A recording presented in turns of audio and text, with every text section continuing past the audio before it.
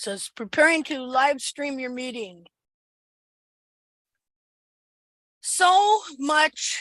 I'm gonna shut up till this thing starts. Okay, so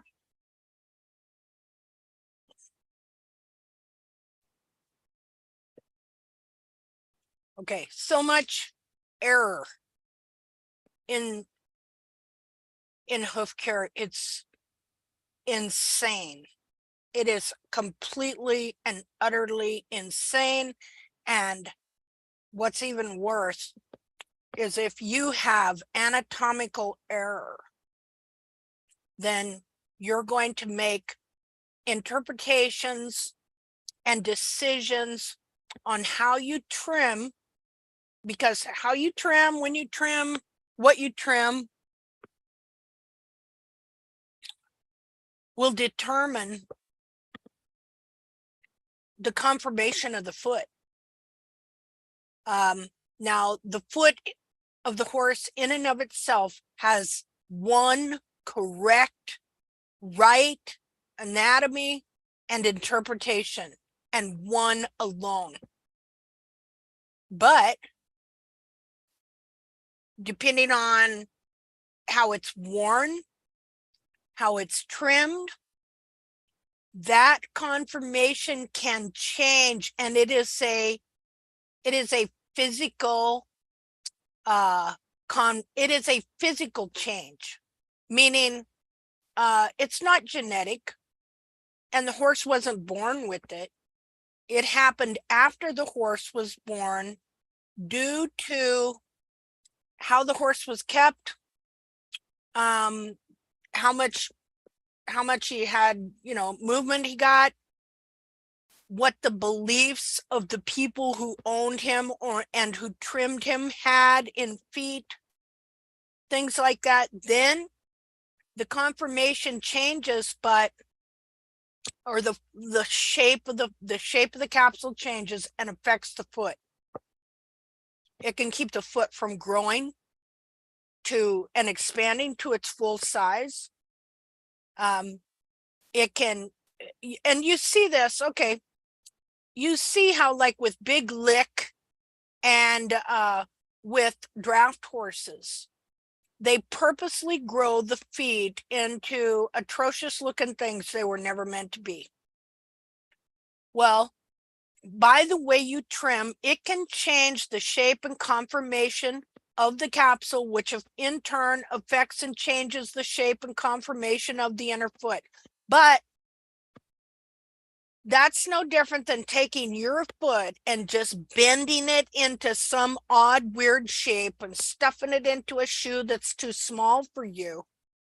Or, ripping the toe out of your shoe, or making you wear a half a high heel, or, putting something on your foot that would hurt and deform your foot. So there is so much error because they have never, ever known the full and true anatomy. And because, let's see, how would you describe this? Okay, because it is such a profession. You got two major professions in charge of it. The farrier profession, which is, well, I'm not sure when that was exactly introduced into England and France, but I can tell you that 2,000 years ago, or well, that would be about 2,300 years ago, Alexander the Great, when he took over the world with his army, they weren't in shod horses. So that was introduced sometime around 1,000 BC. Oh no, not BC. 1,000 AD. Okay, something like that. So, I mean, there's lots of histories on that when it was introduced into the West. and by whom and things like that. So first you had your farriers, and they were also the vets. They were considered the horse doctors as well until the late 1700s, when two vet schools opened up, one in France and one in England, the Royal Veterinary College in London. And these veterinary colleges were not open for cattle. They weren't open for dogs and cats. It was all about horses, period. Okay? And why would that be? Well, look at what a big deal cars are to us. Cars, trucks, semis, right? So the horse was all of that. And he was also the war machine. That's what kept your nation safe, was a strong military. And to have a strong military, you had to have mounted, you had to have a cavalry. And so keeping horses sound, understanding their diseases, all this stuff was vital to the nation. So of course, anybody could do that. They're going to make money, right? They're going to be pretty famous. They're going to be popular, things like that. Well, so people wrote about, the thing was, here's Bracy Clark, who's one of the first people to graduate from the Royal Veterinary College in London in 1792 or something like that. He was surprised to find out that the farriers really didn't know much about the anatomy. See, everybody assumed that the farriers knew a lot about the anatomy when they didn't. If you're just joining in, what we're talking about today, and of course I should tell you where I'm going, since I'm going through this long kind of deal of historical stuff. And we're going to the angle of the coffin bone. Everybody's heard about it's called Palmer angle. Okay. And what it's about is, should the coffin bone be flat, which they call ground parallel, or should it be slightly angled up, which they call a positive Palmer angle. And it's very important to understand these things, and to be able to know, because see, you get on social media or you buy people's books and they're going to talk about this stuff. And so if you don't know the truth, you can be led into error. If you get led into error about what you believe about the horse's foot, eventually it's going to affect how you look at that foot. Eventually it's going to affect how you trim that foot. And because you have to know the truth. In a sense, you are the true podiatrist. Equine podiatry, as they call it, is not true podiatry. It's just a marketing name. It's just another form of barefoot trimming. Barefoot trims and name brand trims, like you could say, well, Tact is a name brand trim. Well, no, not technically. Okay. I never set out to name it that. That was something I was searching. I assumed that they knew the truth. Who's they? See, I got to answer this question too, because I was talking to a gal, trying to convince her that she shouldn't listen to these barefoot gurus and stuff. And anyway, because there's so much error in what they've been taught because of history. Okay, because they've inherited a history of error. And so the big debate that there has been for centuries, all right, has been whether the coffin bone should be flat or whether it should be slightly elevated. So we're going to go here. I'm going to show you some pictures here. Just a second. Because you need to know the truth about this. Because if you trim the heels out of a horse and then you look at the coffin bone, first of all, what it's going to do, it's going to crush the heel, the internal heel, and it's going to make the coffin bone flat. Now, I wanted to know the answer to this for a long time. I'm going to show you the answer first, and then we're going to look at some different things. Because then when you read stuff or you see stuff or you hear people talk about this, you're going to know the truth. Because you have to be able to separate truth from error. Because if you don't, you will be led back into error.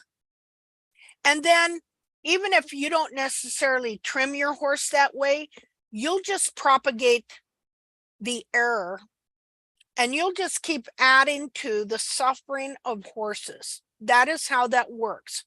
This is not a deal of where we can just have our own opinion, you know, oh, well, that works for them and that works for that person. And this is anatomy, people. You're not going to go into the hospital to get a heart operation and you're going to have one cardiologist. Well, you know, this works for him, but that worked for another guy. And, you know, this is kind of what I like to do to the heart. And, you know, you'll be dead. See, in order to be a heart surgeon, brain surgeon, a physician that's worth anything, you have to understand and know how the anatomy works. You have to know what is correct and what is false. See, to keep people alive, to keep people healthy, to repair people. You can't just pick and choose. See, and that's what you have a lot of people doing in this whole trimming fiasco. Pick and choose, you know, pick and choose. And when things don't work out, the lame gets blamed on the horse, what the horse ate, you know, or, you know, you haven't got a track system, or you haven't got enough ground pebbles in your pen, or you something, say, needs body work, something like that. So anatomy, understanding the particulars is very important. Understanding some of the history about it is very important too, because if you don't, then you're just going to repeat it. You're going to perpetuate it. You're going to enable. You're just going to be an enabler. See, truth is important. Anatomy is important. And anatomy is specific. All right. There's no two ways about it. Okay, so first I'm going to do some sharing here. Just a second here. If I can find where this is. There we go. I got to open the pictures. Let's see, pictures. Hold on. The coffin bone. Is it positive or is it flat? You'll hear them call it flat. The coffin bone should be flat. Okay, well, the coffin bone should be ground parallel. See, I'm going to show you why it isn't. Okay, and I need to quit saying that word. Okay, like I'm looking for validation or something. It's a speech impediment. I almost said it right there. I'm not going to say the word okay for the rest of this hoof chat. Let's see. It's a filler word. Let's see, coffin bone. Come on, pictures. Linda, do you know what I learned that was interesting? So I totally follow you with the positive MPA. Uh-huh. um, or plantar palmar angle, whatever, is that Yeah. within a shoeing cycle, the degree of rotation within the coffin bone is 3 degrees. So if the horse was trimmed to ground parallel, so flat, then the horse throughout the cycle will become negative. Oh, could you say that again, please? So hypothetically, if you, because we're talking about positive and negative and flat, Uh-huh. 0. Yeah. So you should have, depending on obviously the how the horse is made, there should be, the coffin bone basically pointing down. Uh-huh. So in positive, and then if you were to within that shoeing cycle, the coffin bone, because the horse can't wear its feet off, yada yada yada, will change 3 degrees. It'll rise? It will flatten out. So the toe will rise. Huh. So if you shoe to ground parallel, then by the end of said shoeing cycle, the coffin bone will have rotated, the tip of the coffin bone will have rotated up by Up. 3 degrees. Oh, well, that makes sense. And so then it puts them in negative plantar Yeah. palmar angle. Yeah. Yeah. And so then if a farrier continues to follow its work, then your Mhm. horse gradually becomes completely MPA all the time. Well, isn't that interesting? See? Huh. Well, where'd you learn that at? I am just a geek and read a lot. Okay. I know what you mean there and stuff. Well, see, it's all mechanical, and so the big argument has been with these people, whether it should be flat or whether it should be at a positive palmar angle. And now I want you to look at this, because when I dissected this foot, there was one thing I wanted to know. I wanted to know where the end of what they called the Palmer process was. Because I had this gal who thought she's all that, give me a bunch of grief over it. And I didn't understand what she's talking about. They're always talking about stuff, and then you go to look it up or find it. I looked up everything you could look up on the internet on hoof anatomy, and I had great difficulty finding a lot of stuff. Well, this was, 10 years ago or so. And so what I started doing was just studying the foot. Now, that's good to a point. Okay. Of course, at the time, I didn't know that the foot could be deformed. So you could be looking at a deformed foot because, the back 2/3 of this is soft cartilage and fat. And we know now that this whole cartilage can be pulled down under like this. And so I didn't know that. So I didn't see some of the deformation at the time. Now I know. And this was the same thing with Bracy Clark. Just a second here. We're going to read what he said. I'm gonna have you write that out for me, Brandy, so I can think about it and let it get into my brain. Okay. Yes, ma'am. Um, let's see. Let me find Bracy Clark. Okay.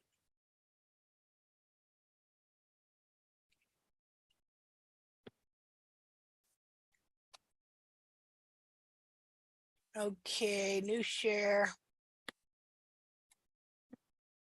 Okay, so this guy in the 1800s, he was a veterinarian and a farrier. Okay, he wasn't just a vet. And so that's why over there in England, they made this guild called the Worshipful Company of Farriers, that is a combination of vets and farriers. Okay. So he researched the foot. He had a very vested interest in understanding what was going on in horses' feet. He came to realize early on that the excuses or reasons that the farriers were giving for why horses' heels contracted and stuff was not real. In other words, not true. They were not telling the truth. Now, they didn't know they weren't telling the truth. Do you understand that? These kind of errors get passed on from generation to generation.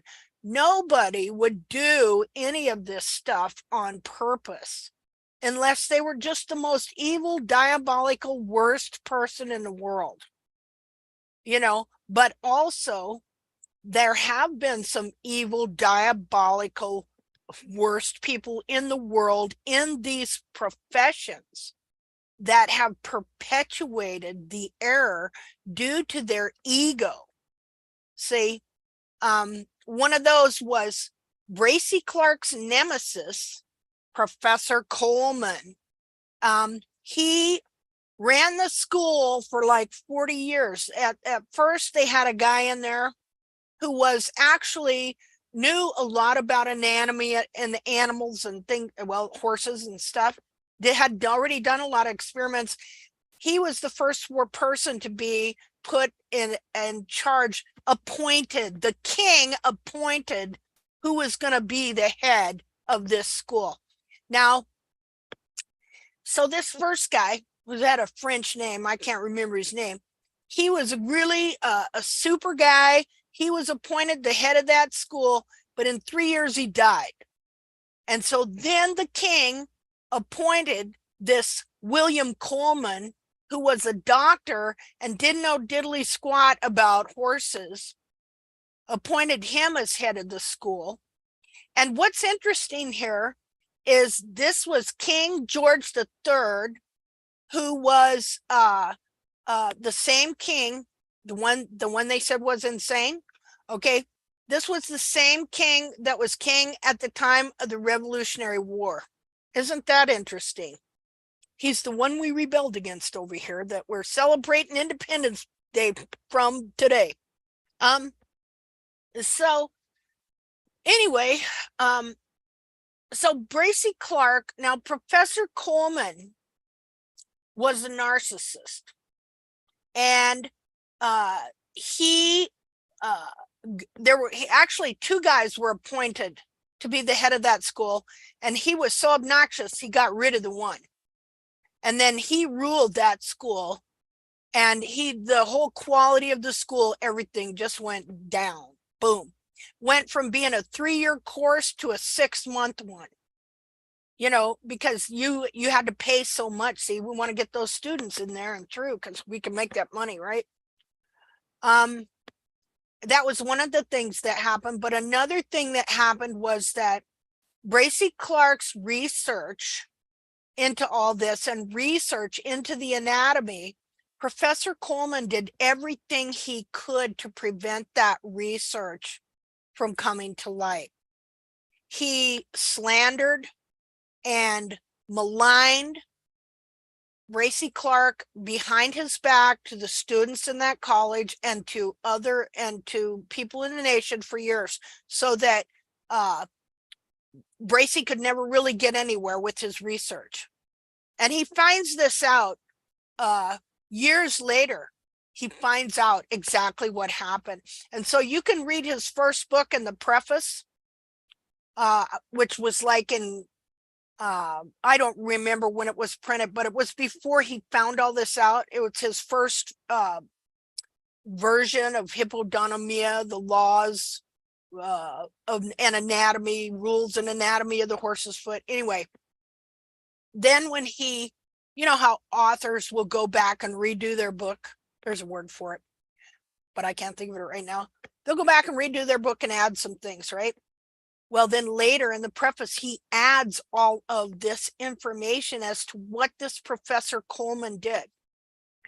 And this Professor Coleman also wrote a book where he listed all kinds of rules that farriers are supposed to follow and things about the anatomy. And there was so much error in there. And that book on shoeing and on the horse's anatomy is the one that is prevalent, and those errors within that book are with us today in the hoof care world, and they have been defending them for 200 years. perpetuating and defending these errors for 200 years. Now, I'm not sure what Coleman said about coffin bone angle, if anything. But one of the things that he did perpetuate was that the horse bears the weight on the lamina, not on the bottom of the foot. And so that has come clear down to us now 200 years. And of course, if you believe that, then you're gonna make all these interpretations. Just like if you believe the coffin bone is flat, you're going to make all these interpretations. And then you're going to design a way to trim that's going to keep that foot that way, even when it's not. See, what you believe about the anatomy, if I believe the horse bears the weight on the internal anatomy, the internal lamina in this foot, and that the foot is only concave, then I'm going to pare out the sole and I'm going to set the shoe on the wall alone to transfer the weight to this lamina on the side of the foot, because I've been brainwashed into thinking that the horse, that's another thing. They say the coffin bone is suspended in the foot by the lamina. In other words, it's like a suspension bridge and it's just kind of floating. See, no, they don't bear weight. That's what they teach, that they don't, the bottom of the foot is not for weight bearing. Okay, so Bracy Clark, who had been doing research and he had lots of horses' feet to take apart and things like that, but he never saw a true natural foot in his whole life. If he did, it was by accident and he didn't recognize it, because these horses, they were put into service as early as possible, and so they started trimming them as early as possible. And there was a guy by the name of LaFosse before Bracy Clark that came up with a doctrine where he believed that the coffin bone should be flat and that the horse should bear weight on the frog, that you had to have frog pressure. And this doctrine got spread all over England and France, and this is one of the doctrines that crippled, look at these horses had about, they were lucky to get half their lifespan in before they were so crippled they were put down. Not only that, but multitudes of accidents and people being maimed and killed, horses being, because their feet were so bad. So then this is all in his book on hippodonamia. And so he says this. He says, the eye soon gets accustomed to deformity and does not discover it. And he says this error, that he was looking at deformed feet and he didn't know it. This error, it was that embarrassed and misled me. It embarrassed and misled me. What a good man to even admit that, right? Because when you're embarrassed, well, you don't want people to know, right? Oh, I was wrong. Wow. But look at him admitting that. What a good man he was. And this man was a very good man. It says, this error, it was that embarrassed and misled me in all of my first experiments on what I conceived to be the natural foot. Let me read that again. The eye soon gets accustomed to deformity and does not discover it. How many horses' feet do you think that guy saw? Well, everywhere you go, you see in horses' feet, because it's people riding horses, horses and buggies, horses delivering stuff. You're riding, plus he's in the business, right? He's a farrier and a vet for this specific reason. So he says the eye soon gets accustomed to deformity and does not discover it. In other words, you're deceived and you're deluded and you think that's the real deal when it's not at all.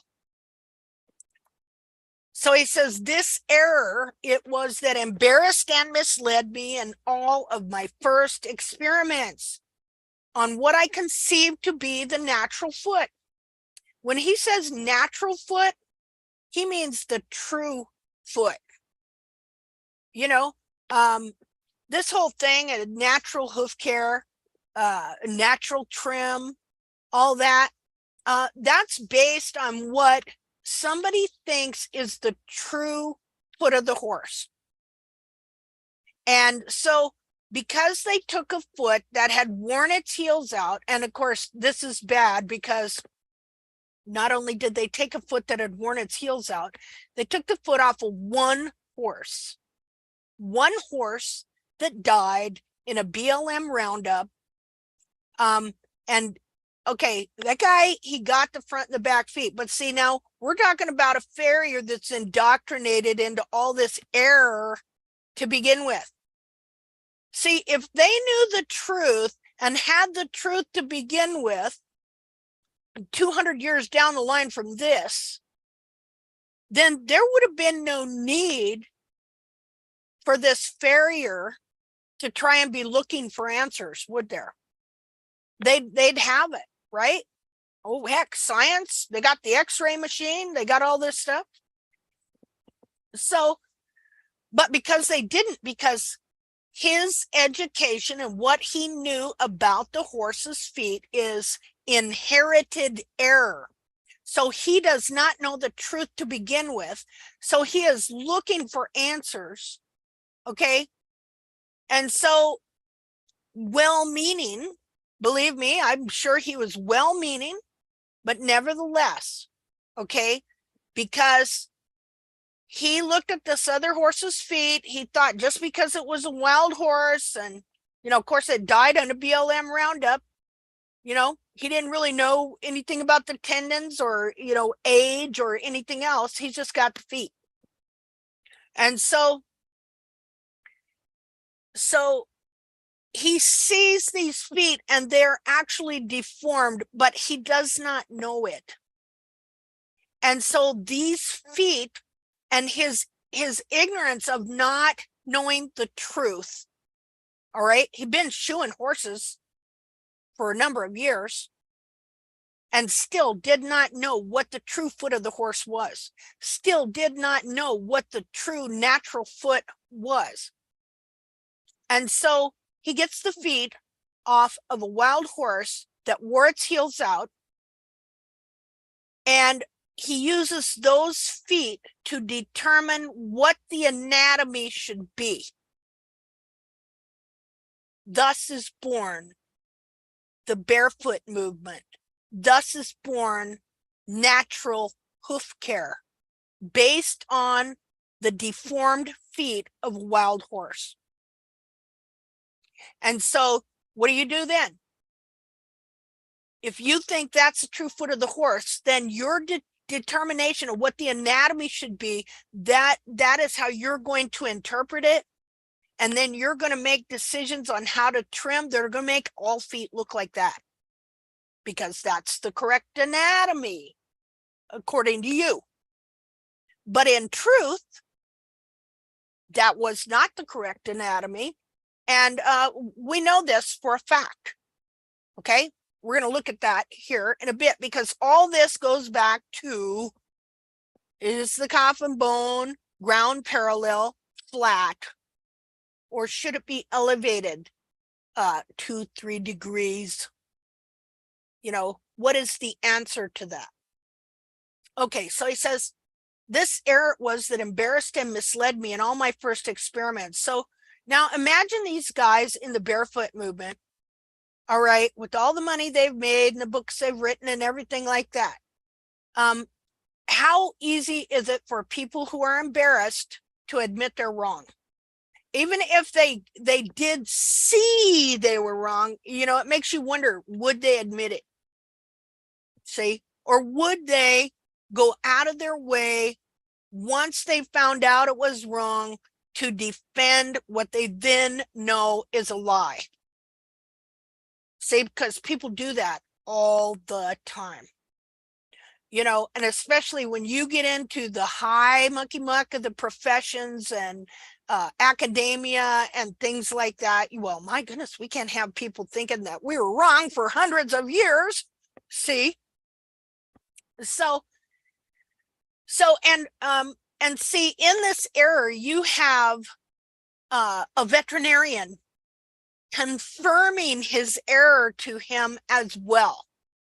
Okay, so, and the people I'm talking about is a doctor from Germany and, okay, a farrier from the United States who started the barefoot movement, and they were in cahoots together. Well, it wasn't cahoots, they were just joined together in a partnership at first.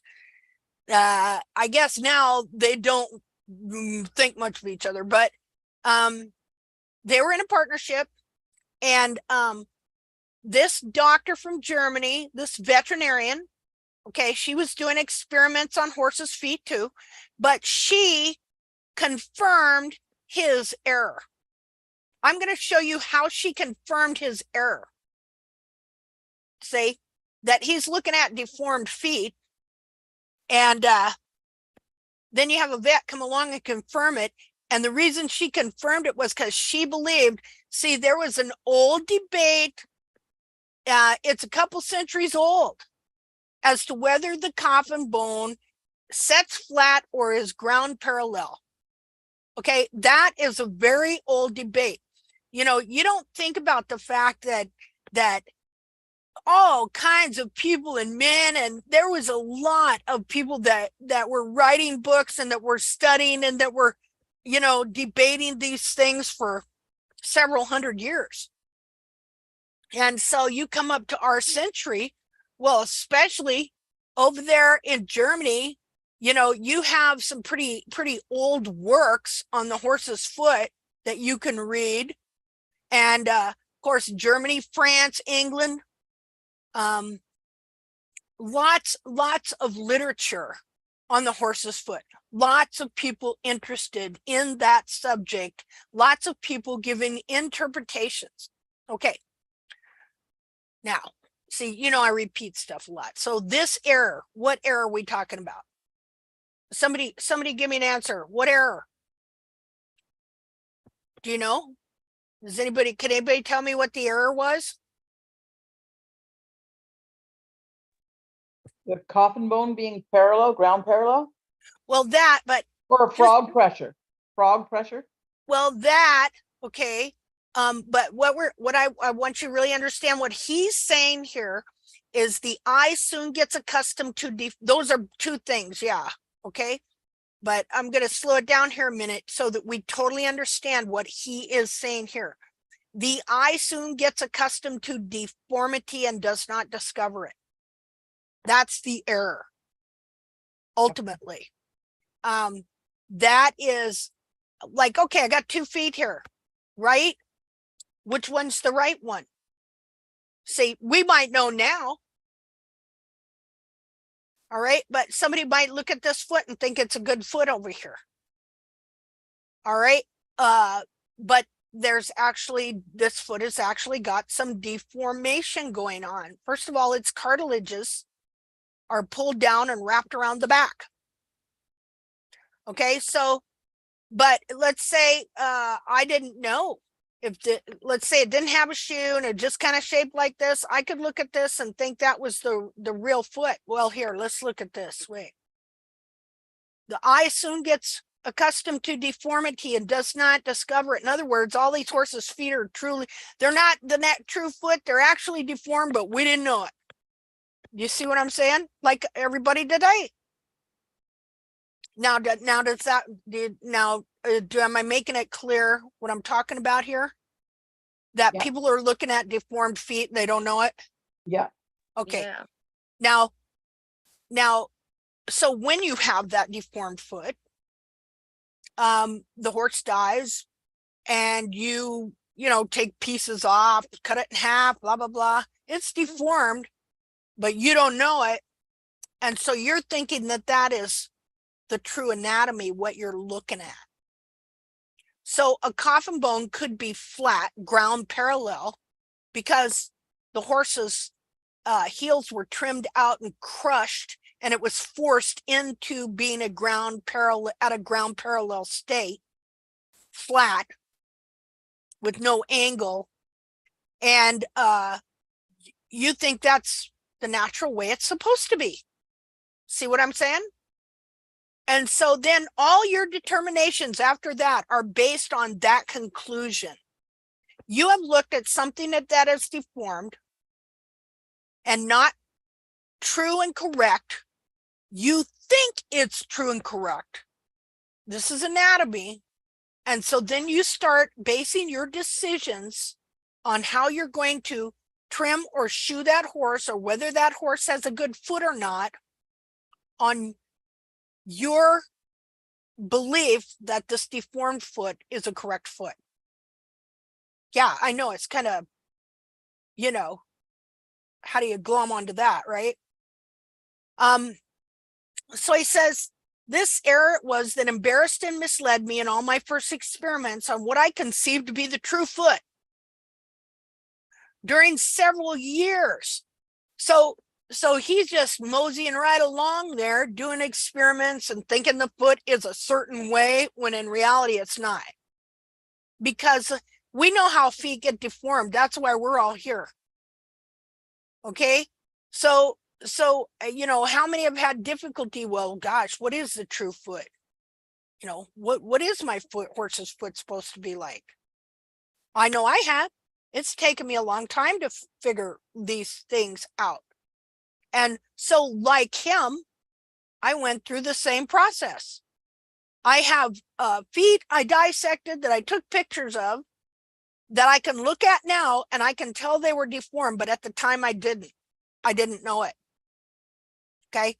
And so I can show some pictures of that. So he says, this completely obscured my view of the true nature of these things. See, if you believe something to be true that isn't, then you can't see the truth.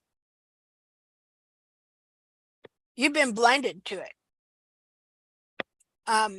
It says, and my predecessors also. So all the people before him that had written about and experimented and written on the hoof, his predecessors, okay, they all got deceived. They were all deceived as well.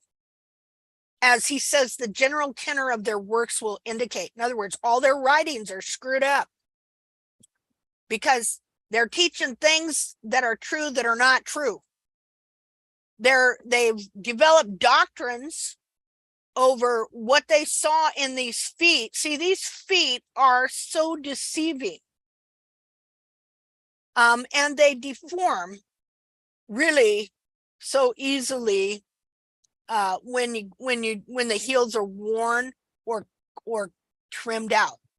The whole 2/3 of the foot deforms into something that is not real to different degrees.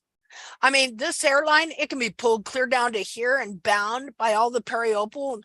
You might just think all feet are supposed to look like this, you know, or it can be, it can just be different shapes. We see it all the time, the different shapes of the foot, because how the capsule changes its size. And so its size and form. And then it can pull the whole back of this foot, which is all cartilage and fat, into that deformation.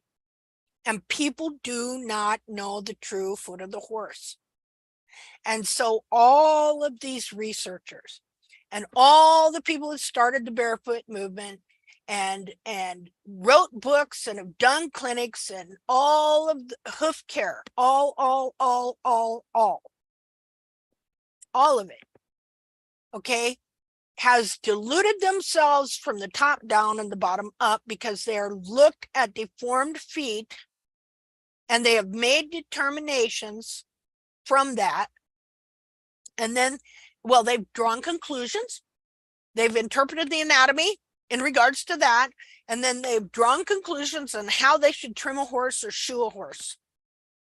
See, and so then when a horse has goes into real bad problem feet, because they're not standing on a correct foundation to begin with, then most of their determinations are going to be incorrect as to what happened to this horse, why his foot's that way, all the decisions they make about their body. You know, why is this horse lame in the shoulder? What's going on with his knees? What's going on with his hocks? What's going on with the stifle, the hips, all this stuff, because they don't know that the horse has problems in his feet. Then they're going to be blaming it on something else. You have everything in the anatomy, you have to be right on about, or you're going to make a wrong decision. And then you're going to create a false teaching, a false doctrine that you're going to perpetuate that people think is true. And this is what's gone on in the hoof care industry for centuries. And it's still going on worse than ever, because now, because people can take all these online classes, and we got all this social media, you have people thinking they are experts, and let me tell you, it's atrocious. The things that they say, the advice that they give, how convinced they are that they know the truth. Like, I accidentally wound up on this hoof group. I'm not going to say the name of it on here because I don't want to get kicked off, although maybe I do. Okay, because I have no voice there anyway. But the most atrocious looking feet constantly being put up there, and the stupidest, most ignorant things said on a continual basis, and people are obnoxious, especially the barefoot women. All right, they're the worst of the worst. Boy, if they're on there and they're getting attention and everybody thinks they know something, you know, you can't believe, I can't say anything. They come on so snotty and nasty, you know, and these women, they wear it like a badge. Okay, they wear the B word like a badge. They put it on their like this one gal, all right, got really nasty with me for no reason whatsoever. Well, she was a top contributor, you know. And I just thought, I'm going to look at this gal's page. Okay. So, and part of the picture on her page and stuff, she had like a cup, and it said, I'm not always a B, only it had the word. Oh, just kidding. I thought, this woman is proud of the fact that she can be mean. All right. And so what you see happening in a lot of these Facebook groups is that you get several women. Once in a while, men do this too, but most of the time what you see is, especially in barefoot, oh God, you get several women that want to be in charge. And they will come in and they will totally take over any group.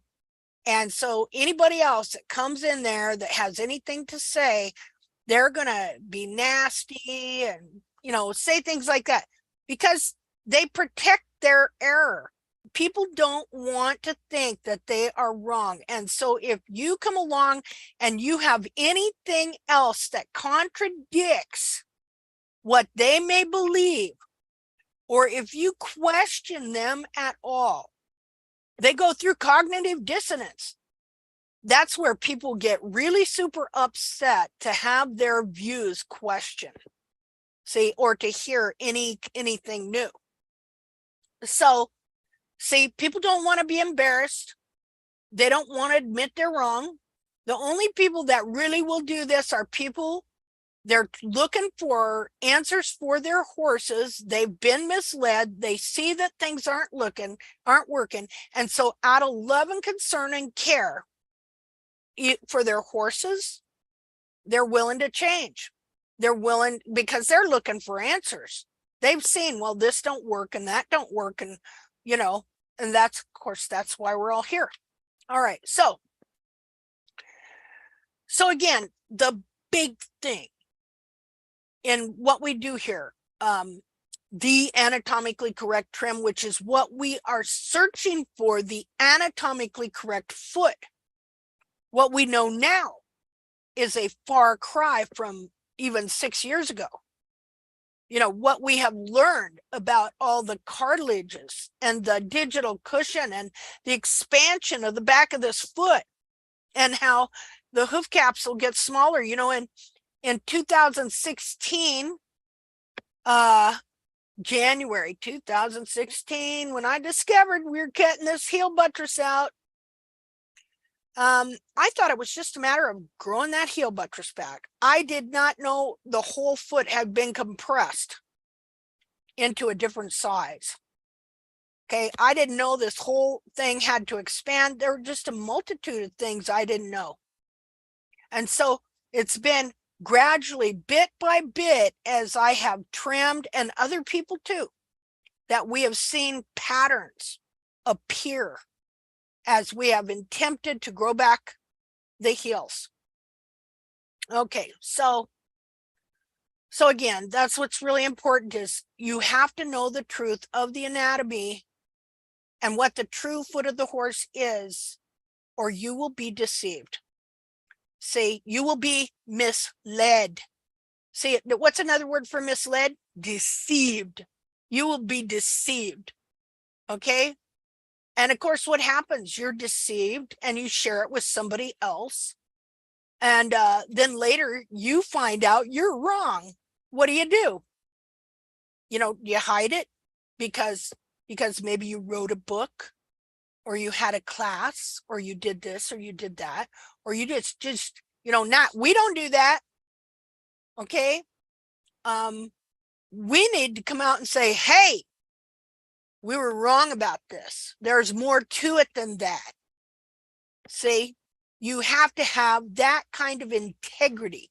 This guy had amazing integrity that I seriously doubt few men have ever had in this profession. Yeah. Anyway, okay. So now that I hope you're understanding what this says, you know, and that this has gone on in the hoof care industry, and they're all misled. They've been misled for centuries, and they just continue to mislead and be misled, because you're going to do that until you just scratch it all and go back to the drawing board and start rethinking every single thing. See, I've been through this in other areas as well, to where you think you've built a foundation, you think you're ready to go on to something else, and then come to find out the foundation you've laid is not correct, and you have to go back and tear it down and redo it. But you know what you have to do? You have to literally build back better. Okay. All right, so let's look at some coffin bones here. Just a minute here. Okay. Let's see, new share. So this is a dissection I did quite a number of years ago. And the thing I wanted to know in this was, where is the end of the Palmer process? Now, I know this red, I painted it because the foot was looking rather shoddy, because I'd used it for a few days. You can see here, it's turning all brown and everything. And so I just took paint and I painted it so it kind of looked like a fresh dissection. And I had cut the lamina out here and the sole corium, because I wanted to show where the coffin bone was. So I painted that. That is the coffin bone where I painted it. And so here's your lamina. Under here is your sole corium. This is all cartilage of the heel right here. See right here? This is all the cartilage of the heel. Here's your coffin bone, and you can see how thick your sole corium is. Now, this is what I found out. I found that the coffin bone ends right here. And I found out that the coffin bone is set in the foot at an angle. Just a minute here. See, okay, so, man, see, there's so many errors. Like when you're trying to explain one thing, you have to correct another thing that's connected to another thing and another and another. Because error builds on itself, just like the truth can build on itself. So the coffin bone here is like this in the foot. And so what happens is, wait a minute, let me undo that. Okay, oh, there we go. Clear. So the now I'm going to show you the cartilage here is right down to here. Okay, that's the heel. And it runs the foot itself. The foot itself is flat. The foot itself is ground parallel. But the coffin bone set in the foot is, let me get a different color here, is at this angle. About like so. Okay. So the coffin bone is at an angle like so, but the corium under here gets thicker. It gets thicker as it moves back towards the heel. So see, that pretty much answers both questions. Now,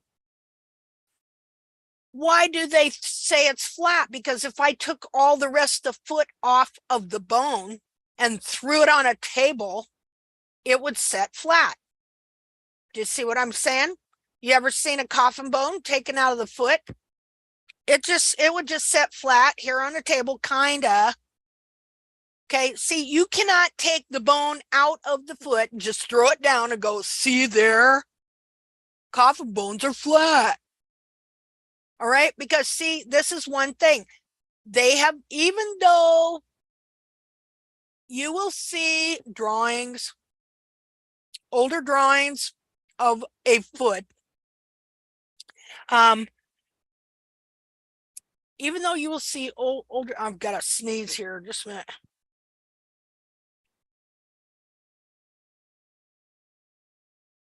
Linda,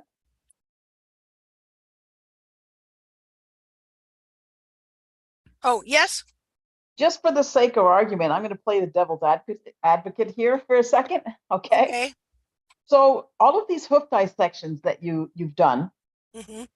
now, because I know somebody's going to ask me this, and I'm going to say, I don't know. Okay. Okay. So all of the hoof dissections that you've done, these feet have not been anatomically correct. Is that correct? Most of them, no. So how can we say for sure that we're correct about the coffin bone place or angle? Okay, well, this foot here was correct till Okay. I started trimming it. Okay. And so I had been trimming it for about 8 months. And I've got another foot that's correct. So this foot was correct till I started trimming it, which started, see, like if you look at this piece right here, how it's pulled down, that should not be like that. I was in the process of pulling the back of the foot down. I'll show you some more pictures of this foot, actually be the other foot on the other side. And I'm not sure now, this may have been a rear foot. I can't remember. But you know how you just said Bracy Clark said that they were distorted and they were deceived by that. Yeah. So how do we know that we're not being deceived by this coffin bone being in this position? How do we know that that's the correct position? Well, in this case, yeah, well, that's a good question. Um, I'll have to think about it. haven't we, For- like, we've done quite a bit of x-rays on sound horses, Mhm. even within the group, Uh-huh. and they all show a positive angle. Positive angle. So for me, and I understand that too, because what you've taught us, Linda, is to question, and that's the beauty of what you do. And so I've said, okay, how do we actually know if that's correct? Yeah. And I just combine both the research that's out there and also what we've done within the group, where a lot of people get x-rays on what are because there's so much more to the package. Sound horses, they've been corrected, they've had their cartilages released, they're not as bound as they were, and they show, you never see these negative angles in those types of horses. Yeah.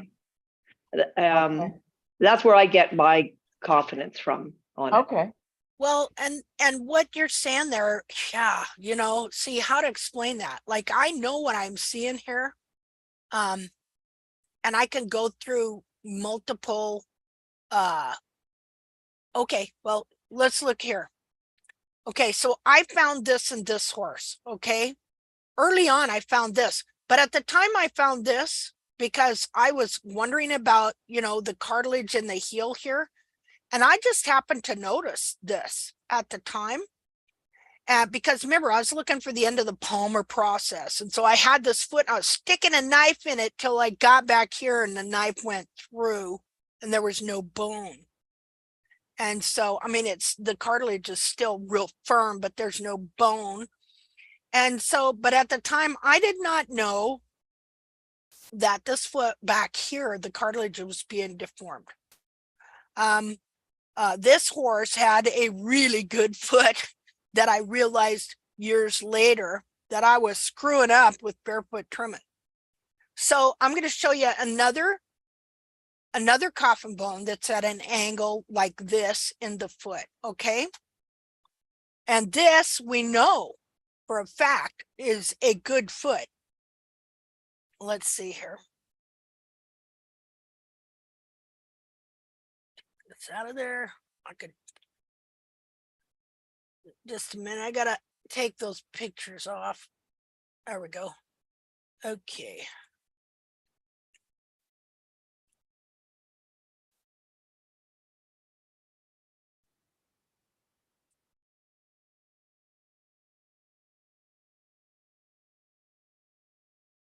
Okay. Just a minute here.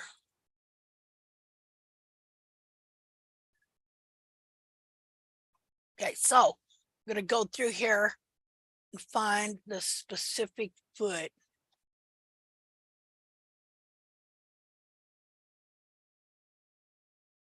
Okay, right here. New share.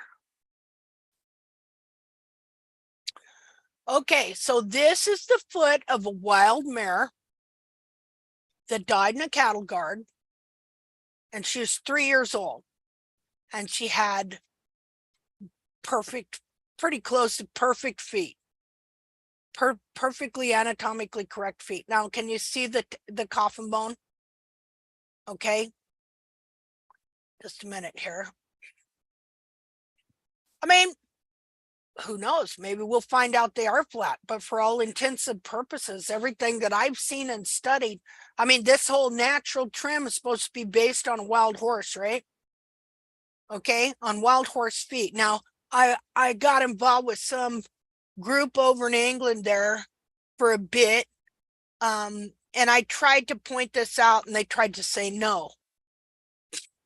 You know, yeah, sorry, but it's all based on you know, them looking at a wild horse's foot, natural, see, worn naturally, wasn't touched by man. And now we're going to use the rafts to try and mimic that.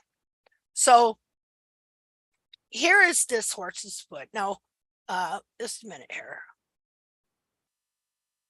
Okay. And here is another wild horse's foot. Now, again, here's you can't really tell here that this maybe had a positive angle because it's cut in half. But I want you to notice the frog stay in this foot and the frog stay in this foot. See it right here? That's the frog stay. Here's the digital cushion. This coffin bone, okay, like you know how they cut most of these feet in half and the bone too? The bone is not cut in half in this. The bone is still there. Okay, so the angle is right here. Let me see if I can find a better picture of that, because I'm pretty sure I got one here somewhere. Oh, I need to make this bigger.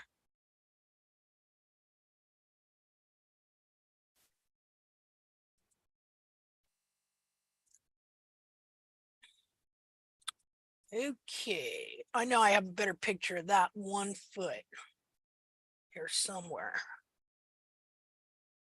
And of course, that's this foot here. Just a minute. New share. That's this foot here. And this, the heel from here to here is 2 inches on this horse. Just like from here to here, 2 inches. See if we can. This is another wild horse that had a good, correct foot. It's all dried up, but he would have had a big frog stay in the back of the foot.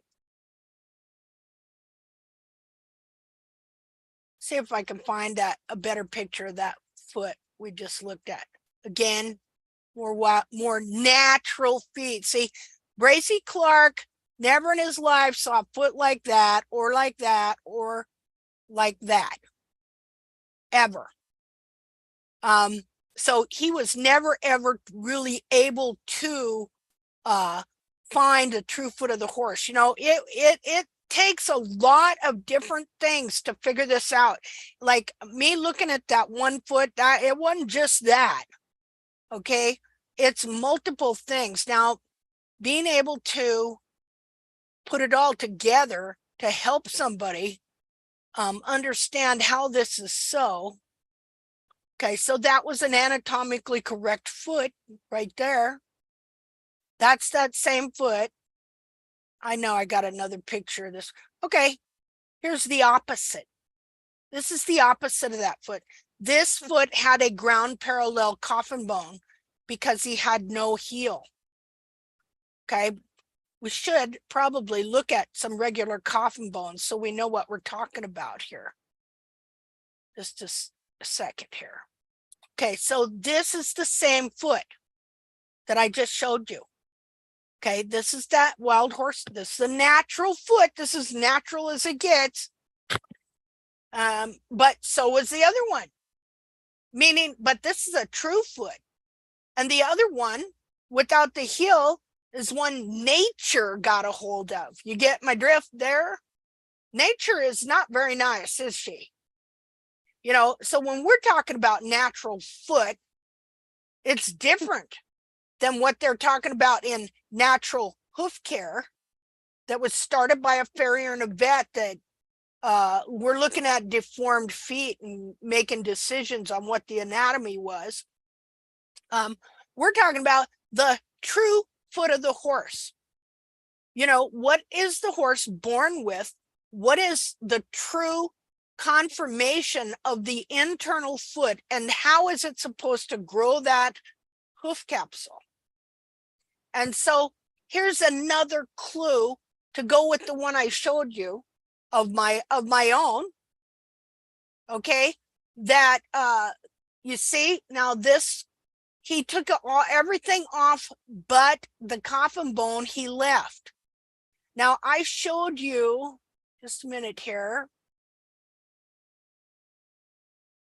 Here, I've got the same thing. See, this horse, until I trimmed the heels out for 8 months, this horse had great heels and a great frog and frog stay. I realized that years later because I took a lot of pictures. But at the time, okay, what I did discover, now the parts of the foot are still on this horse here. And again, you look here at the heel, right here, and how this is, the cartilage is thicker back here. And then it gets a little thinner as you go towards the toe. You see that? So right in here, the cartilage was thicker. And so a little thinner here, but gets thicker as it goes. Doesn't that make sense? That there would be more thicker cartilage in the back of the foot, just like, you know, we have put heel pads in our shoes and stuff. Okay, so now let's go back to this other foot. Let's see. New share.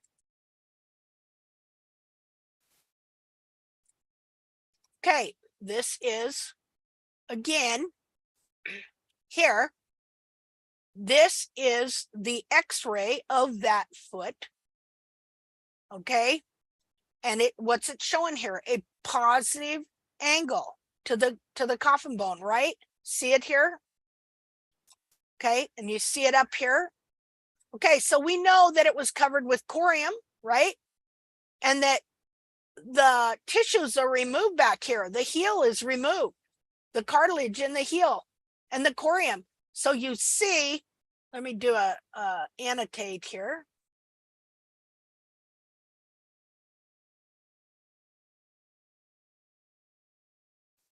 Okay, so I showed you on that other foot.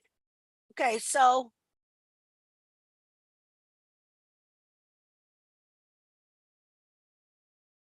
I don't know if this is exactly right, but it would have been something like that. See, the corium would have been thicker as it gets under here towards the heel. Oh, I guess the heel would be something like this. See there?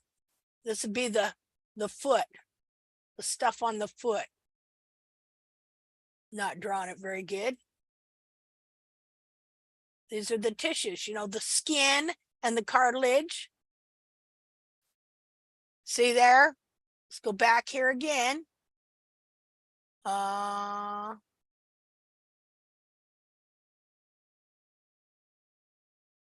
Do you see how they're the same? Except for, of course, you can't see it on that horse, what this part was like, but I can show you what this part was like on that horse in another picture. See, on this horse here, what we have here is, because I was barefoot trimming him, I was pulling all this cartilage down and under like this. Okay. And his frog also was being pushed down and up into his foot. Let's see here. Okay, so what it should have been like this. First of all, the coronary band shouldn't have been shoved up like that, because of course when you're pulling this down, it's bending the foot, right? So coronary band should have been more like this. Well, not quite like that. Let me undo that. Claire. It's not the best artiste. Okay, this piece here, it's kind of shoved down like that. Should have all come up more like this.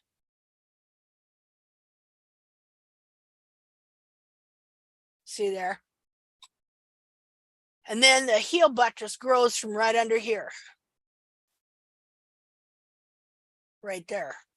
Holding the back of that foot, supporting the whole back of that foot up with the cartilage up like this. Okay, so that's what you have on this wild horse. Now, do you see, from what I'm showing you on that 3-year-old wild mare, whose foot had never been touched, but by nature, and of course nature hadn't been in a situation where nature had deformed her foot too. Okay, do you see how it's the same? They have the same coffin bone. And Yep. okay, am I making that clear? Sure. Okay. So, but I can show you a foot that has a ground parallel coffin bone because the heels were totally trimmed out of it. And this cartilage here turned into bone. This is supposed to be cartilage, but it turned into bone. Let's see if I can find that foot. So, okay, before I do that, let's think about this. So here's the heel. Okay. And this is all made out of cartilage. Right here. Coffin bone would have been up here, or the coronary band would have been up here, kind of like so. Okay, so this is all cartilage here. Gradually, you see how this is being pulled down here. I'll show you the foot here in a minute where you'll see the other foot, the same deal. See, that's the thing about me, a consistent trimmer. I can make all feet as equally deformed. So here's the cartilage. So if I totally trim the heel down and I crush the cartilage here and pull the back of the foot down, I can force this coffin bone down to the ground to be what? Parallel. Right. Flat. That's what some of them call it. Flat. They, you know, and I've got pictures from the vet over in Germany who threw the coffin bones down on a table and measured them and said, oh, you should have a 30-degree hairline. Because when you take this coffin bone, you set it on a table and then you just go from the top of it down like this. Then then they'd say, oh, well, you got to have a 30-degree hairline. Well, okay. So then if I trim the heels way down to force the 30-degree hairline, I crush the heel, the cartilage in the heel, and I make a ground parallel flat coffin bone. See the interpretation going on in their brains here? Okay, so the lady in Germany was a vet doing her own research, and she took the coffin bones out of the foot and she threw them on a table and she measured them up. Well, then the other guy, the farrier from the United States, comes over and he's got a wild foot that's worn its heels out. Okay. And so they combine their errors. And voila, the natural hoof care movement is born. That's how that happened. That's a history of the natural hoof care movement, pretty much. And of course, she would even say herself that I have heard, anyway, I've read quotes that her horses can kill a horse, or her trims can kill a horse, you know, and she's banned in a few countries. All right, her trim. Because if this horse has this cartilage, but you're forcing that bone to be ground parallel, how is that affecting the function of this foot? And if the foot isn't functioning correctly, what else is not correctly functioning on up the leg? See? So Linda, what? oh, sorry. Oh, no, I you're was right. just going to comment that to me is the answer to the original question. How do we know it's supposed to be at an angle? And to me, the answer is because of all the pathologies that set in whenever it's not at an angle. Oh, right. Thank you for that. I mean, you what have a much happens better to way the of wording it digital than flexor me. tendon, the bursa, the navicular bone, you know, Yeah. and it's all just piled on top of each other. Yeah. Wow, that's a So great way to put it. all of these barefoot trimmers or natural trimmers, like the site that you said you were on, so they don't ever look at the coffin bone angle and decide that, like, what are they saying? Are they saying it should be ground parallel? In traditional, which it's been here long enough to become traditional, barefoot natural hoof care, they believe that the coffin bone is ground parallel because this is what they have been told by the hoof gurus. And so in order to do that, they have to take the heels down. Right.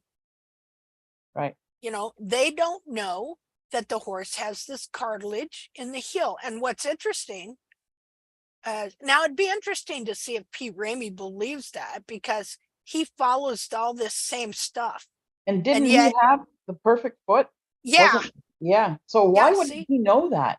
well, see, because they're blinded, because they believe that everything that Jamie Jackson taught is the God's truth, you know, and so they do everything to try and obtain that foot.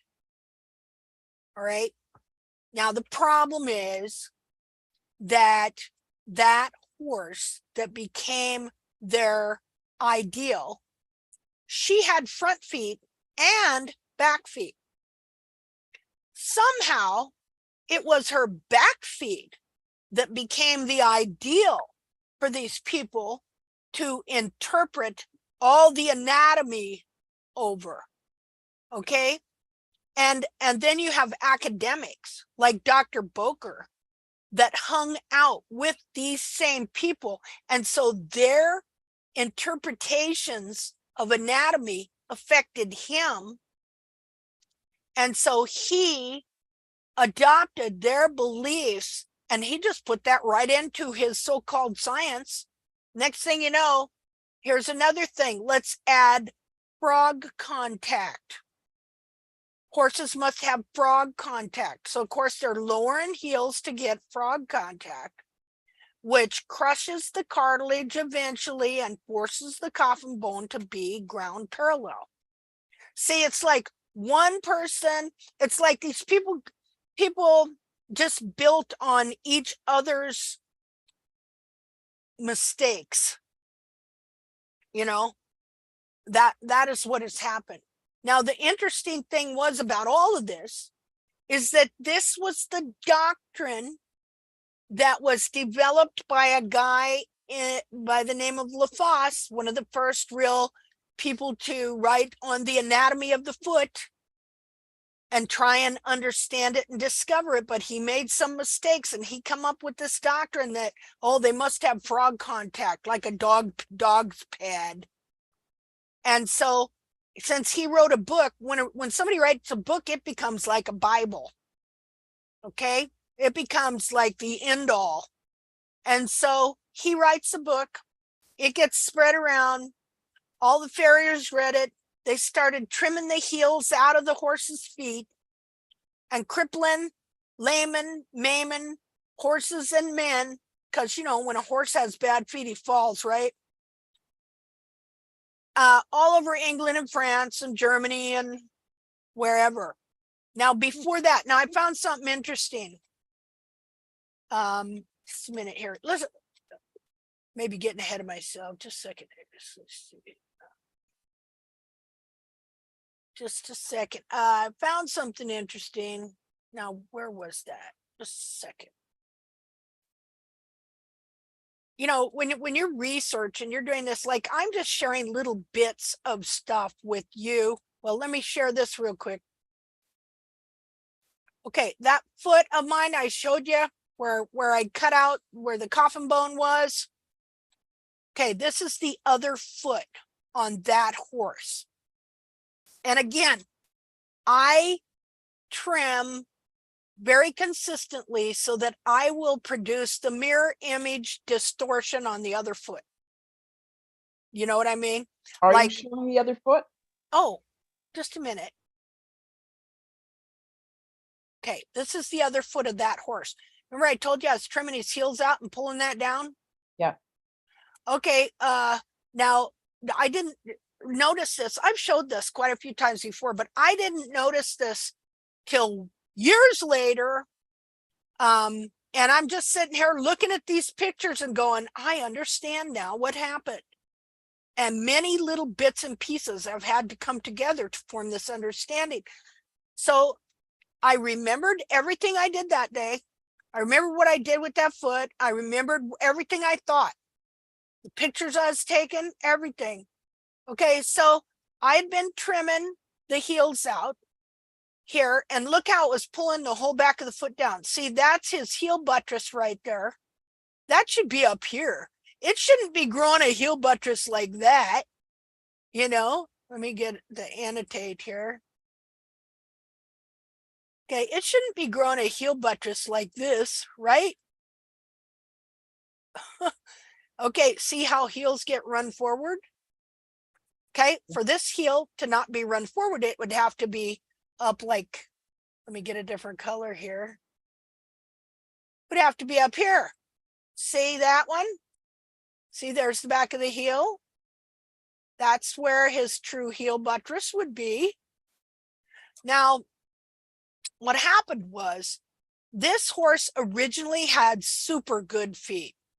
Okay, he had anatomically correct feet. And so me for 8 months, I'm trimming the heels back to the base of the frog.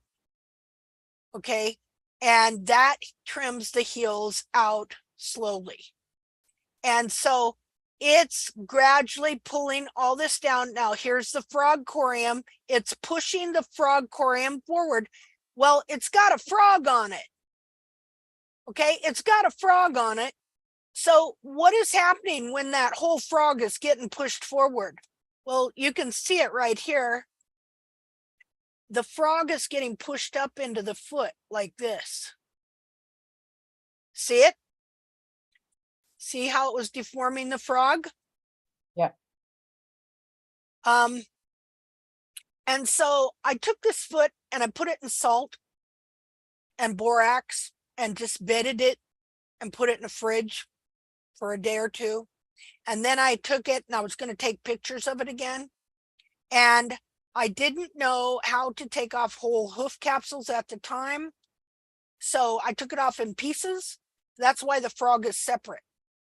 And so I thought, oh, I didn't notice that it had changed shape. I didn't notice that at all. And I thought, I'm going to set it on the frog. And so I set it on the frog, and I could not understand why the frog did not fit it anymore. You understand?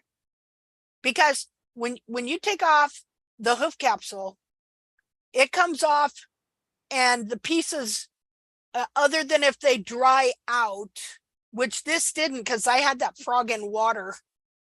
Okay, other than if you let it dry out, then it'll shrivel up. But they maintain the shape the horse died with. That's why, you know, I got a whole collection of photos of hoof capsules that are ink wells. People used to take their horses' feet when they died back in the 1800s, 1700s, when they used, you know, ink wells, and they turn their horse's hoof into an ink well. And so it's, their hooves are perfectly preserved. And so the shape, the form, everything from when they died. Okay, but this is all still movable tissue. And so since I'd only been trimming him for 8 months, the foot easily just kind of pulled back up where it wanted to be, I guess. Cartilage, this is cartilage, you know, and the fat and everything else, you know how cartilage is. We've done that. Push nose over the side of your face, it wants to go right back.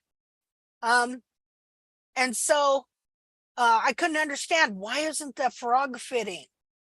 Well, then years later, after coming to an understanding about how this cartilage and the bulbs and everything, foot binding all being pulled down, frog forward, then I'm looking at the picture and then I understood what happened. Not only that, but see, I got a capsule right here where you can see where the bar became disconnected from right here, like the bar that's up in there. Okay, it should be running like kind of like that. Okay, and connected into the back of the coffin bone here. Instead, it had become disconnected from right here, and it was pushing up into the foot like that. And you could see the stretched area from where it had come loose right here. That must have been painful. Yeah, it must have been. And so I think that's a common thing that happens. Like I've got the foot right here.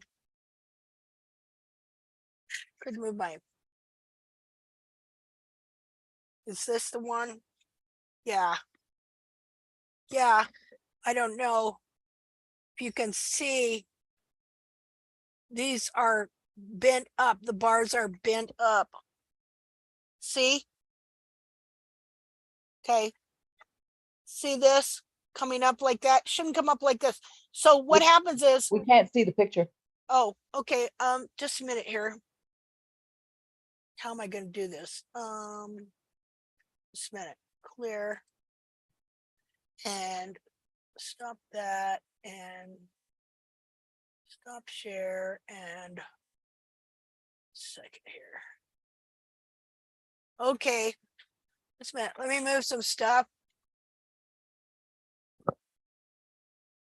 Okay. This is the capsule off of that foot. And notice the frog's gone. Okay, now I had the frog up here in a jar for years. Where is it? Just a minute. Oh, God. Okay, where are you? Just a second. Okay, I see dead feet. Let's see.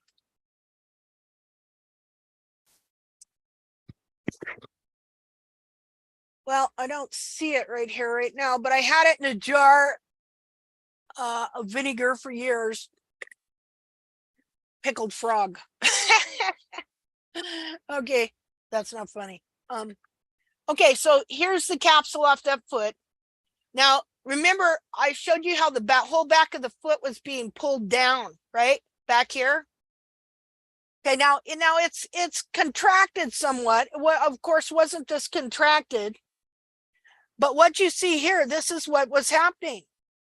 This bar here was being aimed up into that part of the foot.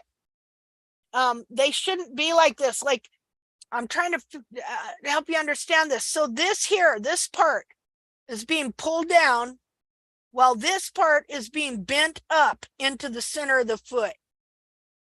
It's And like you're creating It's a the torture frog that device. pushed that. It's the frog that pushed the bar out of place. Well, it isn't just the frog, it's the whole bending of the foot. The whole back of the foot is being pulled down. Okay. Well, if the whole back of the foot is being pulled down, well, what it's being pulled down and forward, you understand? Being pulled down and forward. And so how to explain? Well, there's other anatomy here. Can you see how that bar, this stupid thing is just not very clear. Let me find this here. Okay, so here's the bar right here. Here's where it's supposed to be connected right here. See this little space right here? Yeah. Okay, now you can see even more there. Okay, there's the bar, the end of the bar where it should connect right into the side of the frog. Well, the midpoint of the frog right here and into this part. But you can see how it's stretched there. See that? Okay, now on the other side, it probably would be too. But I didn't exfoliate this side. Let's see, maybe this. I'm trying to wait to see if this will focus. Focus, little thing. Stupid thing. Wish I had a better setup for you here. Okay, this side of the foot is not exfoliated. Okay, you know how in these horses when you're barefoot trimming and it always seems like there's a lot of exfoliatable sole in the seat of the corn in some of these horses right here.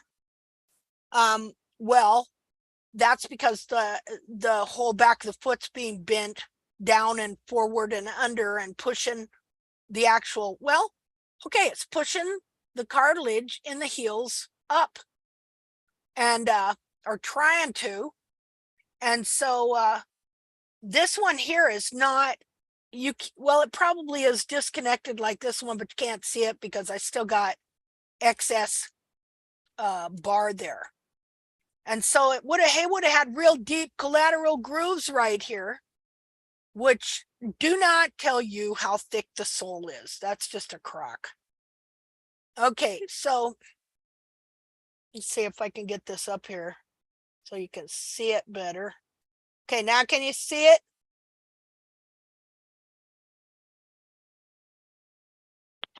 There's the bar. It's disconnected. This part right there. The tip right here should be connected right here. Oh, yeah. See it? Instead, it's bent up into the foot.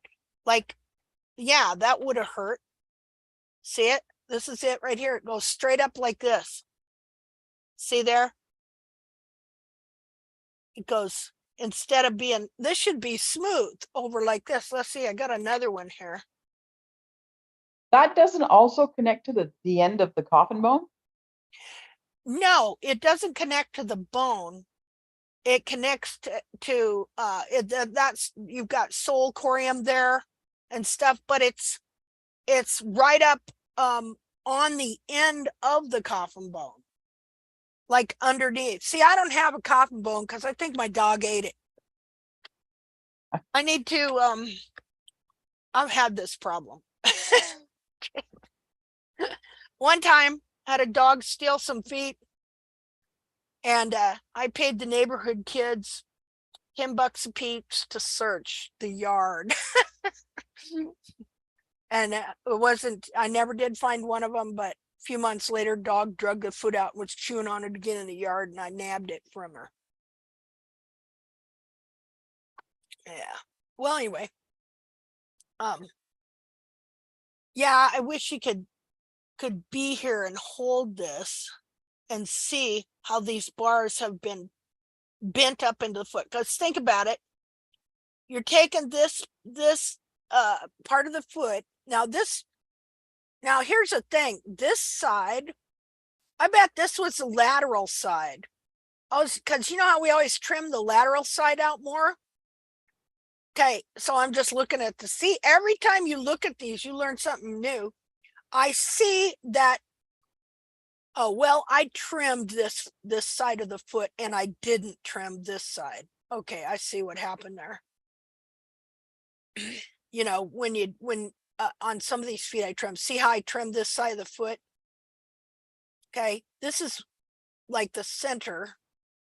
Anyway. So as you are trimming the heels out and it bends the back of this foot down, well, it's bending this part up into the foot. And then you're trimming it like it's normal, like it's not being bent. And so you'll see a bar here, and it may look kind of like a normal bar, but in reality, this is what you've got going on.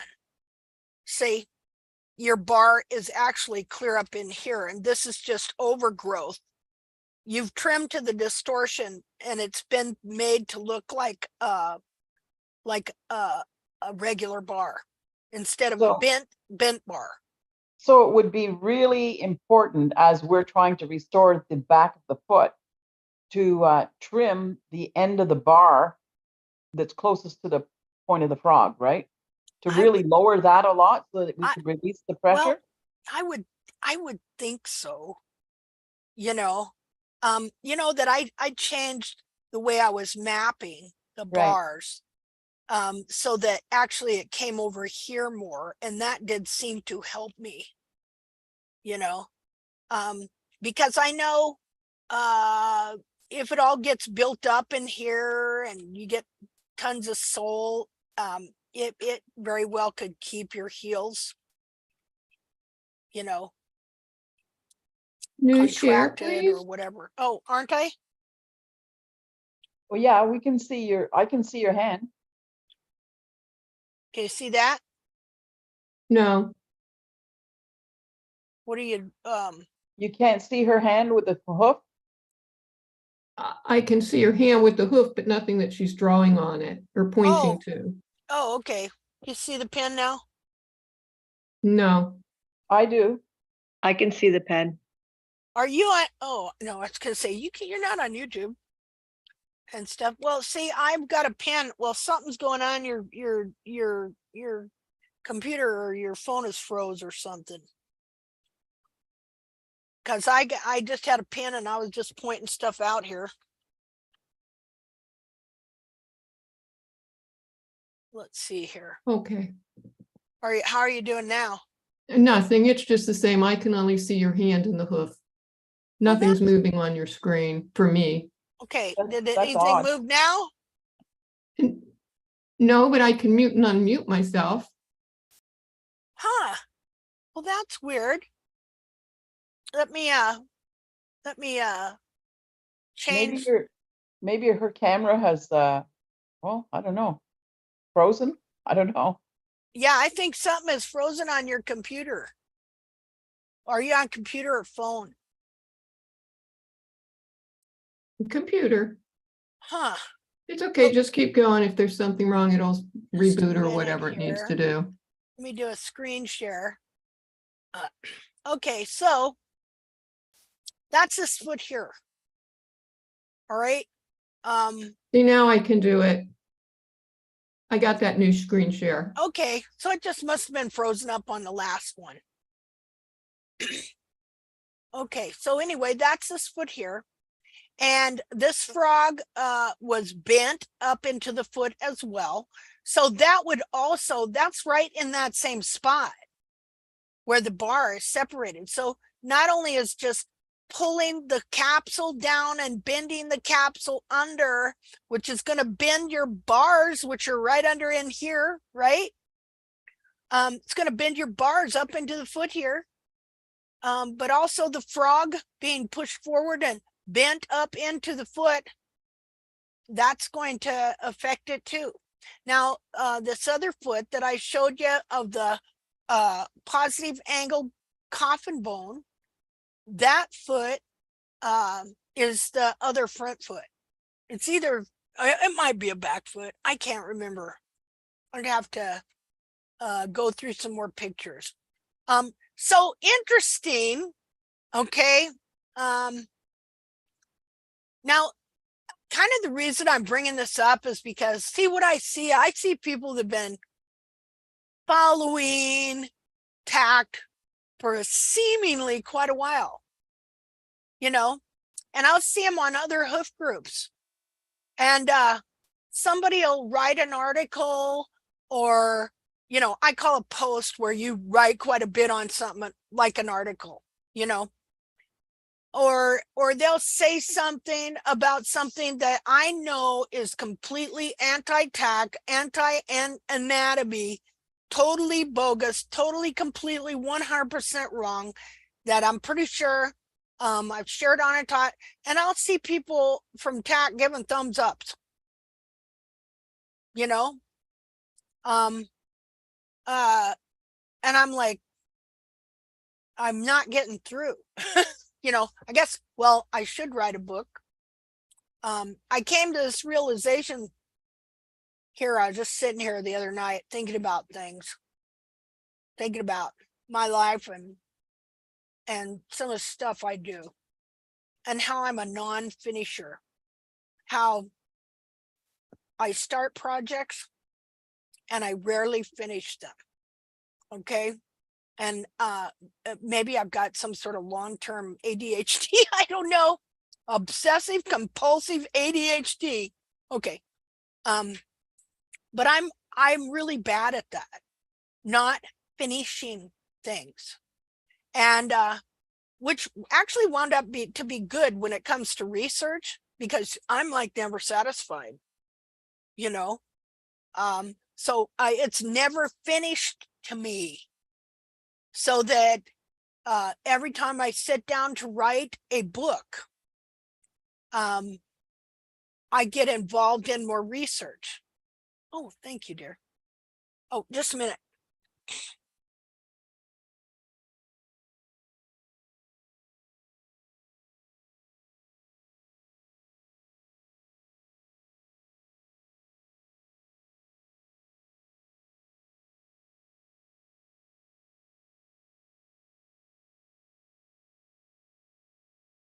Okay, I'm back.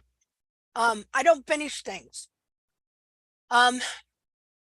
So that's why I've never been able to sit down and write like a full-on manual, because as I start, I get involved in looking at something else and I get distracted. Maybe that is ADHD along with obsessive compulsive. I don't know. And so then I wind up learning something else. And that's the way this has been the whole time. But maybe at some point, you see this a hard subject for me to just sit down and go, okay, here's the way it is, you know, because there's so much history here. So anyway,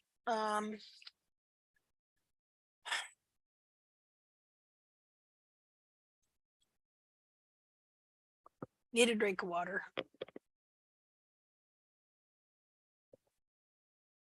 All right, so back to the coffin bone. So you got to get back to the subject, you know.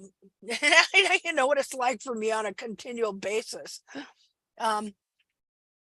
So we know, I believe, from what I've seen and from when I dissected the other feet on this horse, okay, and like I have one picture where I took one foot and I just took the corium off, and you can definitely see that the corium here is narrower here and gets wider or thicker as it goes back to the heel.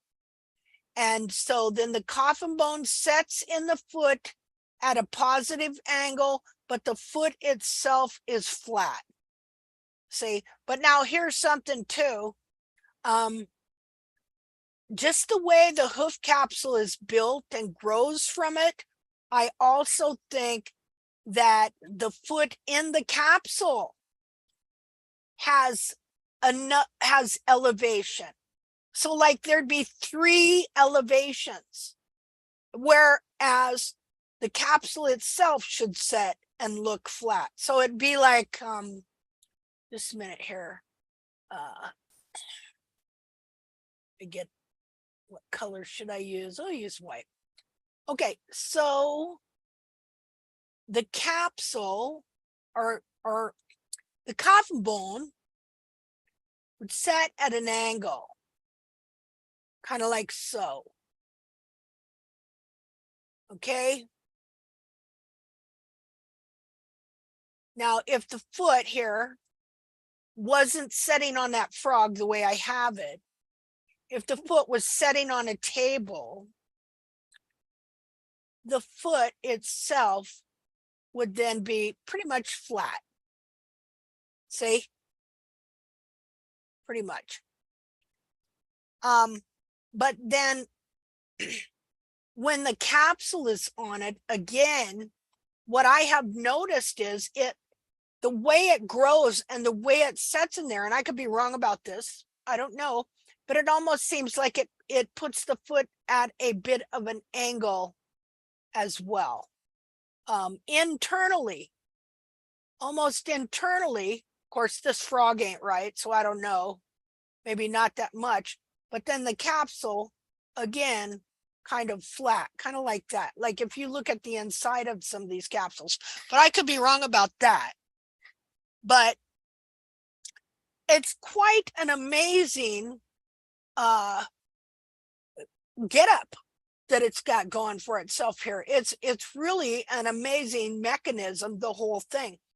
And if you think about it, the way that coffin bone is set at an angle, then it drives, even though the foot, see, I believe the foot lands more flat and then it drives its toe downward, which gives it traction because the toe slightly digs into the dirt to set off again, you know, instead of, I don't personally like the heel first deal, because if it landed heel first, that's a recipe for non-traction. Sliding forward, see, sliding forward, to where if it lands kind of flat, but then the motion is, it's like flat, but then kind of going down, the toe digs into the dirt, And then the back of the foot takes off and the toe gives it traction. Plus the frog gives it traction too. Isn't Okay. that how they trim racehorses? How they trim them. No, I don't Like- mean long toe, low heel. Oh, okay. Okay. I mean the mechanics of the whole structure, how it lands, but it slightly is pushed forward with the toe going down into the dirt. See, on their track, they have long toe, low heel, thinking Right. that a long toe out here is going to give them further reach. I'm talking about traction. You know, if you just the way the foot is shaped and everything, that it lands pretty much flat, but going forward with the weight pushing the toe down in the dirt so that the dirt is pushed up in front of it. So if we were to film a horse walking with good conformation and good feet, right? Mhm. When we would look at its foot, the way that it would come in contact with the ground, it should land flat, completely flat. Well, mostly. It sure doesn't land heel first. Right. Unless you are trimming it to force it to land heel first by trimming the heels out. Yeah, no, I mean something correct. They should, so correct, when they're walking correctly, it Yeah. should actually, they shouldn't toe first, right? Nope. The dirt shouldn't be flying in front of them. And they shouldn't be heel first. Yeah, I don't think either. I think it's the fairly almost flat. And then, but the see, just the way it's made, it's flat, but then it's driving flat and at the same time driving the toe into the dirt. Yeah. Which makes sense for takeoff, right? That they have a little bit of, that this toe wedges itself in the dirt here and then takes off. Because what happens, like in mud, like I see this out here, like somebody posted a picture on the group of their horse's footprint in the mud, and it was just perfect all the way around. And that's not how my horse's feet are. In the mud, the toe sinks down, and he's not walking toe first. In the mud, the toe sinks down and forward, and it drives the mud up in front of it. Do you see the traction that would create? Kinda.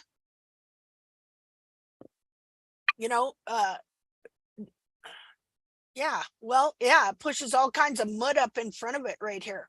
Like pretty much flat, but the weight and the mechanics are driving that toe slightly forward and down so that the mud itself and the dirt, it's creating this great form of traction. Like sometimes he freaks me out. He's out here and it'll be muddy as all get out, and he's running full blast and he's still stopping on a dime and not slipping. And I'm like, how's he doing that? Well, when you look at the footprints, you see how he's doing it. It's like two shovels going into the dirt. I mean, and he just stops on a dime. He ain't doing the, reining horse slide. He's stopping. I mean, but it's not an immediate, stop, but it, everything in this foot is made to give these horses this traction. Even the frog, look at the frog here. The way the frog is pointed and the shape of it, you see how even the way the foot is shaped and the shape of it, it's all built to give these horses just tremendous traction in slippery conditions and just about anything. Okay, let's see. Okay, let's see here. Hold on.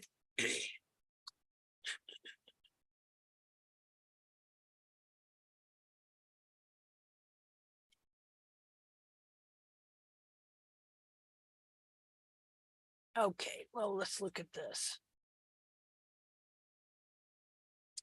New share.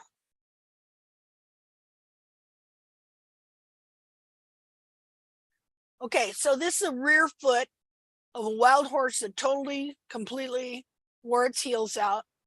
It's got a 30-degree hairline here, and basically no heel. Well, its heel buttress would be rolled up under just like that when I showed you. Now, this is off the same horse I was showing you that I did the dissections on. So here you see how much is coffin bone. Let me undo this. Here you see how much is coffin bone. Here's where the heels would be. All the soft, see, that's why I say 2/3 of the foot is soft cartilage and fat. All this back here. Here you see the coffin bone again, and this horse is at an angle. It's not just flat. But in this horse here would add a flat, if not a negative palmar angle. And these are back feet, so that'd be really bad, especially for the hind end of that horse. Just because a horse is wild and they've been in a terrain or over years have worn out their heels doesn't mean that's something that we should have in the horse. Again, you look at this is the natural barefoot model. Okay, here's how thick the frog is on that horse. There's hardly none. And he teaches the horse shouldn't have any frog. That's what he teaches in his book. It should just be thin and calloused. But here, okay, his disciple, Pete Ramey, there you go. Look at the frog in that horse. You see the total difference in those two? And this horse here had tremendous frogs, even though I'd been trimming the heels out of them. These frogs, well, look how nice and wide they were. And they had huge frog stays. And everything was right in the right place. Like later, after I learned this, I could remember back. I remember that frog. I remember how huge it was. And even though it was bent, it was still his pretty much original frog. And he just had tremendous feet. And I was screwing him up. So anyway.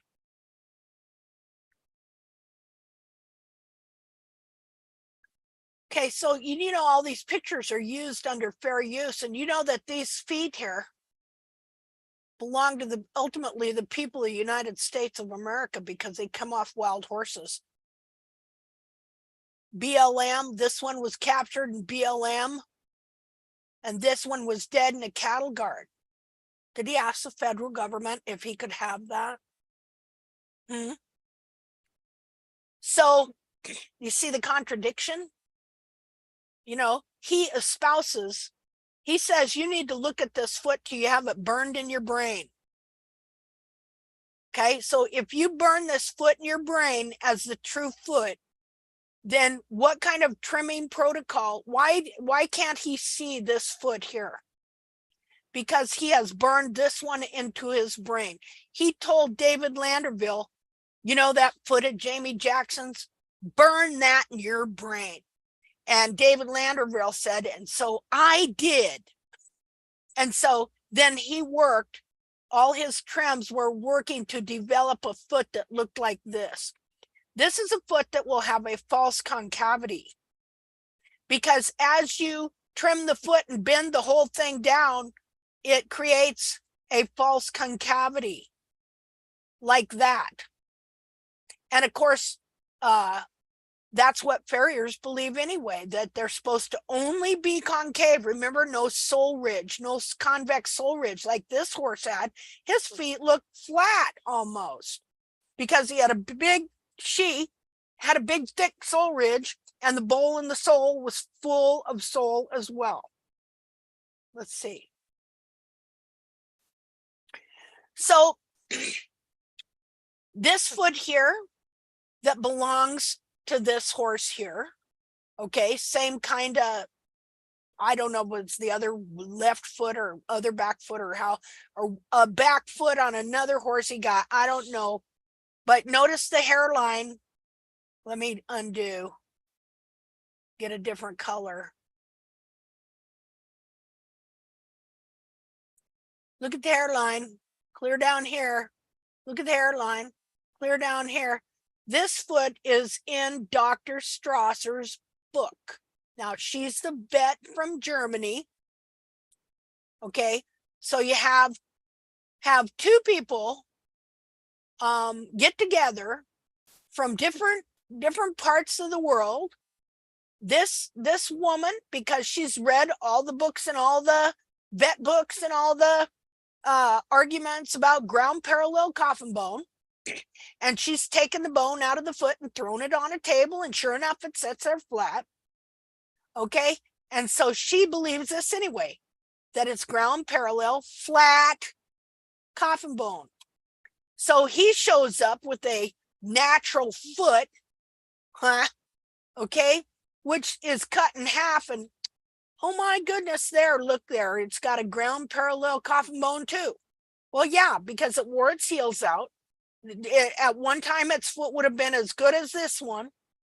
It wore its heels out. It reduced the size of the capsule, and it crushed the cartilage and forced the coffin bone to be ground parallel. That's how that happened. And so you see, when you, it goes back to Bracy Clark again and what he said. Okay, if he thought this, let's say Bracy had this foot in front of him, and he cut it in half and he dissected all 4 feet, and then he, because this foot was never shod, see, so he would think, well, then this is the natural foot. See, one thing, he realized he'd never seen that for years. They thought just because they took a shoe off a horse, it was a natural foot. But that isn't true. He found that not to be true. And so here's a horse that never had a shoe on it. Well, so if you took this foot, you could assume that this was the natural foot, the true foot of the horse. You know, even though the horse ran in there and somehow broke its neck or whatever and died in a BLM roundup. So you acquire the feet, and you make all your determinations on what a horse's foot should look like and on anatomy based on basically on this foot, even though he says he measured many other horses' feet. Okay, when it comes down to it, this is the predominant one in his book that he goes off of. Okay, it's the one that is in all the clinics. It is the one. Who else has seen this foot looking at for feet on the net? Who else? Have you? Anybody want to talk? Hello? Is anybody there? I'm just in the car, so it's a little bit difficult to talk. Hello, Okay. Linda. Hello. But I've seen it, Linda. Okay. Pretty much I would say everybody's seen it. You know, Simone, are you there? Yes, I am. Have you seen this foot? Be outside of me. Have you ever seen this foot? This one right here. Yes, Okay. yes, And many times. in many times, right? And Yeah. in the context of it being what? In the context of natural hoof care and in some magazines Mm-hmm. where Uh-huh. they talk about natural hoof care in Germany. Yep. And a similar foot to that I saw also as a marketing on a mineral for or supplement for hoof care. So for let the hoof grow. Yeah. See? And that's a picture they set into your brain, yeah. Yeah, That's not exactly. nice. Yeah. That's it. You know, and so the same guy who is a disciple, I would call him a disciple, Pete Ramey. Okay, he found this wild horse's foot somewhere up there in Northern California.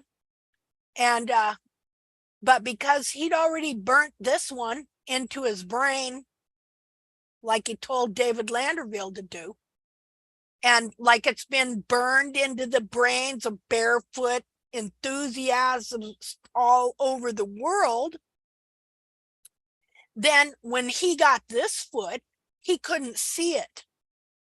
See, because that's what error does to you. When you believe something to be true and you have that image in your brain, then it blinds you to other things outside of that. That it could, you know, the term, if it was a snake, it would have bit you. Do they say that in Germany? No, I don't think so. Okay, Because well, we don't have so many snakes there, but you. okay. Well, the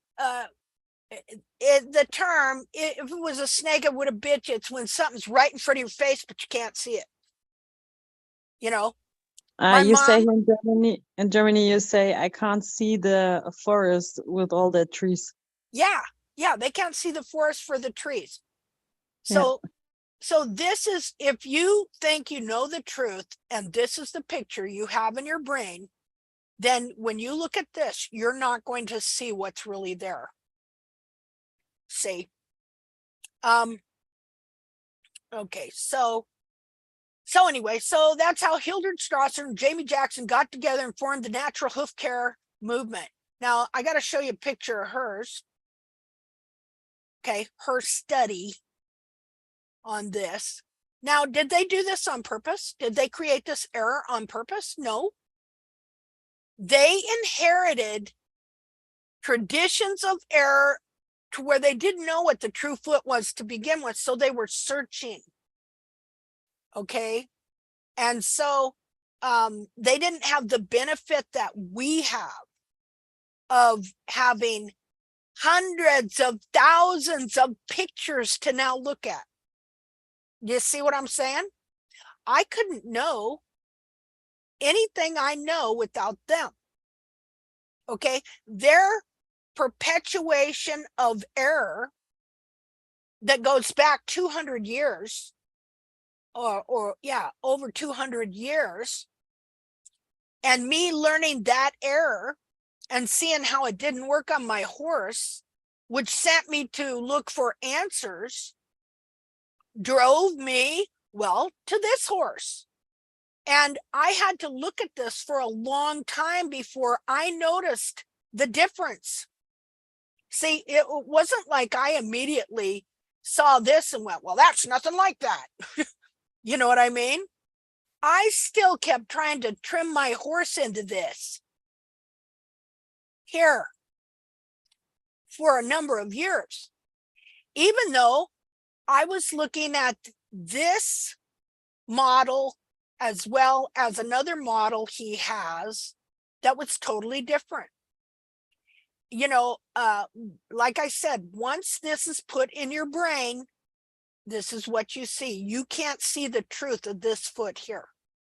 But look, let's just take it back to being children.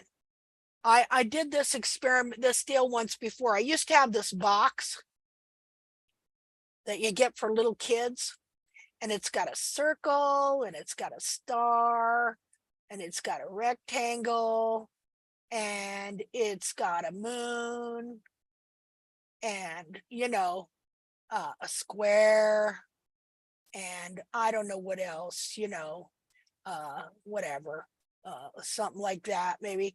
And then you have these little pieces and you're supposed to put them in the holes, right? Like a little kid, you're teaching them shapes, right? Well, we have to go back and we have to look at the shape of these 2 feet.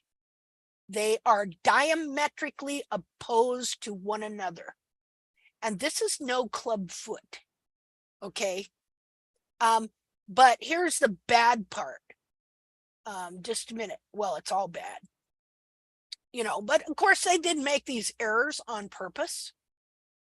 You know, they were doing the best they could. They knew that hoof care was already messed up. It's been messed up for centuries.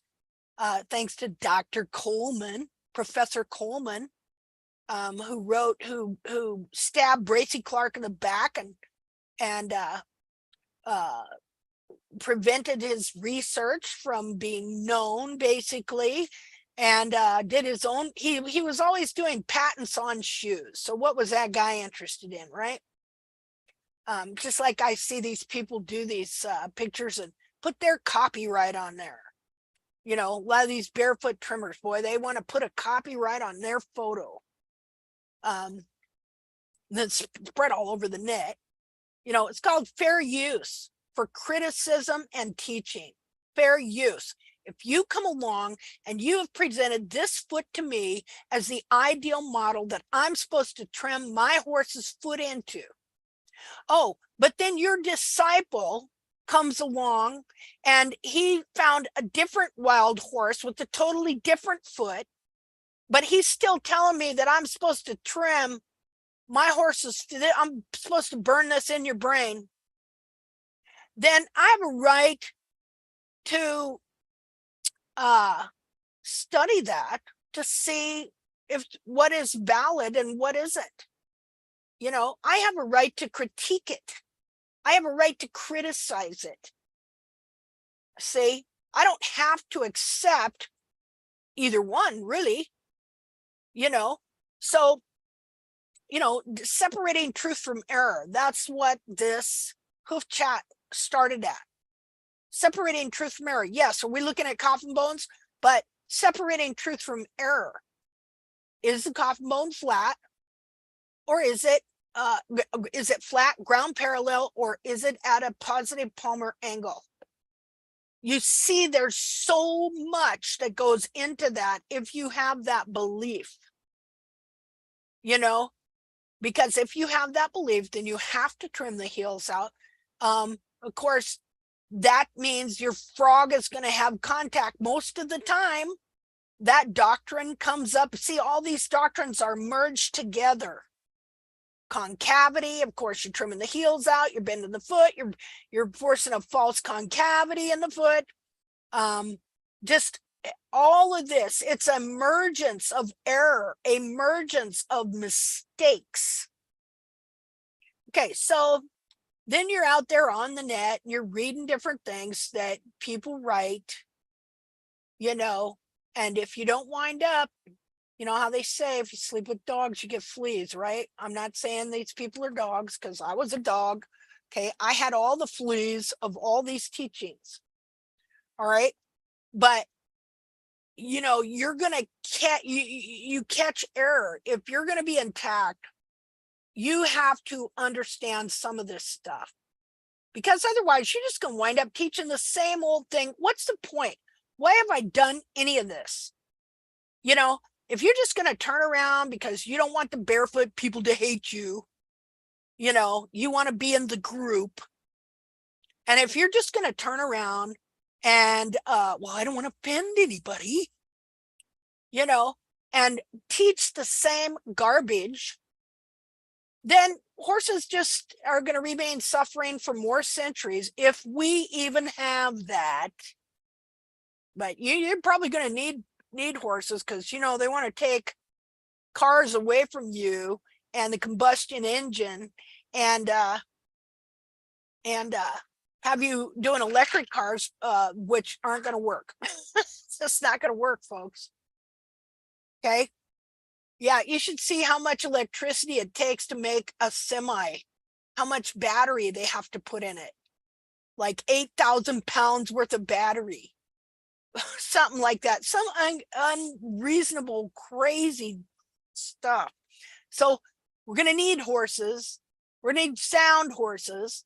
And if we keep perpetuating the errors of the last 2 centuries, see, so somewhere somebody's got to take a stand on the truth, even if other people don't like it.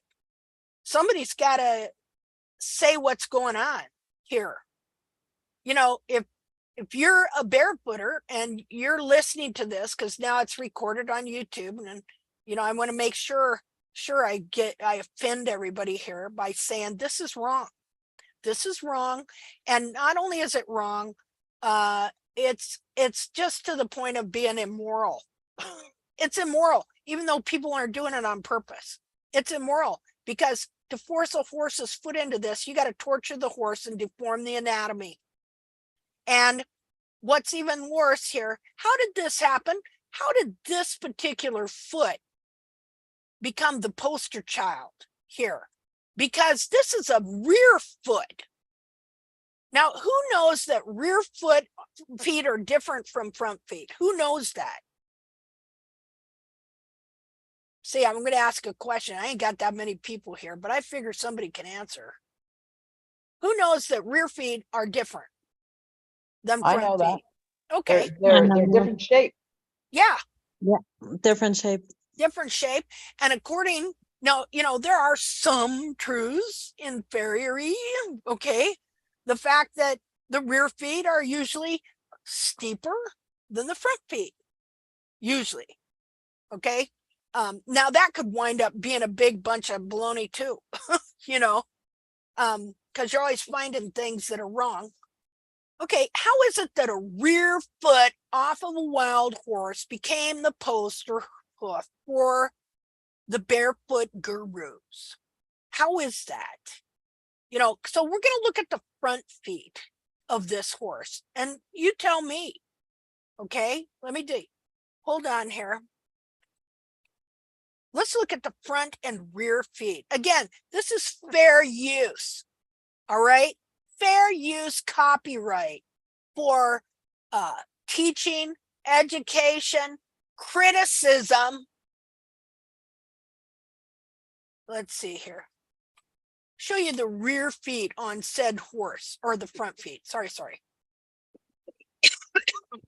Front feet on said horse. New chair. Okay, I will here in a second, as soon as I find them. Oh, I'm sorry. I'm not looking. Oh no, please speak up, because you know how that goes. Let's see. Okay. What's that guy's name? FGHIG. I'm not saying that it's easy to say things that fly in the face of barefoot opinion. HIJ. Here we go. Let's see.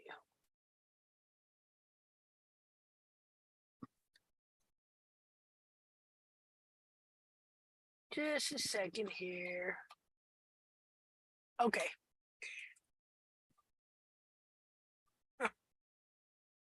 Okay. Front. Okay, here we go.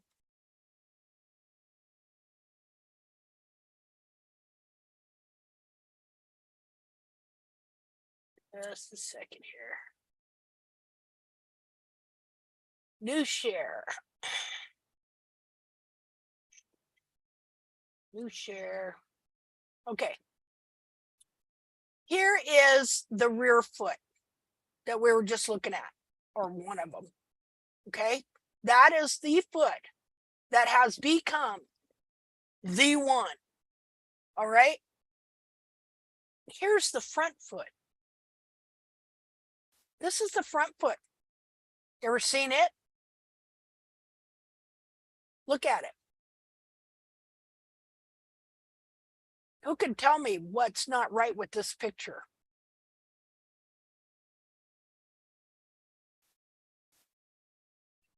Do you see The the heels difference? look very run forward, and the angle of the dorsal wall is different. Yeah. Yeah, you Yeah, can see and the horn. Oh, go ahead, please. The cartilage is looking very curious. Yeah, It it's all seems pulled to me- down. Yeah, they completely pulled down. Yeah. Now let's look at the rear foot. Now, he might have it marked here, but you never see it marked in any pictures, do you? You No. don't even consider that a heel hardly. And he doesn't really mark it as a heel either.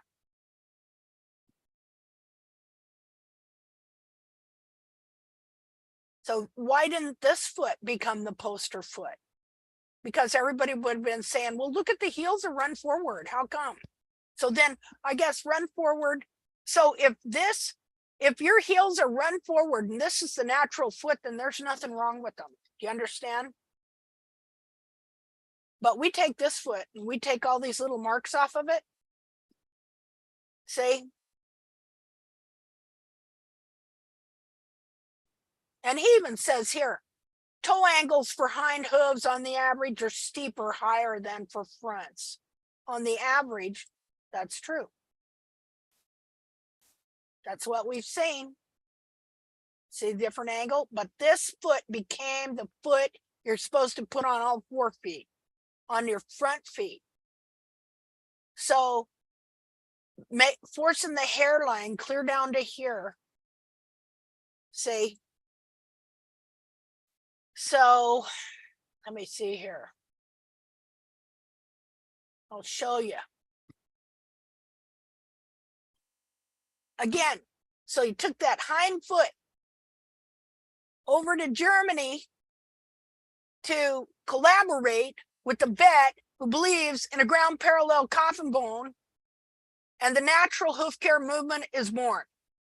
And so you got all these people trying to trim a horse's front feet. Have you ever noticed how people have more problems with the front feet?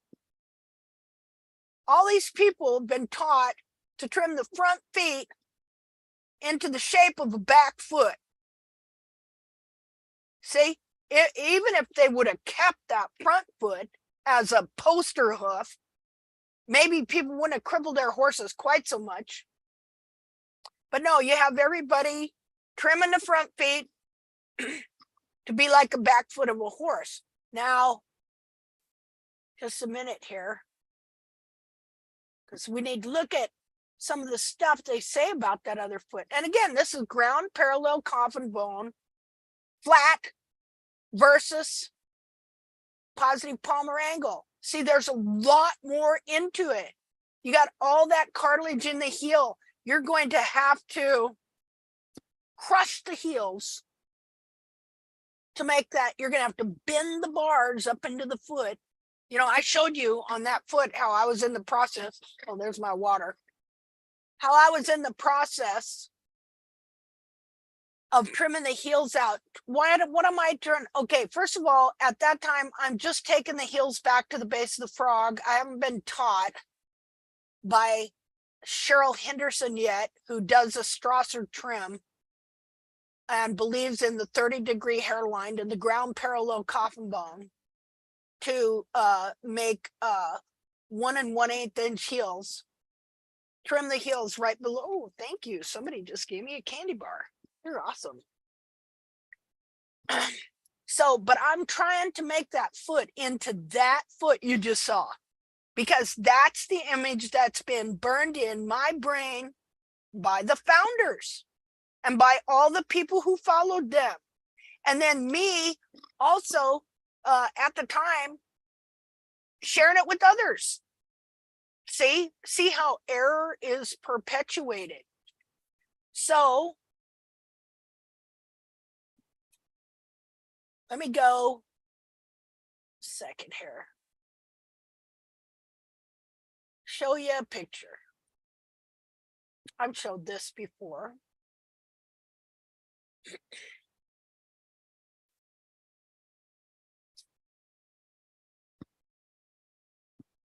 Find it here. Got so many of these boogers.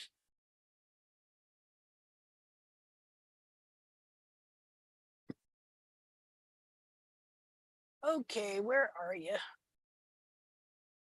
Oh, I got lots of pictures of that foot being presented as the ideal foot.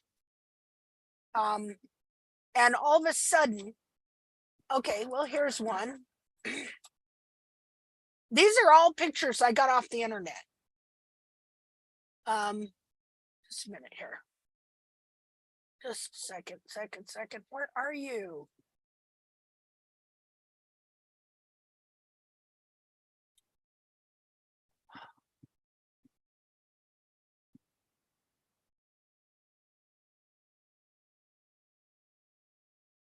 Well, I know that thing's here somewhere. Well, I'll put this one up there. Oh, I found it. Okay. So I found this on the internet. Just a minute, I'll share. Share screen. You know, if you don't learn from history, what? You're just going to keep doing it, right? Okay. So here's the foot. I found this whole thing here on the internet, written by somebody else. It says, even though Natural Hoof Care, NHC, who started that? Dr. Hildred Strasser and Jamie Jackson. Natural Hoof Care, practitioners, that's their disciples, agree, gurus and disciples agree that each hoof is distinctly different. They agree on one model which they perceive as being naturally perfect. That's this foot right here. Okay. Here's a quote. This is our model. This is the hoof which each horse was born to wear, and which is the goal that we gradually work towards. What? The rear foot off of a dead wild horse that wore its heels completely out. This one right here. Burn the image of this foot in your brain. Pete Ramey told David Landerville. David Landerville did, and every trim since then he has done to try and make horses have a foot like this and make them sound. I got pictures and proof. You know, I got files on all of these folks and what they believe and what they teach. The more I work towards this goal, the more healthy and effective they become. Well, you know what? I have found out that you can take a horse with way overgrown, horrible feet, and you can start trimming in this direction, and they sure as well will seem to get sounder, and they actually will. But then when you keep trimming it, because they finally get to a place where their foot is about normal. But then you keep going and you wind up with this, and they get unsound and they need boots. See, you know how many boot companies have come up since the advent of this? I'll show you here in a minute. He says, the more I work towards this goal, the more healthy and effective they become. Okay, and that is Dr. Rick Redden regarding Jamie Jackson. We will make this model to be the industry standard. Well, they sure have, haven't they? You know, it's all over the place, this foot. So many barefoot sites, people who have, you know, doing their barefoot business, got a picture of this foot on their page. And then they'll have a picture of wild horses, but you can't see their feet. It says from this natural hoof. Now, this is not a natural in regards to, this was not the foot this horse was born with. This is not the foot this horse probably had the first several years of its life. This is the foot that the horse developed over a great period of time, where there was drought, where it had to travel long distances for water and food, and, you know, may have been worse years where he wore his heels out, things like that. From this natural hoof, perfectly adapted to the rough living conditions in the deserts, dry valleys, and mountains of the Great Basin. Did this horse's foot adapt? Yes. But is adaptation a good, I mean, it's a good thing to a point, but is that what we want? Do we just want an adapted foot, a foot that's adapted to distortion? No, Okay, this foot, yeah, it adapted so the horse lived longer and the hoof capsule stayed on the foot. But this was not the true foot of the horse, and this is not the foot we want to put on every horse. So he says, from this should be derived the not. Remember how I told you they have derived all their anatomical knowledge off the interpretation of this one foot, this type of foot.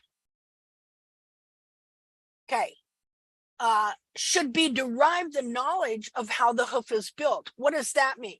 Anatomy, right? That's anatomy. From this foot, they derived all their knowledge of anatomy from this foot and functions. They didn't know how this functioned. This was a dead horse that he got. Okay, BLM roundup. This is a story. She died during the roundup and he was able to acquire the feet. So from, okay, now if you already believe that this is the quintessential hoof, the quintessential foot of the horse, and that all your knowledge of anatomy and structure should be derived from this one foot, then that's already been put in your head as a truth. And so when you do, you may have 50 feet and you got a clinic with 50 people and you hand them each a dead horse foot and you tell them to trim it towards that goal. Now it's going to look like you really know what you're doing, don't it? See, just because I do dissections, I found out that really doesn't mean anything. You could do hundreds of dissections, but if this is what is in your brain, if you already have error established as truth, you've been educated in error in something that's wrong that you think is true, then you could do 100 dissections and you're not going to see the forest for the trees. See? So everything that I do that I know is based on a multitude of things, not on one foot. Okay, on a multitude of things. Not only my own photos, my own dissections, everything I could ever find, everything that these people say and do. Trims, looking at trims on the same horses. Before, I have over 100,000 pictures of my own horse. I know that seems crazy. How could she have that? Before, during, after, for 18 years. Okay. And then I know other people, 50, 60,000 pictures probably of their horses. So you begin to see patterns. And we know in tack that when you just even quit trimming the heels, the horses immediately start doing better. See, we've seen it time and time and time and time again. When you quit working towards this goal, I worked towards this goal for 10 years. My horse's feet refused to cooperate.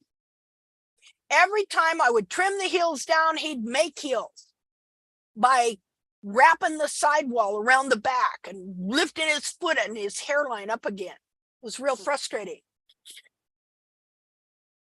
Finally, one day, man, I'm going to get that 30-degree hairline. And I took his heels down and crying out loud, I thought I cut his feet off by the time I took him out of there. You know, he just leaned way back and it was like, what happened to my feet? And so his feet just kept getting smaller and smaller. He refused to have a 30-degree hairline ever for very long, okay? Because we've shown how when you trim the heels out, they'll make heels just to try and have heels. But see, in a desert environment like this, The periopal gets so thick and dry and hard in a frog that it binds that foot down like that. So he says, here we go. The concept of hoof mechanism, the blood circulation, and what's that say? Who can read that? I got to have participation. I'll eat my candy bar. Ground parallel coffin bone. All right, thank you. In what is NHC? Who can tell me what NHC is? Negative angle coffin bone. No, that's natural hoof care. Close enough. Close. Yeah, might as well. Yeah, NHC, always natural hoof care. Who came up with natural hoof care? I actually thought you said NAC. Oh yeah. Well, hey, there you go. Okay, now I'm gonna ask questions. See, we'll have a quiz. Who invented the whole natural hoof care concept? What two people are responsible for that? Grosser and I forget the other one. Jamie Jackson. Yeah. Okay. Making natural hoof care work for you. Didn't work for me. Hasn't worked for a lot of people I know. But you will never hear about them. See, they get thrown to the wayside. Okay, so the concept of hoof mechanism, the blood circulation, and a ground parallel coffin bone. In natural hoof care, essentially functions as a criteria. Who can define criteria for me? I'll just eat some more chocolate.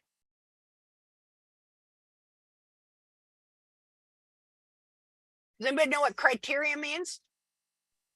Well, yeah, I could explain it in German, but I'm struggling with my English. So That's okay. You're good. Here, let's do this. Just a second. I'm gonna run over here to the internet. Crying out loud! I got pictures open all over the place. so these are different points who has to be fixed, or has to be done, or has to be stayed, or something like that.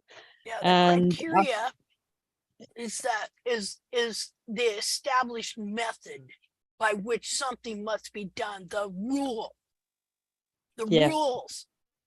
The rules you're gonna follow. Let me close some of this stuff up in a second so I can. Okay, so I'm gonna get the definition here. Criteria. Definition. Oh, here's one. Criteria for borderline personality disorder. Okay, no, I haven't got that. I am ACDC, or no. I'm not either that either. Okay, attention deficit disorder sometimes. I either can really focus on one thing for a really long time, or I'm kind of bouncing around. But anyway, see how easy it is to mess it up. Okay, here we go. Let me find the share button. Uh-oh. A second.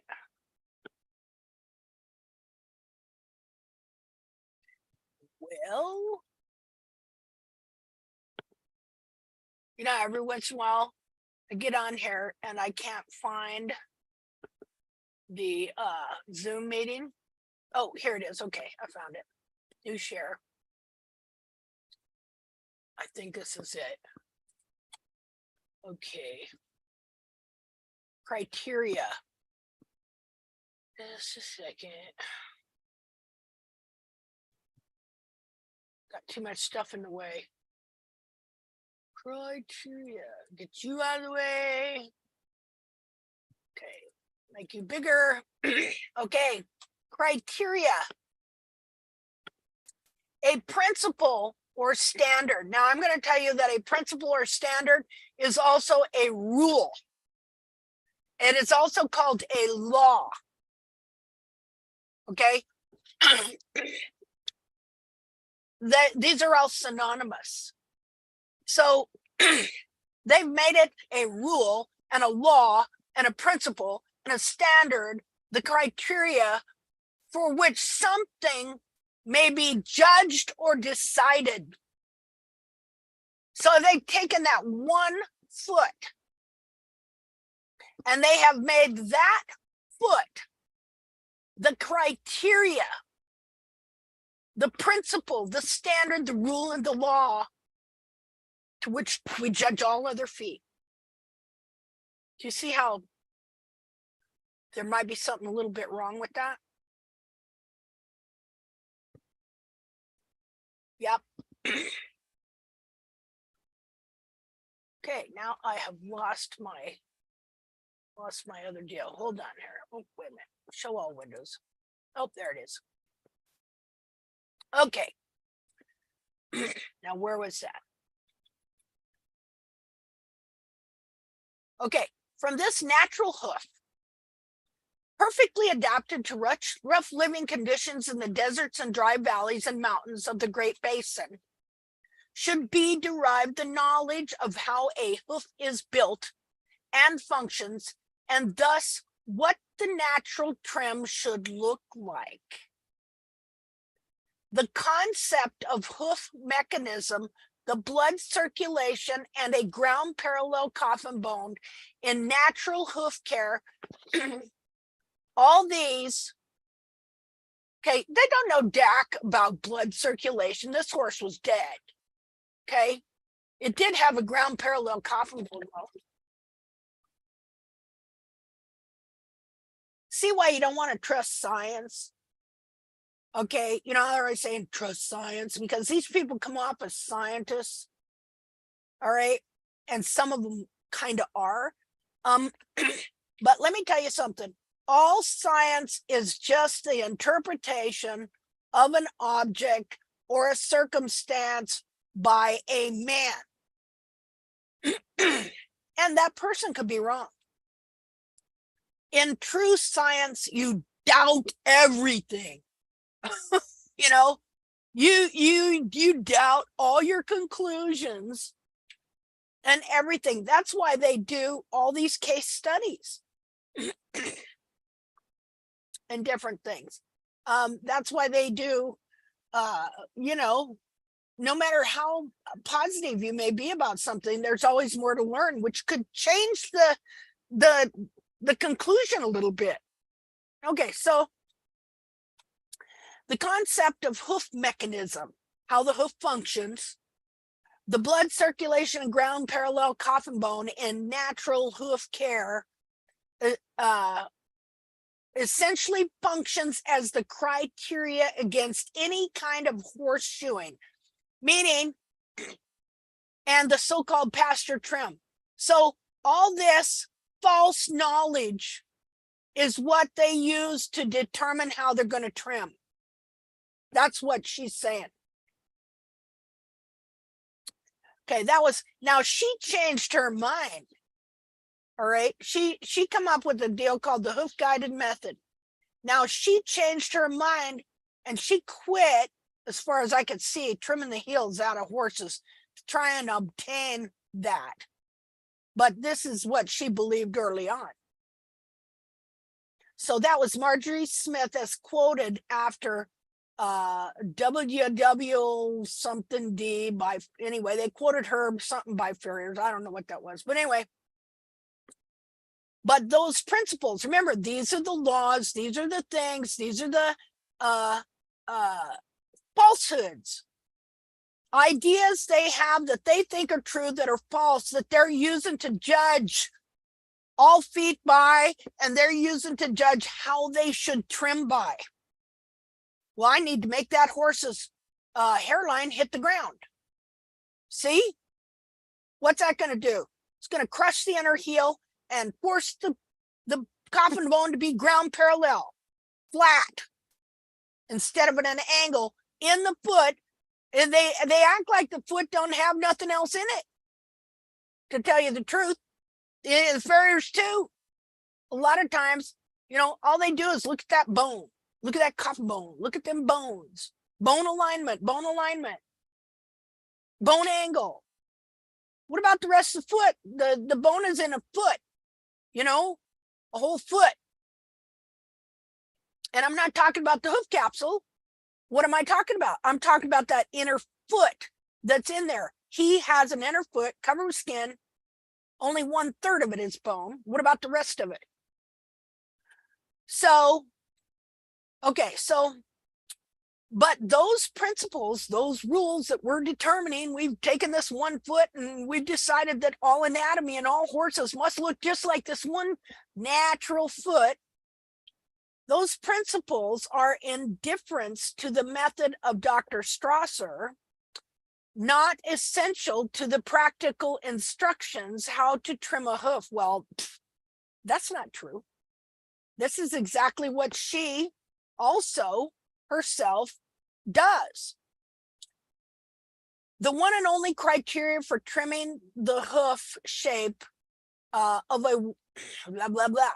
The one and only criteria, rule, principle, law for trimming is the hoof shape of a wild horse.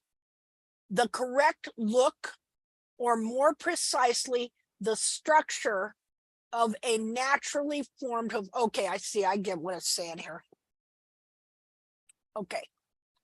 So the concept of ground parallel coffin bone also came, people have been arguing over that for centuries. Okay. And so when you trim the heels out and you find a foot where the heels have been trimmed out, you're going to find a coffin bone that's ground parallel. And so these people would do a dissection and they find a inner foot with a ground parallel coffin bone because they didn't know that there was a bunch of cartilage in the heels that got crushed up under in there and reshaped and deformed. See, they're all seeing and thinking the same thing. So, okay, as far as Dr. Strasser, not essential to the practical instructions of how to trim a hoof. The one and only criteria for trimming is the hoof shape of a wild horse.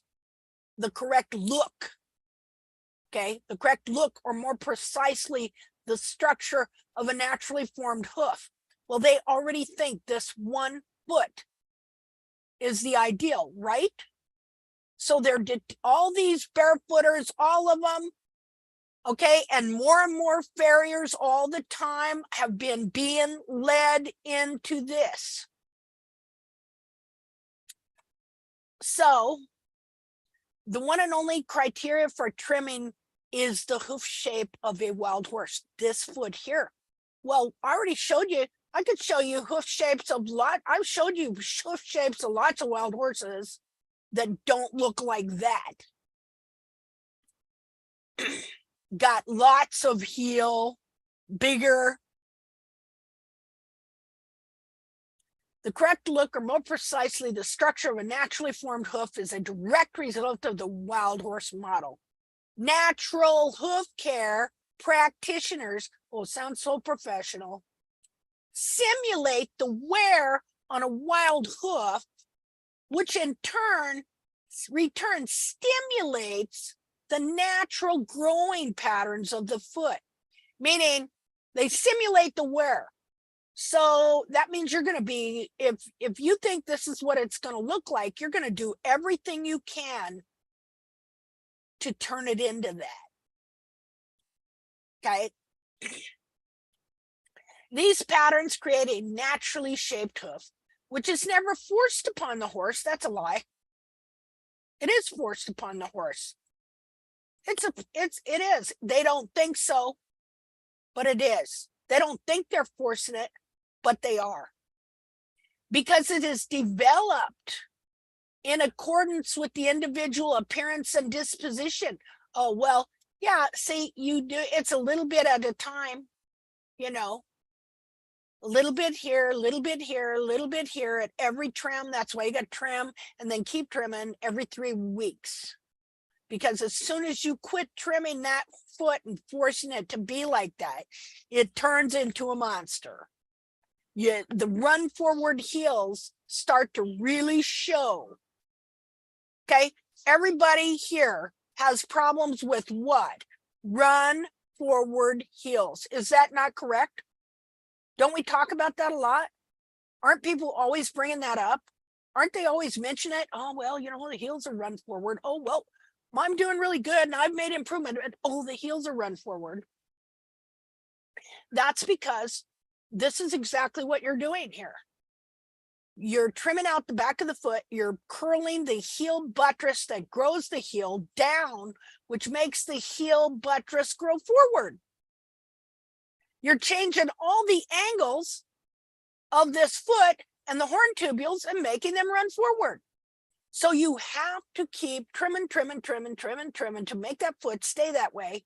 Because as soon as you let it go at all, those run forward heels grow and show up. See? So he says,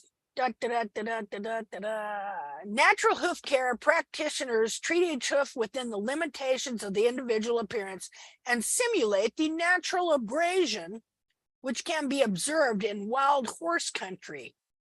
Oh yeah, so they're simulating this look. See, they're simulating what looks. They're over beveling the wall to round it off. They're over beveling the heels.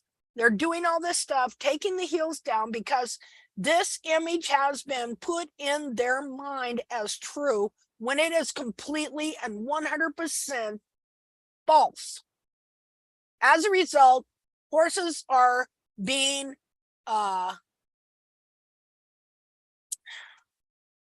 needlessly tortured and forced into having a foot that looks like this.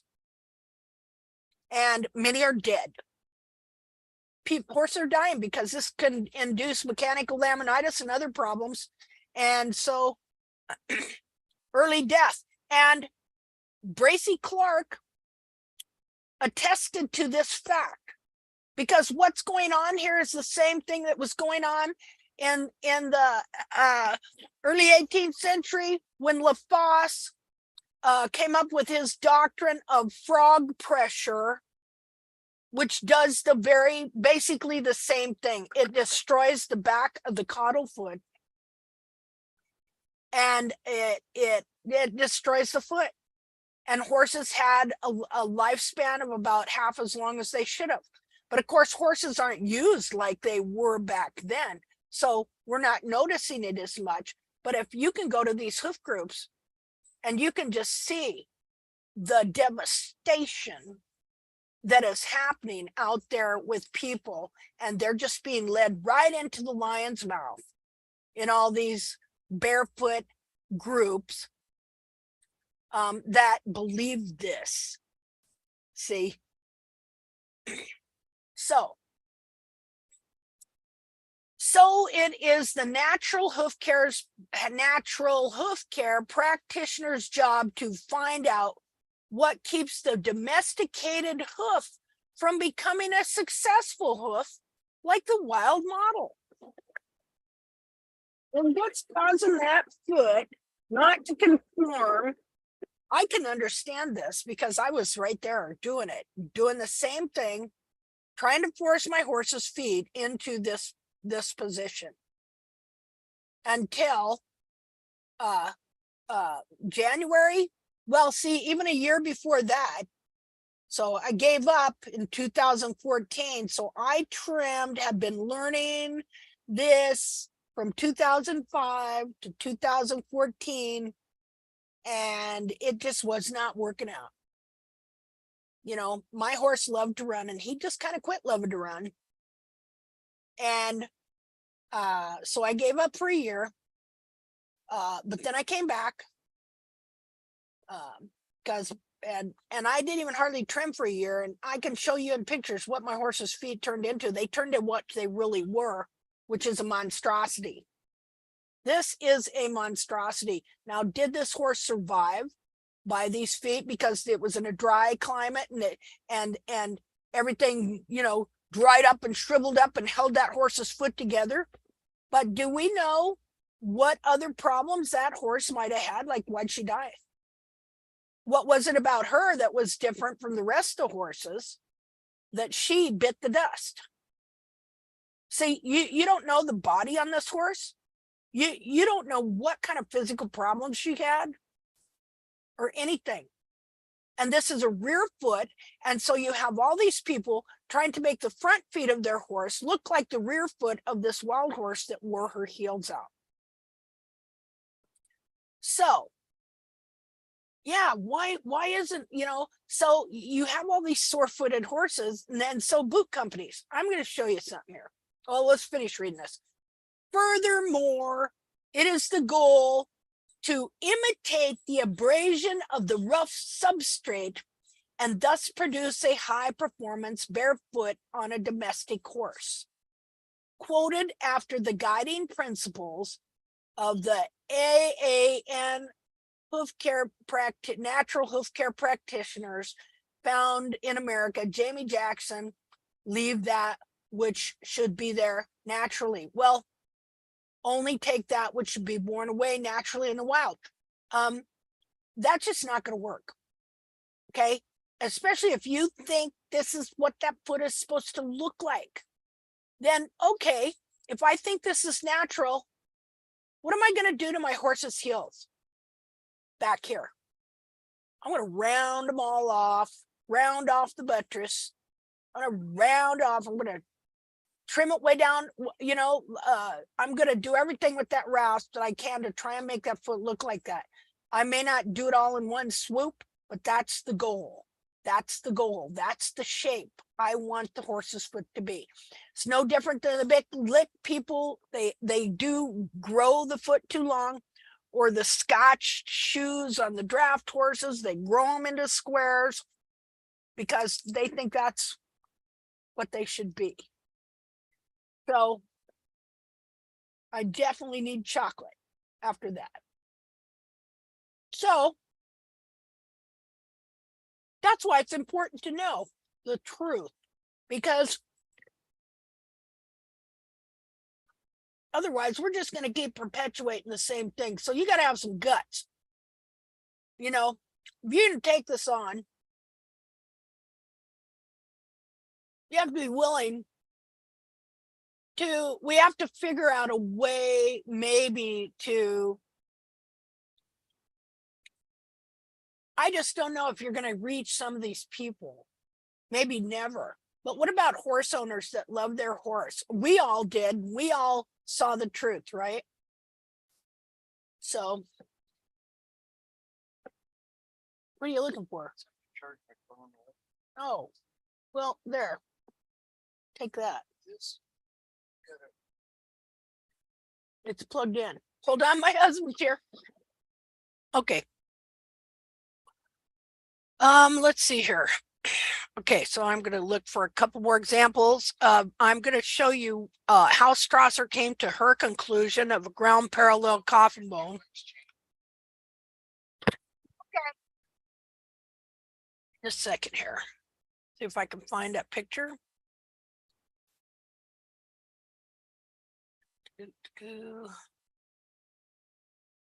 What do you think about that?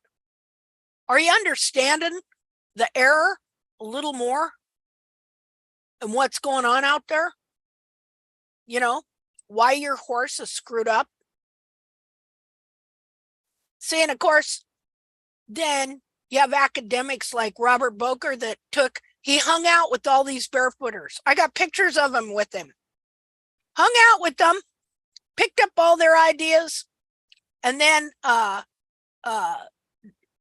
put it into his academics and developed a trim called the physiological trim, that it's just the same barefoot trim based on the whole same thing. Okay? It isn't scientific. It's a barefoot trim based on trimming the heels down to force frog contact, because see, he adds to it. Now the academic comes in and he adds to it and he says, oh, forcing frog contact develops a digital cushion. See, and what are they doing? They're doing the exact opposite. They're destroying the feet of these horses. But now that it's in academics, it's a crossover, because the farriers hated the barefooters, okay? The traditional farriers hated the barefooters till Dr. Boker comes along. He's an academic. We're all impressed. He's a professor. He's a veterinarian. He's in a college. They have a hoof program. Oh, gee, well, he can speak at our farrier conference. And so he comes and speaks to the farriers. Next thing you know, they're all taking the heels down. The farriers in America didn't do that. Linda, Yeah, why did he come up with that conclusion? because he hung out with those barefooters. But And how did he prove or demonstrate that frog contact with the ground developed the digital cushion? he did it because of who he is and the position he has. He did actually, in reality, didn't prove diddly squat. They just accepted his word. Mm-hmm. Yeah. You know, he's on a video I watched on YouTube. And he shows, picture of the foot cut in half, and he's looking at the digital cushion, and he's looking at fibro, I forget what he calls them, fibro this and fibro that, and this is developed, and he is just, well, all this stuff, okay, he come up with these ideas because he already had error in his head. Okay, he hung out with Pete Ramey and the Wellses, that's Barefoot Horse magazine. And you go look at their magazine, you're going to see a little triangular foot with no heels at all. Okay, and they're Strasserite. So there's no research proving what he had to say. Well, he makes it look like there is. You understand? Because he's got a lab and he's got people taking hooves apart. I mean, it looks that way. You understand? Yeah, I just But think no. if he's going to come out with some new theory, that how can these people just blindly accept that without any kind of proof or evidence or testing? Well, because the way he does it, it looks like he has proof. Because he's got doctor in front of his name, or professor. He's college. He works at a college. So all he has to do is say words and people swallow it. See? But he never himself, okay, trimmed, he wouldn't trim. Okay. He also had people taking the feet apart for him. How many personal dissections he did, how many hoof capsules he pulled off, I don't know. Okay, but the thing was, he was friends. Well, I don't know if he called it friends. The barefoot crowd were enamored with him. So he hung around them. So they would tell him about all their beliefs. Okay. So he took that as his foundation. See, and the wild hoof, all this kind of stuff. And then he made his interpretations that horses should have frog contact in lieu of hanging around all these barefoot people, in my opinion.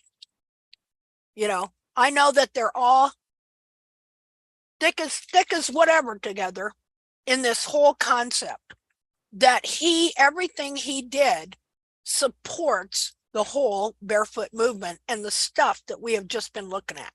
In your research and all the dissections that you've done, what have the digital cushions looked like of horses with their heels trimmed out? Oh, well, we'll look at some.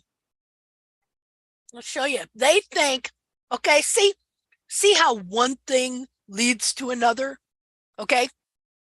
I'll show you here. Just a second here. Oh, do.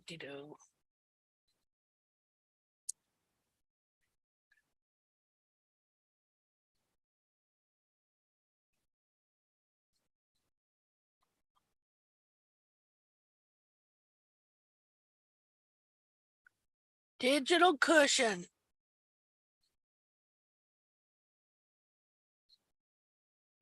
That wouldn't really show up on an x-ray, would it? No, not really. He has some pictures, maybe some MRIs. I don't know. Here, let's start here.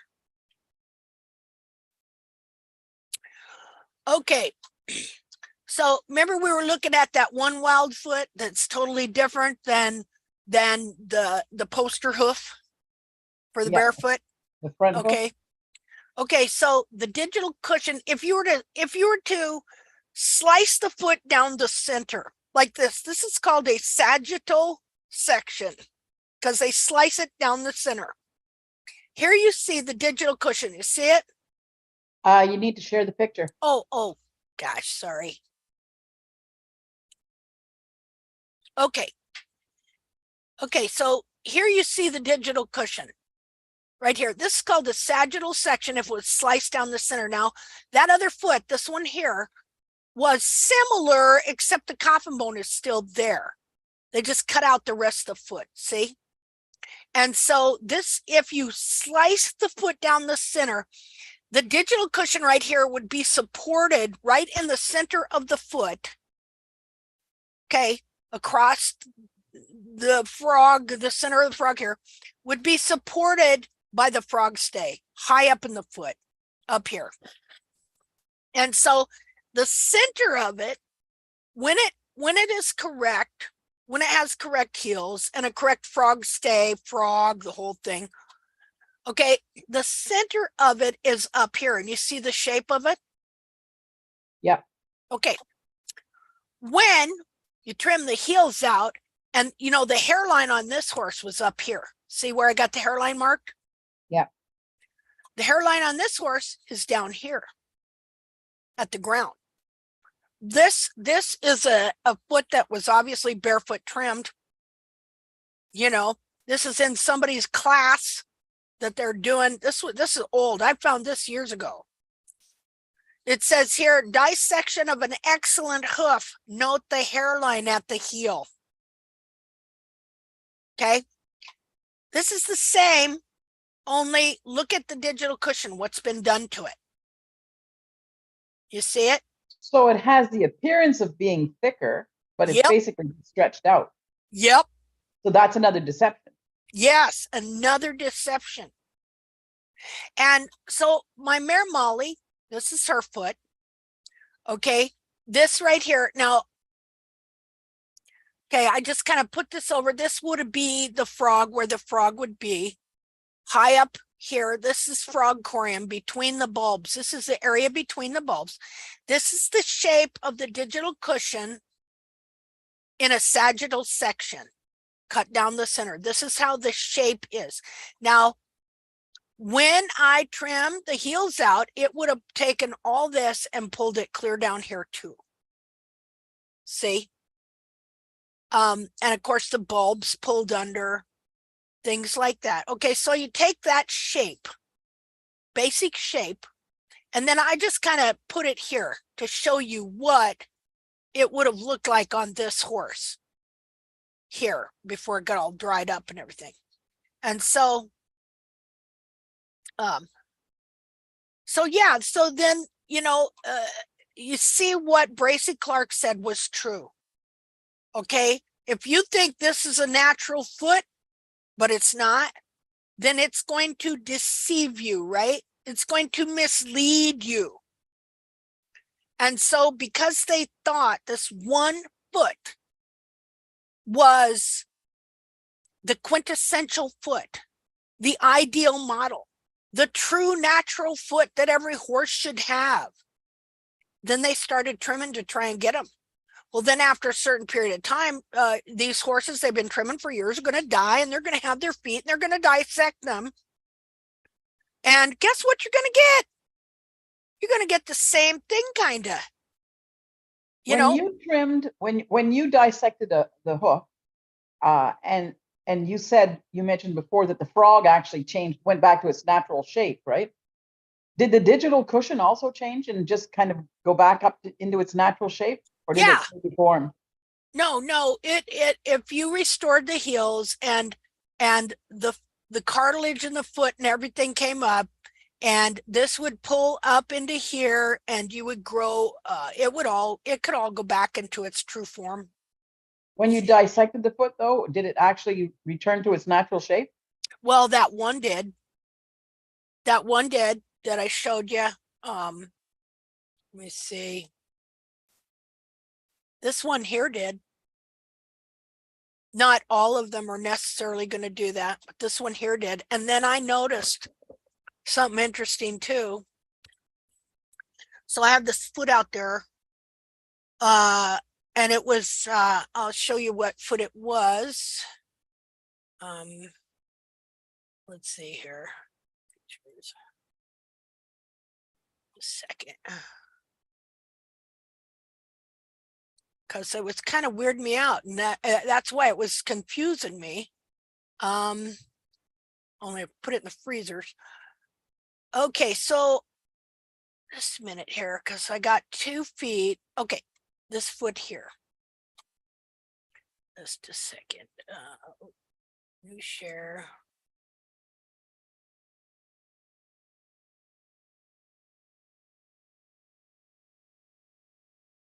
I'm gonna have to close some. See, I get too many things open, and then it won't let me find some stuff. Just a second here.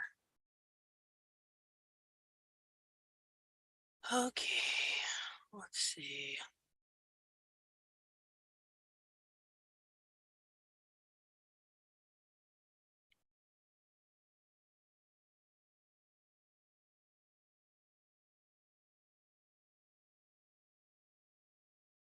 Just a second. Just a second here.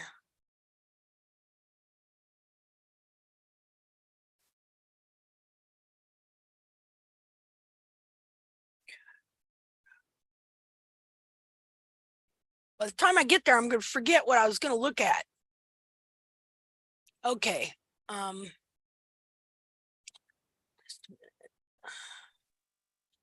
That one hoof or the 2 hoofs that you put in the freezer.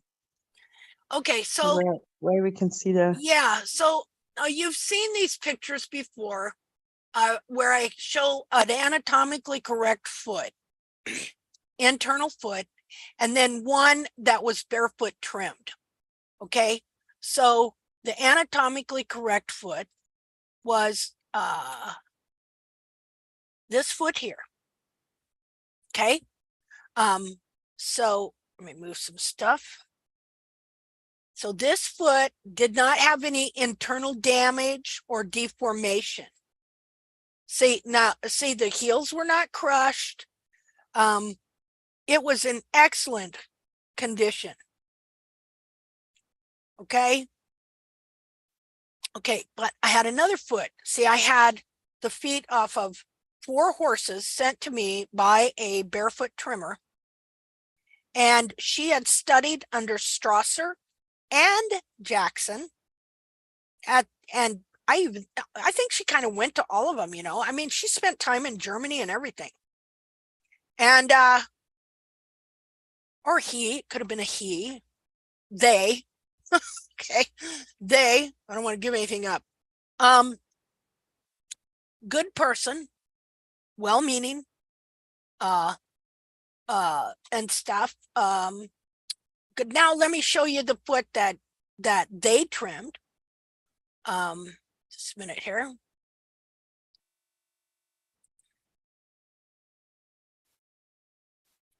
Do. Okay. Hold on a second.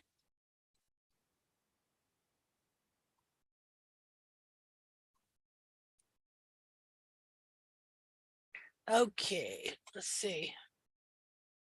Do share. Well, you're just not going to let me do that, are you? Just a second.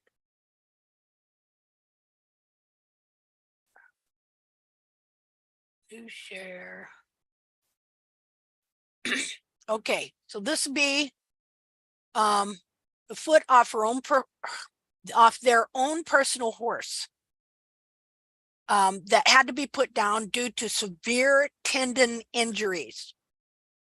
I've got video of the horse walking, but how about not being able to hardly walk at all. The vet said the tendons were basically shredded. Okay, so this is that foot. See how deformed it is?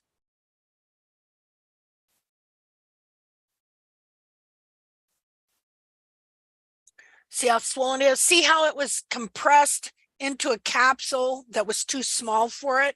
So it was under like this is the digital cushion is pulled all the way as far down. It was pulled all the way to the ground practically. See, this part here should be clear up here behind the foot. See how that's all pulled down and under? How swollen the foot is. See all this, now this foot was compressed and almost smaller than the other foot. This was a gelding, bigger bone, bigger foot in reality. The other is a mare and a lot finer boned. And her foot is actually bigger. Not because her foot was bigger, but because this foot was forced into a tiny capsule. Well, now, if we're to take the quintessential foot and put it up here, see, that's what was put in that person's mind, that she was supposed to work towards getting this horse to have as the ideal foot.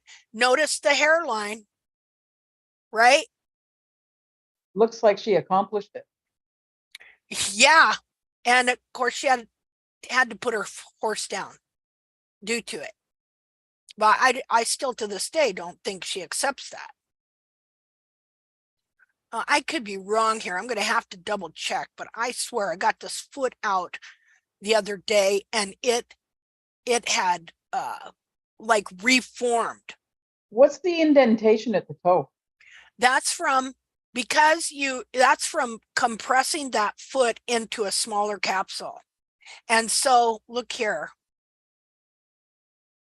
So all this anatomy that's pushed down in here is pushing everything that was here forward and up into the coffin joint right there, which is forcing this forward. See the lump here? See how that's got that lump? That's not supposed to be there. That's supposed to be pretty smooth. And so all this anatomy that should be up here has come down and pushed all the anatomy that was in front of it up here into the coffin joint. You know, that rotates, right? You know, it moves like kind of like a doorknob a little bit. Yeah, that would be rotate. Pushes this up, which pushes the toe down. So the pressure on the toe pushing down in the dorsal wall was excruciating. And that's what caused that divot in the toe. Do you have a picture of that hoof with the capsule on it? Yeah. We'll go back here.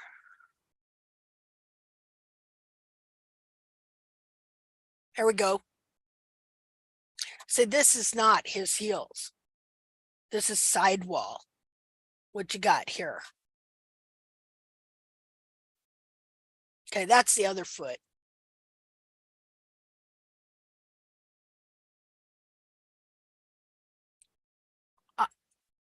I got the capsule. I probably have a video, more of a video evaluation of it, because what I did was I evaluate them with the capsule on. Okay, well, here, let's look at this. We'll see the capsule here in a minute.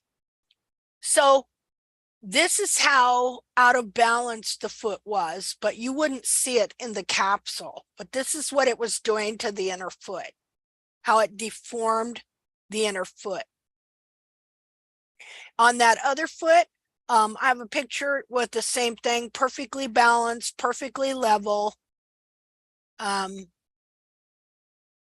So here's the capsule.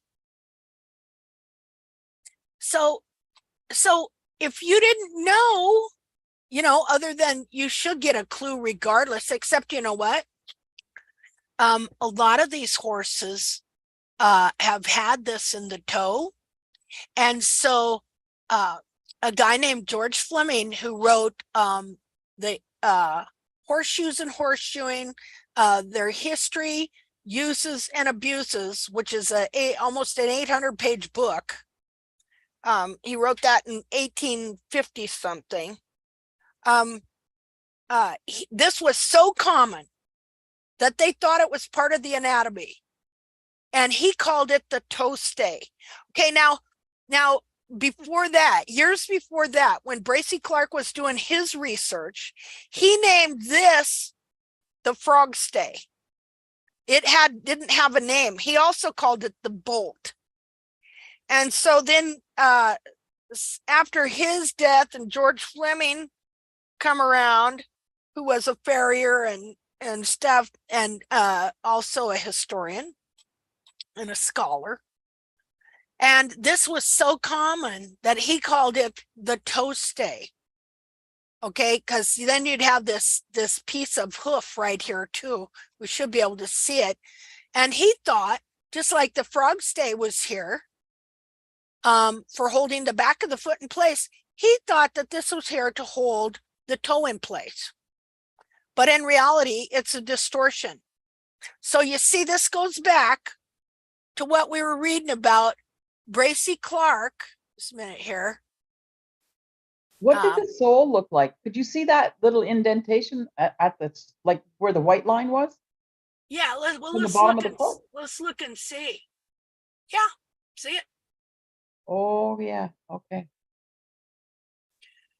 Now I had 4 of these on Valor at one time, and I thought, and when I'd clean it up, there'd be a little black dot there, and I thought he was getting keratomas in all 4 feet. I was gonna freak out. Linda, Yeah. I also had the same. It's very interesting. Before I found tact, I was trimming my mare. You remember that mare with really horrible mushroom feet that I brought for breeding? Yeah. And they just looked really horrible. Well, interesting thing. She developed the same black dot in one of the front feet. And then, as I was taught, I did the resection. Yeah. Resection because it's CD toe. That's what they call it, right? Yeah. Yeah. So I did resection. It didn't help. And I was I have it all documented. And I've been doing resection after resection after resection, and it wouldn't go away. You see, after I started to trim her with tact, it went away. Isn't that something? Yeah. So See? I'm having her now, and she doesn't have it. I'm going to trim her tomorrow, so I'll take another set of pictures. Yeah. See? It would be interesting. Yeah, see, now, because I was so into bringing down the heels and rockering the toes, which I learned from Gene Obnick, okay, Valor developed these in all 4 feet.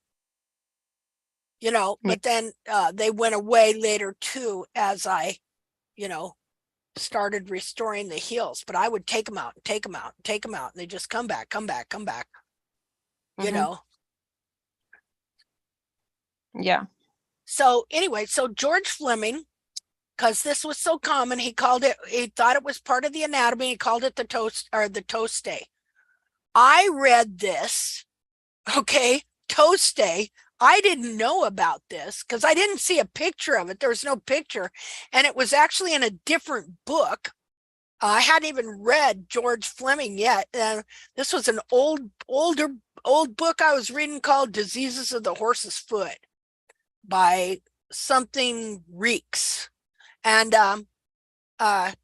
and he's saying he's describing the shape of the sole, and he's describing the shape of the sole, and he talked about the toe stay, and he talked about it being an inverted V. See, inverted V.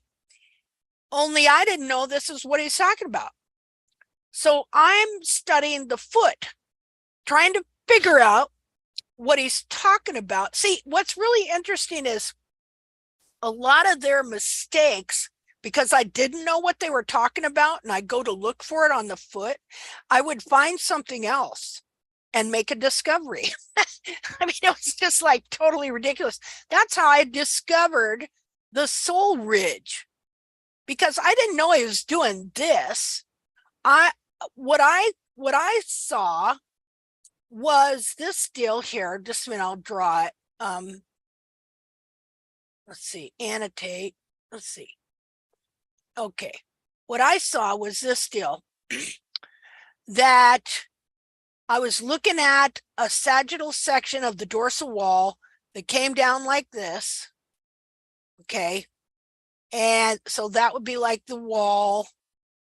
Okay, and then I was looking at the sole here, and I thought it was talking about this area on the foot. Okay, and so then I got to looking at it, and that's when I noticed that there was this convex sole ridge here, and I thought that was the toe stay he was talking about, because it kind of looked like a V here. You know, you got your foot in here, that kind of looked like a V in there. So I thought that was what he was talking about, until way later I understood, oh, okay, that was an error he made, you know, because it was so common, because they're trimming the heels out of so many horses, and it was causing this, you know, like I said, all that anatomy gets pushed up in there. It bends the foot and forces the toe down. The pressure on the toe causes this. And then what some people call this thing here, this minute here, is a crina also. Let's see. Okay, see it there? Because it affects this area. Now, I saw another sagittal section of one of these cut in half, and to me it looked like almost an ingrown toenail, like a piece of the sole had reverted and grown up into here and caused that too. So I don't know. So here you see again the back of the foot pulled down, and not as bad as in you know, the foot that I did, but these are kind of misshapen, pretty misshapen here to a degree.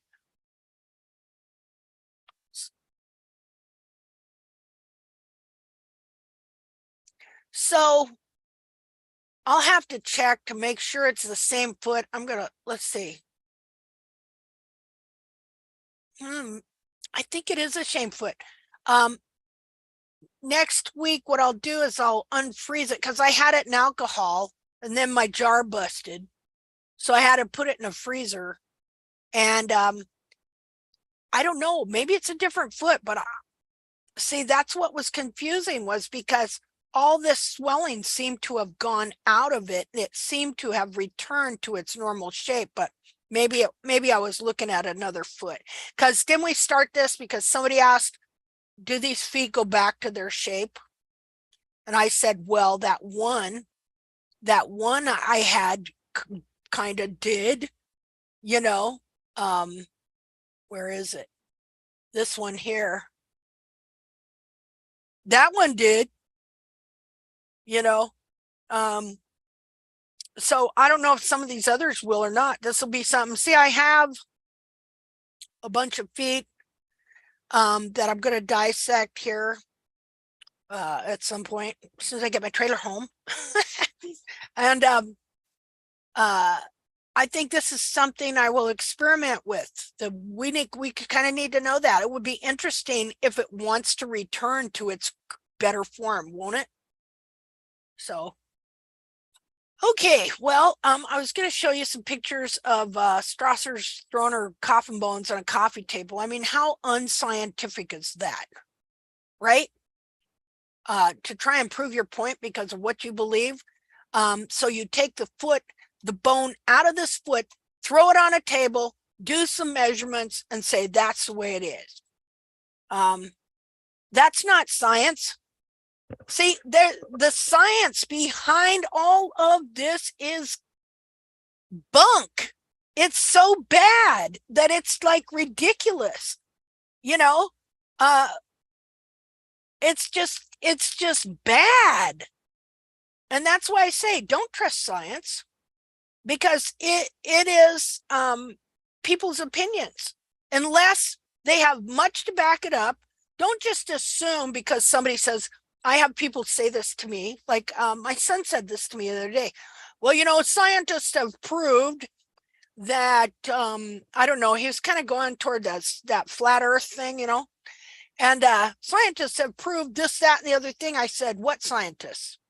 Well, I don't know. I said, well, what scientists and where are their studies? You know, and even then, you know, always have a measure of doubt.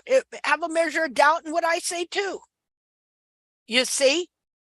So, but always have that doubt. Now, I'm going to show you this because I want to show you something about, here's a digital cushion. And again, here's another thing that could happen. You could have this foot form, and you could have it where it doesn't have a ground parallel coffin bone, because when all that anatomy gets shoved up in there, it can also lift the back of the coffin bone. So it can, yeah, it could be ground parallel, and that's one form of distortion.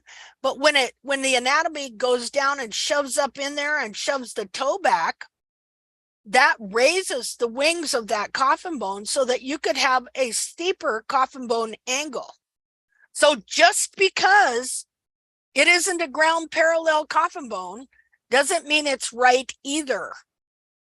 So look at this. That other extreme would be where it would cause founder, right? Yeah, that too. Yeah, because when it lifts that coffin bone, that's when, well, that foot wants to lift too, and then you got rotation. And then the dorsal wall flips forward and the foot goes through the sole, and you got the laminar wedge, this and all that other stuff that goes on. Just a second. Okay, so here's an example of, okay, you know how I showed you in that picture how my frog was bent up into the foot? Remember under here? Let me, okay, so let's say this keeps on going for years and years. All right. And let's see, just to reiterate here quick, see how that frog's bending up into that foot there? Yeah. Okay, let's say, and of course this old frog, what if it don't, you know, what's another thing they teach? Don't trim the frog much, right? So you have all this dead frog being shoved up into the foot here. And at the same time, the periopal is taking over and growing over the whole frog, by the way, to try and hold the foot together. And also because it's been deformed and distorted out of place and stuff. Oh my goodness, here, just a minute here, just here, hold on. Okay, just in case. Okay. Okay, I got distracted there for a second. All right, so okay, so I'm showing you this. Get back to on track here. How I was only trimming this horse maybe 8 months. Okay, and so what? That's like every 6 weeks. What, 4 or 5 trims maybe, if that. Okay, so now let's look at this foot. And remember, I already showed you about the digital cushion, right? Okay, so look how the hairline is pushed. This is a sagittal section. Here's the digital cushion. Okay, look how this is pulled down. Now, you know what this is periopal that's grown over the whole frog here. This white, see, coming from here. Okay, you see this right here, right in the center of the foot? You know what that is? Frog. Yeah, old dead frog. Covered over by periopal. Look at the look at the horn tubules of the periopal growing this way. See? Yeah, imagine stuck up into the bottom of the foot. This part of the foot forced down, frog forced up into the foot, deformed digital cushion. See, but he had a nice looking dorsal wall and toe and sole, didn't he? But the whole back of his foot was deformed. Well, that's other studies. Okay, just a minute here. I'm going to try and find this Strasser picture out of her $800 Big Blue book. That's what they call her book. Big Blue. $800 for her book. Now these people are not in this for the money. Okay. That has nothing to do with it. It's all just for the welfare of the animals. But $800 for her book that was co-written by a gal that writes vampire love stories. So just another tale of fiction. Am I being critical? I don't mean to be. You know, trust the science, folks. These people are scientists. I'm not a scientist. I'm just a horse owner. I'm a nobody. I got a GED and I had to cheat on the spelling to get that. Okay. So I could get out of where I was. Yeah, I've got no formal education. Sorry. I'm just a horse owner that wanted to save their horse who's got OCD. You know, I tell you what, I get obsessed when I get lied to, or when something ain't truth, or when something ain't adding up. See there, I don't even use correct English. I use the word ain't. Ain't a word. Well, it's in the dictionary now. Oh, it is? Yep, it has been for years. Oh, I had no idea. I'm so happy. And so you're not all wrong. As well it should be, you know. Okay, let's see if I can find these Strasser pictures here. Let's see, coffin bone. Let's see, coronary band.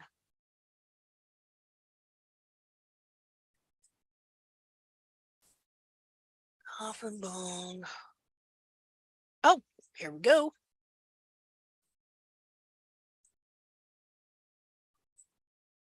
This is what's in her book. Well, she's got that picture of Jamie Jackson's wild horse, the sagittal section.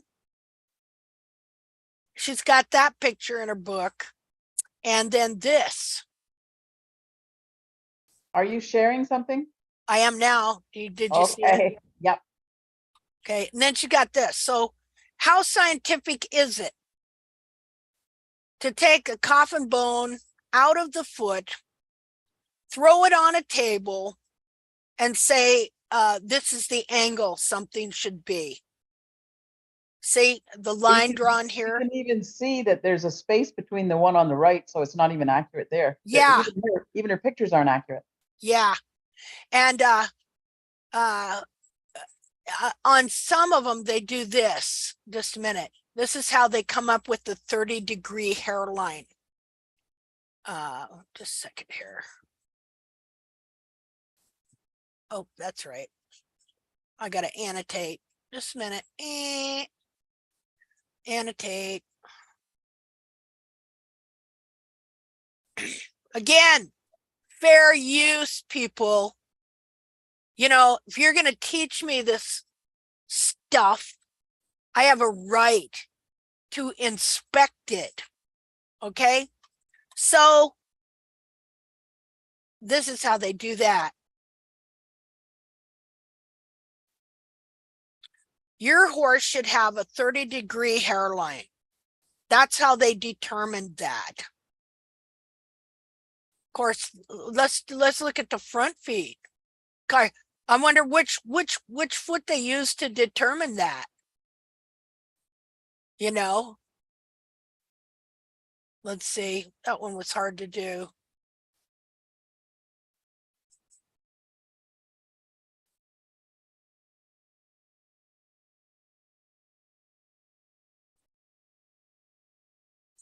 I guess they're about the same. That's how you, so if your horse is to have a 30-degree hairline, then you just keep trimming the heels down till that hairline was like this. You just keep working on it, working on it, working on it, working on it, working on it till you can get it to stay down like that. See there? And of course, this is just like that one dead wild horse foot that wore its heels out, the rear foot of the wild horse. So you're crushing all of the cartilage that is here in the heel to force this horse into doing it. You're changing the whole biomechanics of the foot and the way it functions. You are changing the complete way this foot functions. And yet they all talk about form and function, right? You know, you see what a farce it is? See, natural hoof scare is what it should be called. Okay. And so now what do you got? You got thousands. I mean, I'm sure more than thousands, hundreds of thousands of women convinced that this is what they should be doing to their horses. Okay. And horses are just getting more and more and more and more lame all the time. And any of the lameness they blame on what the horse eats. Or you notice how, hey, I agree nutrition is important. Okay. But they make it the end all. Oh, nutrition. Oh, nutrition. Anytime they see something wrong with the foot. Well, you know, nutrition, what are you feeding it? And what's happening is because they are trimming this trim, they're destroying this horse's feet. They're destroying the way they function. They're causing all kinds of disease and wounds, everything up and down one side and the other is caused. 99% of all these feet problems are caused by what how they're trimming. And they all think this is the truth. And because they've been taught this, just a minute.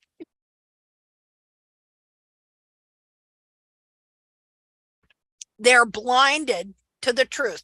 If you can take a child or a person that doesn't know anything about a subject and then just teach them a lie and just present it in a logical fashion to where you leave out facts and you only present facts that shore up what you're trying to prove, your belief, you can make that person believe something that is not true, and you can blind them to the truth. And this is what's going on. You know, many people are very well-meaning, would not ever do this on purpose. I don't even think a narcissist would do this on purpose. But what a narcissist will do, okay, is they're the ones that'll defend this to the bitter end and want to annihilate you. Do you realize that? You know, especially after they've got their own online class and everything else. Because I hate to tell you, but there's a number of narcissistic type people that this is just played right into their deal to think that they know something when they don't, and think that they can make money off this and stuff like that. Because everybody's got a class now. Everybody wants an online class. Everybody wants to charge, you know, and have a name brand class. Like I say, tact it has become kind of a name brand for sure, but I thought these people had a correct understanding of the anatomy. I had no idea. Under God's green earth, I didn't want to find any of this. You know, I don't even want to do this. Like me sitting here today, I don't want to be here. I'd much rather be doing something else. You know, I'd rather have somebody come and trimming my horse. You know what I mean? But now, because I know this, now I am responsible. See, to try and at least do something to help people. Yeah, I see now why people down through the centuries, when they find these truths about issues that were, harming so many people, why they kind of, lost it a little bit, like, or just turned into utter recluses or something. But I can't do that. But anyway, there you go. There's the truth about the ground parallel coffin bone and all of the things. Do you see how when you get one error, they just build into a whole system of false understanding? So you have all these people with a false understanding, and like, where do you begin to correct them? So in ending, I just want to share one more thing with you to show you how it affects people. Okay? May I say something, Linda? Yes, please do. I can't really not understand how they get the assumption to the flat landing, because all the hoof chat, I'm searching for a flat landing animal, and also the humans doesn't flat landing. So how they get the assumption? This is so stupid. Well, So well, sorry see, for that. But yeah, their assumption is a heel first landing. Okay, yeah, and no, the flat. Oh, I'm so sorry. flat coffin bone. The flat coffin bone. Yeah, I'm so Yeah. sorry. I'm struggling. I'm lost in translation. Yeah, because this could, yeah, this is just stupid, I'm thinking. well, it is, but if that's all you know, see, Yeah. and you see, if you trust the person, this is why, if you're going to take over the world, you want to get in the school, because you want to get to people before they know anything, and you want to be in a position of trust. See, because then you can pretty much tell these kids anything. You can tell, we know nothing about the foot. Who's going to suspect a vet or a professor or somebody who says they're a professional farrier of teaching you a bunch of bogus stuff that's going to harm your horse? First of all, they believe it themselves. Do you understand? So they're sincere and they believe it themselves. And so when they tell you, and they're in a position of authority, like, we can say that now, I can look at it and go, my God, how could you believe? But I did believe that at one time. And see, you would too if you hadn't seen some of this other stuff. You see what I'm saying? Yeah, if somebody tells you the grass is blue and you never see the grass, it's green. Yeah, exactly. Then you will believe that. Yeah. Exactly. I wrote a story one time about how this works, about how deception works. And it was about a young man who was adopted by this wicked, evil old man, and he kept him basically as a hostage on his farm doing farm work, and he raised him, and he thought it would be funny to rename all the farm animals and give them different names other than the real name. And of course, the boy was raised that way. So he called a dog a cat, and a cat a dog, and he called the cow a horse, and he called the horse a cow, and I mean, he just, like, a rake he called a shovel, and a shovel he called a rake, and he just changed the language in this kid completely to where these things all had names. but the name of what it really was in the picture was not true to fact to the rest of the world, right? So the old man dies, and for some reason the young man gets kicked out on his own, and he needs a job. So he goes to a local farmer and he says, yeah, I've got a lot of experience working with horses and cattle and things like that. And so he's on this big ranch farm, this guy, and the guy gives him instructions the first day. He says, well, he says, today, he says, I want you to brush the horse and we're going to butcher the cow. Okay, now the guy's got a prize stud, right? Okay, so the man leaves for the day. He comes back. He finds, what's he find? His horse has been butchered and his cow has been brushed. See what I mean? All that's language. That's language. That's how people get deceived. If you change the definition of word or, you know, the image of something, you can deceive people into thinking, like I say, a can of peas with the corn label on it is still a can of peas. One way that people get deceived is when you change the definition of words. See? So, yeah, so everybody's been deceived into thinking that this is the right way a foot should be because they didn't know the right way a foot was to begin with. If you don't know the foot, if you don't know the truth about a subject, you're subject to deception. Okay, so I was going to show you something real quick. Does anybody remember what it was?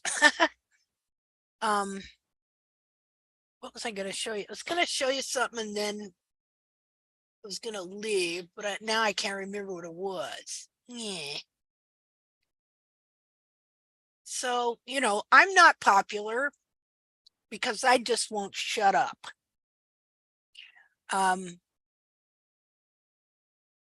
Look, I'm telling the truth. Have I said anything that's not true here? I read you what they think about this hoof here. Here, let's look at this again.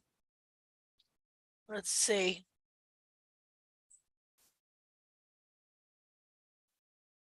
There we go. Let's see.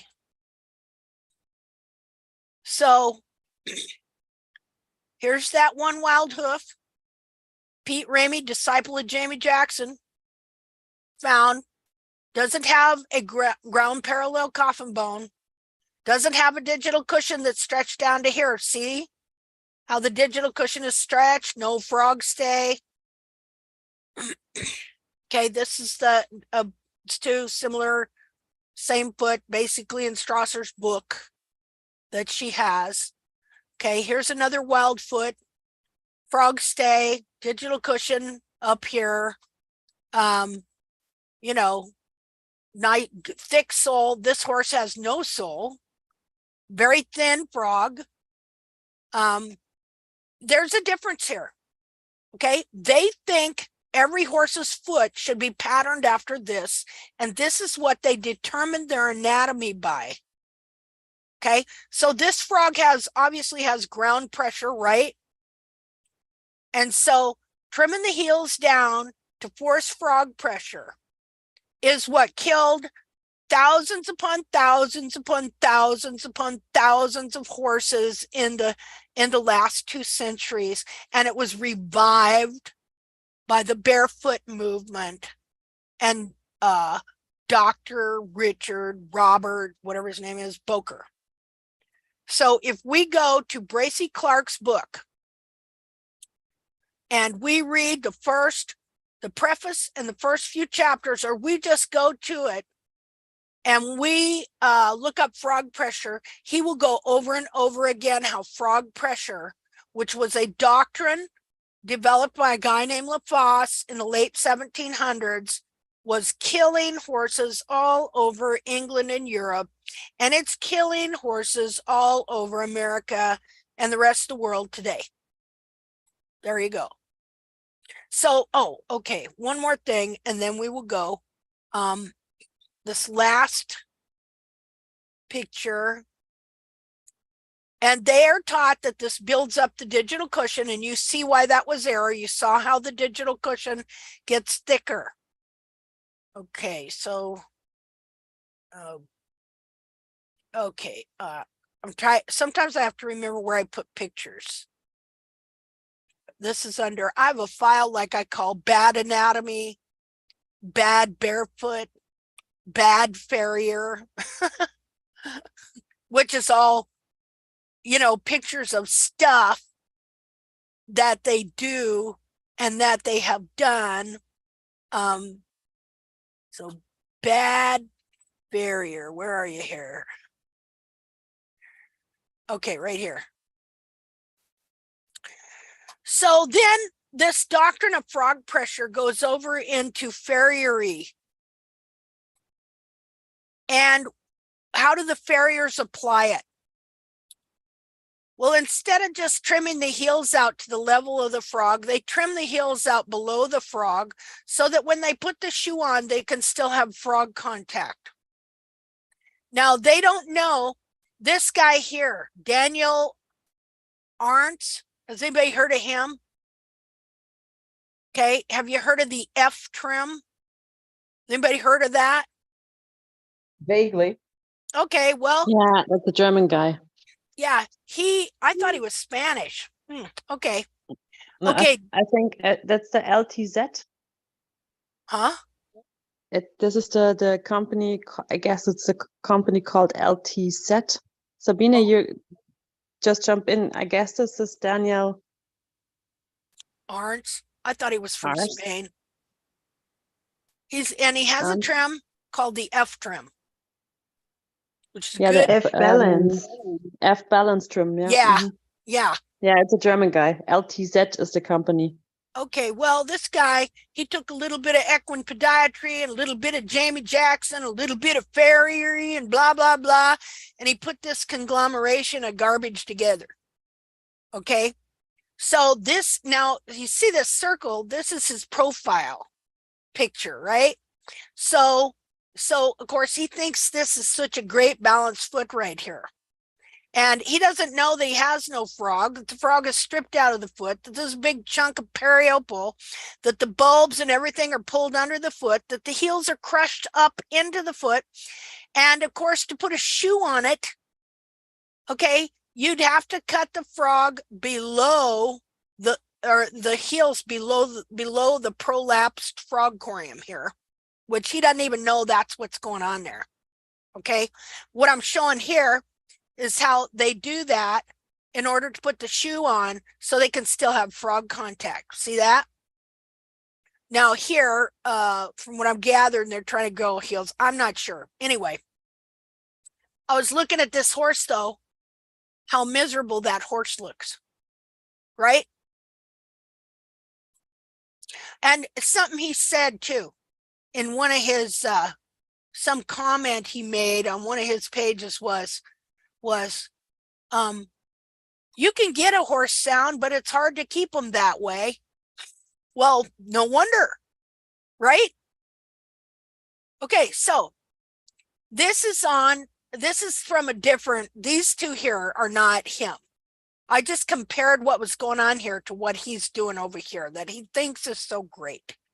Okay, and of course, because he's a farrier, they're rasping the heck out of the hoof wall, and stuff. So you just take the worst of barefoot and equine podiatry and farriery, and there you go.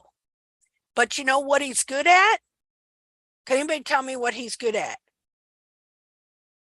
Marketing. Man, that guy's a marketer. See, he has marketed his horrible hoof regime in he got big classes, farriers doing it. See, he's a good marketer. See, just like that's me. I'm not a good marketer. Okay, so this here is off of AmericanFarriers.com articles.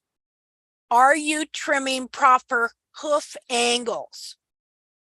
Okay, now I want to read you this. They're talking to farriers. Something up here, I don't remember what it said, something about they'll be told their angles are too steep or something. Several years later, you'll attend another clinic. A different clinician who is also well respected, makes a compelling argument for why horses need more heel. The clinician speaks to the problem of too low an angle. This confusion persists the rest of your career. I'm sure they're talking about, I don't know if they're talking about dorsal wall angle or coffin bone angle. Probably dorsal wall, just a minute.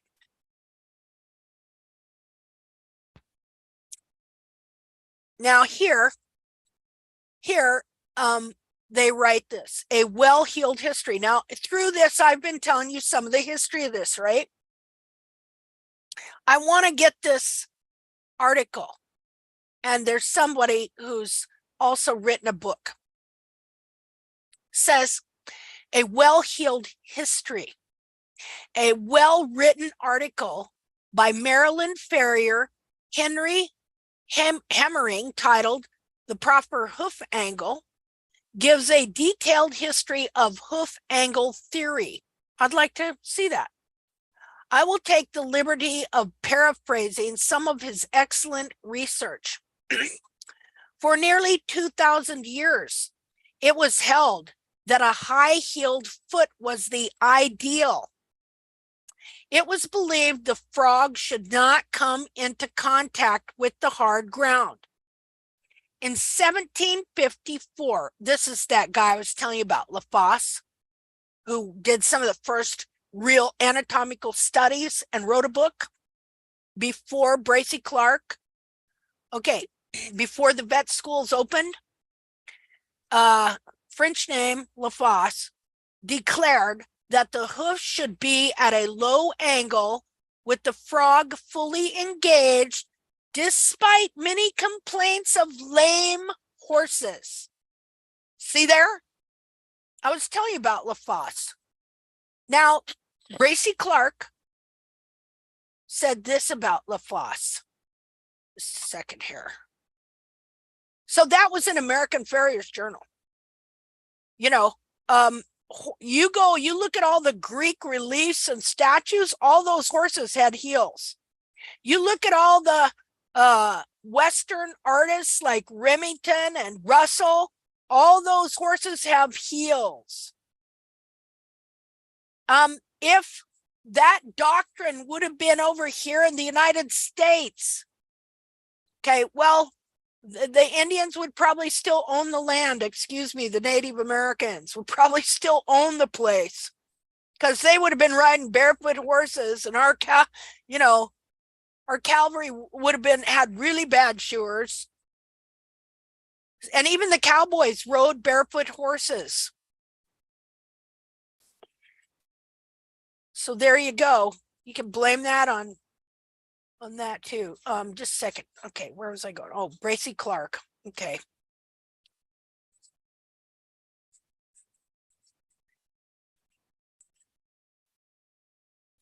OPQR.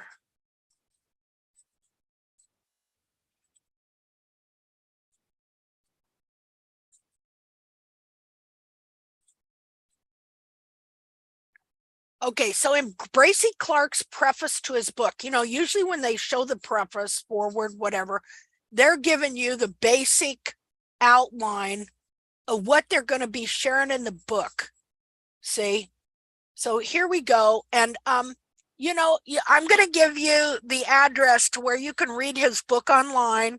You can also look things up in his book. There's a search and stuff at the Internet Archive. And as you see up here, this is like page 8 of his preface.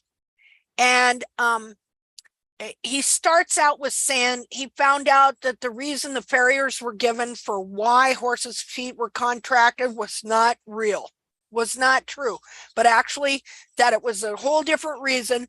And he spent years in experiments proving it. So, and he talks about how then he was only maligned and done dirt by that Professor Coleman of that college, whose teachings all the farriers follow today. Okay, and he says, as to Lafosse, if anyone will read him attentively and altogether, they will, I think, come to the conclusion that so far from borrowing from him, oh yeah, so they would say, oh, he's just copying LaFosse. You know what they say about me? They say, the few that know, they'll say, oh, she's just copying Gene Ovenick's mapping. Actually, I'm not. I did start out with this mapping, but then I pretty much changed almost all of it. Okay, so but they just love to do that stuff. Of course, these are people that stole what I knew at the time to go do their own thing to make sure they made money off of it. So that's the kind of people those people are. Okay, so much sordid history in hoof care and nasty people. See? So he says, I have allowed him to know what he never really understood. He means my research would have straightened him out. Okay? Or why did not his countrymen understand it before I published and have practiced shoeing with a motion for the foot long ago? But it was the business of these colleges formerly to depreciate LaFosse. So the colleges opened in the 1790s. LaFosse wrote his book back in 1750, and all they do is just talk him down. Oh, LaFosse, he didn't know, blah, blah, blah, right?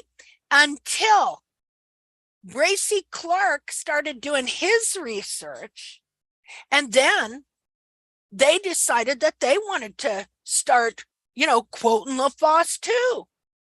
All right. And here's why. They started saying LaFosse was right. Bracy says, till I praised him as making the only step that had been made, though a false one. For certain it is that by his false doctrine about frog pressure, he did a great deal of harm, and the effects of it are still felt by thousands of men and horses, both in England and France today. What he's saying these people, they never want to change at all. Till I said LaFosse was wrong in his doctrine of frog pressure, and then they all started defending LaFosse. That's how.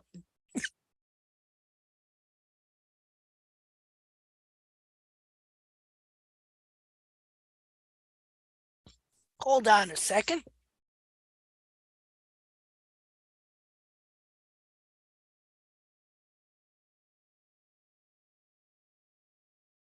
I'm about to die here. Swallowed the wrong way. So, see, these people in these colleges are so nasty. You talk to anybody that's a decent person that has worked in them and that has worked around academia, and they're going to tell you that, yeah, there are a lot of people, this really nasty people. They don't want you to make any discoveries. They want it all. I know a number of people that have been scientists, have worked in the universities and research, and they've had to deal with that. Okay, so, but you see here, he says, for certain it is that by his false doctrine about frog pressure, he did a great deal of harm, and the effects of it are still felt by thousands of men and horses, both in England and France this day. So in his book, he goes into detail about frog pressure. He mentions it all the time. Okay, the false doctrine of frog pressure. So the barefoot movement starts. Okay, up jumps Professor Boker. All right, and because he's hobnobbed with the barefooters, and so he's had this image put in his head of what the ideal foot is. Well, it's got frog pressure, right? Of course, ain't got much frog, but it's got frog pressure, and it's got that big, wide, stretched out digital cushion. So that's what he's looking for in a foot. And that's what he thinks is a well-developed digital cushion. And because he is in the position he is, he could say anything, and people are going to accept it as factual because it's science. You see that? So what you can do, I'll show you here. You go to the Internet Archive to find this book. Now, remember, we started out with him. Oh, well, here we go. Here, let's look. Here, you think I'm kidding?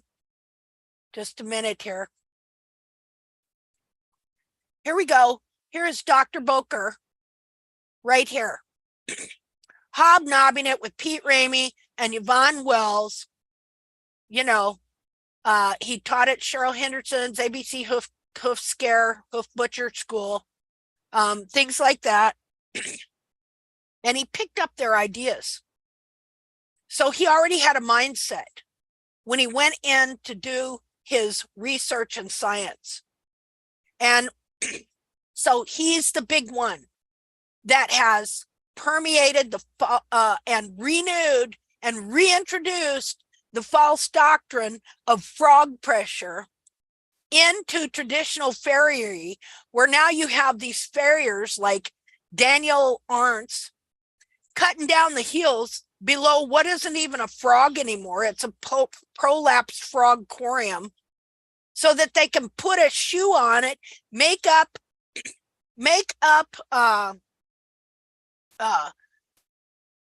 for the thickness of the shoe and still have frog pressure on the ground. So they're pulling the bulbs of these horses down and under the foot and stripping the frog out of the foot and prolapsing the frog corium and forcing it to pound the ground.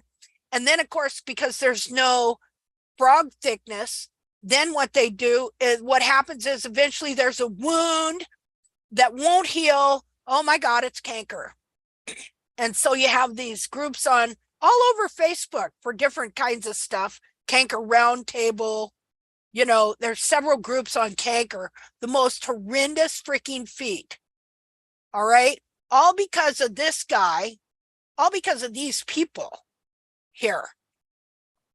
So, this is what they believe. This is what they teach. I'm not saying anything they don't teach. All right. I don't agree with them. I think their trims are harmful. It harmed my horse. And you all know it harmed your horses too, right? Nobody's going to say anything. What if they sue me? Okay, let's go for it. You know, and stuff. Well, I guess they better sue everybody else on the internet that criticizes other people's methods of stuff, huh? Yeah. Hobnobbing and at a barbecue. This is in 2007, folks. Da da da da da. Strasser right. Jamie Jackson, burn that picture image into your brain. He said that in one of his books. This is what what's his name? Now, see, the guy's name's escaping me. David Landville says. Pete Ramey says in his book, burn that image into your brain. Okay? Strasser. And so he was influenced by them. Okay? If he might not have been influenced by these people, because they would invite him to clinics to teach. All right. Then later he's invited to farrier conferences. So he based a lot of what he believes on what these people shared with him. Okay. Do you see how that happens? Now, are any of these people purposely harming anything? No, they're good intention, very good intention. But does that change the fact that what they have spread around the world is harming? Hey, harmed my horse. My pony still ain't right. Okay, but of course they're not the only ones. It's just 3. You know, 3 people. That's what they teach. I haven't said anything here that's not true. So, okay, let's see what we got here. Okay, so this Bracy Clark, remember I told you, they think when a horse's foot is deformed and they study it, then they make conclusions And then, oh, gee, come to find out that was false. How embarrassing. See, that's what this was. This is Bracy Clark, one of his own old books called the Periopal Band, at that time, the Frog Band. Why is that? Because when you trim the heels out of the horse, this horse doesn't have heels. This is sidewall. This horse's heels are shoved way up under his foot. So when you trim the heels out of the horse, the periopal gets pulled underneath. It grows over the whole frog, and they thought that this was part of the anatomy. Just like in the dead wild horse that wore its heels out, they look at everything on there and they think that that is part of the true anatomy. Dr. Boker would look at that digital cushion and say, look how he built up his digital cushion. But, you know, let's look at a real digital cushion. See, I just keep going and going, what the heck? Let me just, okay. I'm going to share the true digital cushion real quick, and then we're going to end this. I was only wanting to get on here for like an hour. Let's see here. But I just need to get in trouble. So, make people mad. She's dissing Dr. Boker.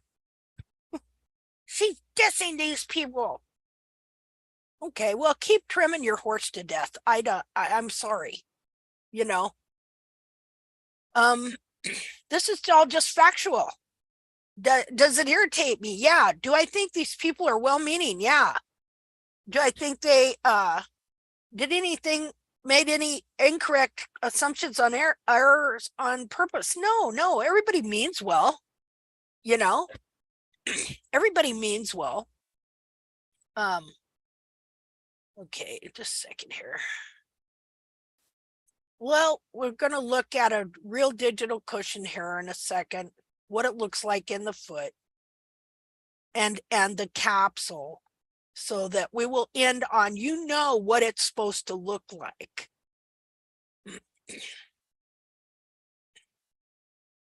Yeah, you know, a lot of people leave this group because they don't like it when I say stuff like that. Do you think I care? No, I don't. I don't. I think they're cowards.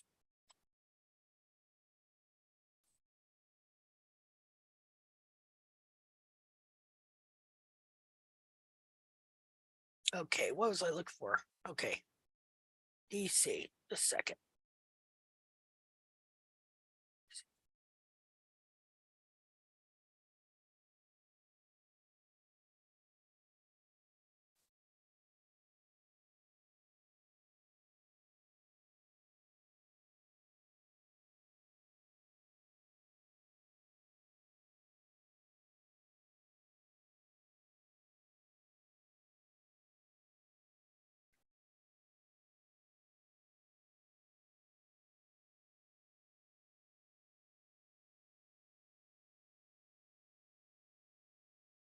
Okay, well, we start here. Start here.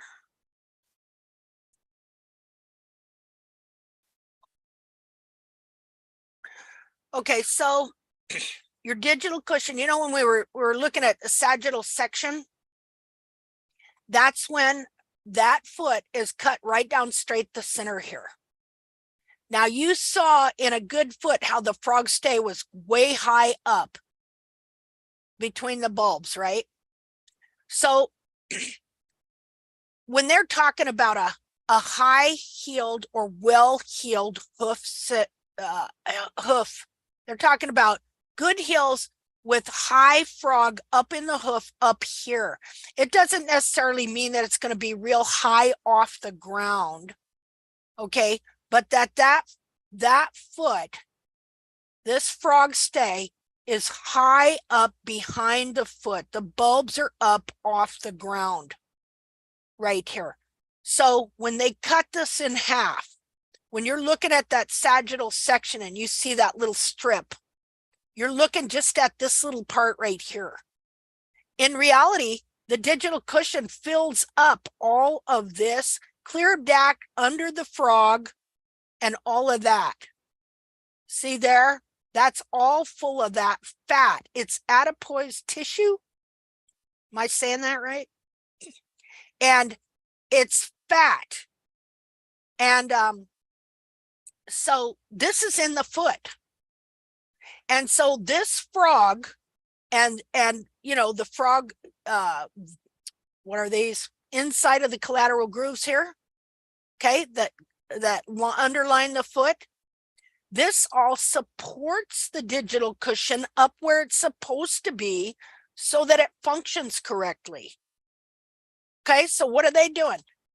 Stripping the heels out, which pulls all this down, takes this piece right here, pulls it all the way down here and under the foot.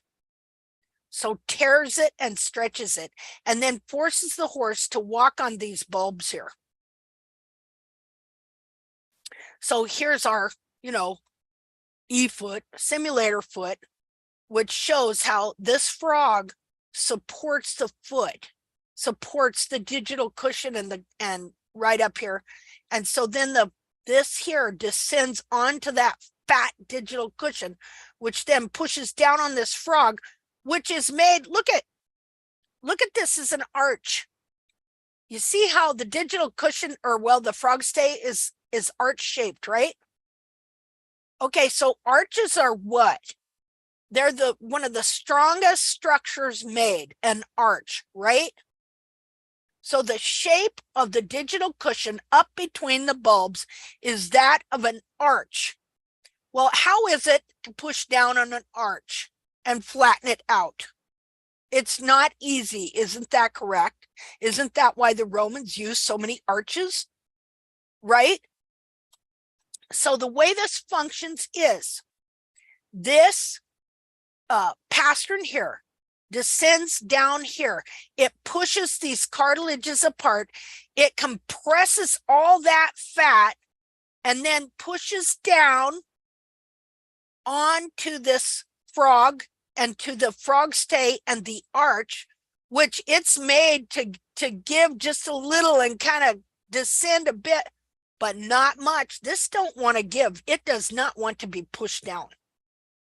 It is firm and it holds all this in place so that, well, you know what it's like when you press on fat, right? How it's pressing back. So everything in the back of this foot is pushing this back up. It's like a spring, like a trampoline, like boing to boing to boing, you know? That's what gives your horse the spring in its step.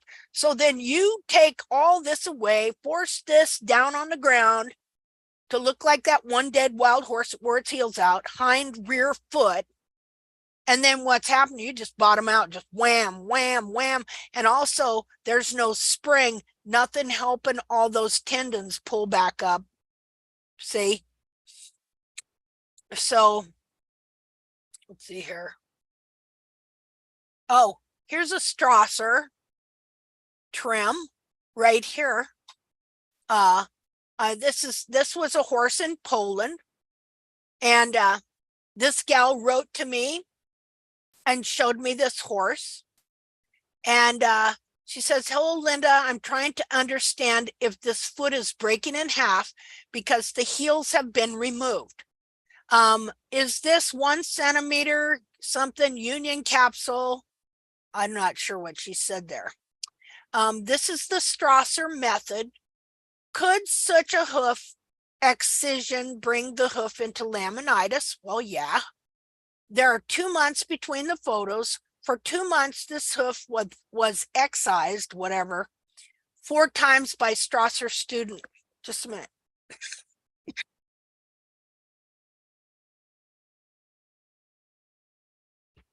Okay. This is what she says then later. Thank you for your opinion. It's important to me. In the past, the horse is gone.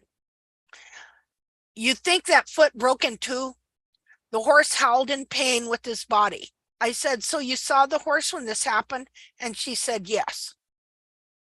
See that? They have so trimmed the foot out of that horse. I mean to tell you, you know, trying to force that 30-degree hairline, which some of them just will not trim into. See how nice her cartilages was here? You know, and then look at how much they've trimmed out and pulled that down and under. See, so the horse is dead now, but anyway. See, I know lots of people who have dead horses over this stuff. Dead horses. Yeah, all foot, all feet. Here's the front foot. Look at the heels on that front foot. No wonder they don't want to use that foot, right? Don't you? How did this foot, how did this foot get to be the quintessential foot that every horse should have? How did it come to be a rear foot? Oh, because it doesn't look like it has run forward heels here. So we're just going to try and toss this one to the side. And this one will become the model right here. Let me see here. Let's see, I have a lot on this. I've been studying this for a long time. Okay, see how they're trying to make this? This is Thomas Teskey here. Okay, trying to force this horse's foot right here to be like that. They're all the same. All right. So this is why you have to watch who you link up with. You know, who are you linking up? Why couldn't this be a hoof model? You know, why? Okay. And like, I didn't realize when I made this that they weren't using this foot, that it was only this foot they were using down here. Okay. This is the foot they're using here, not this one. Okay. This is wild feet. What's wrong with them? Okay. Here's the same foot I showed you a little while ago where the digital cushion, it's a correct foot. The frog stay goes up here. Now, of course, I've removed the hoof capsule and set the foot back in. So this is what they're doing. Here's the hairline down here. Here's the digital cushion up here. Where is it here? It's gone from here to here. You see it? I had a farrier tell me when I showed him a picture of just a foot that looked a little similar, but didn't have much frog under here. He goes, oh my God, that's a digital cushion searching for the ground. And I told a friend of mine that. She said, no, that's a digital cushion searching for a frog. You see the difference? They think, and he's a farrier that doesn't like barefoot trimmers, but he's been influenced by these teachings. And so they think that this is the way the foot is supposed to look because see, barefoot trimming has gotten into traditional farrier through academics like Dr. Boker. And this is what Dr. Boker would think this horse had a good digital cushion because it's so wide here. And so as it's getting wider, it's tearing and it's forming more fibro cartilage and damage. And so he thinks that when he looks in his microscope is a strong digital cushion. He sees a digital cushion with damage and all this stuff in it, and he thinks it's a strong digital cushion. See?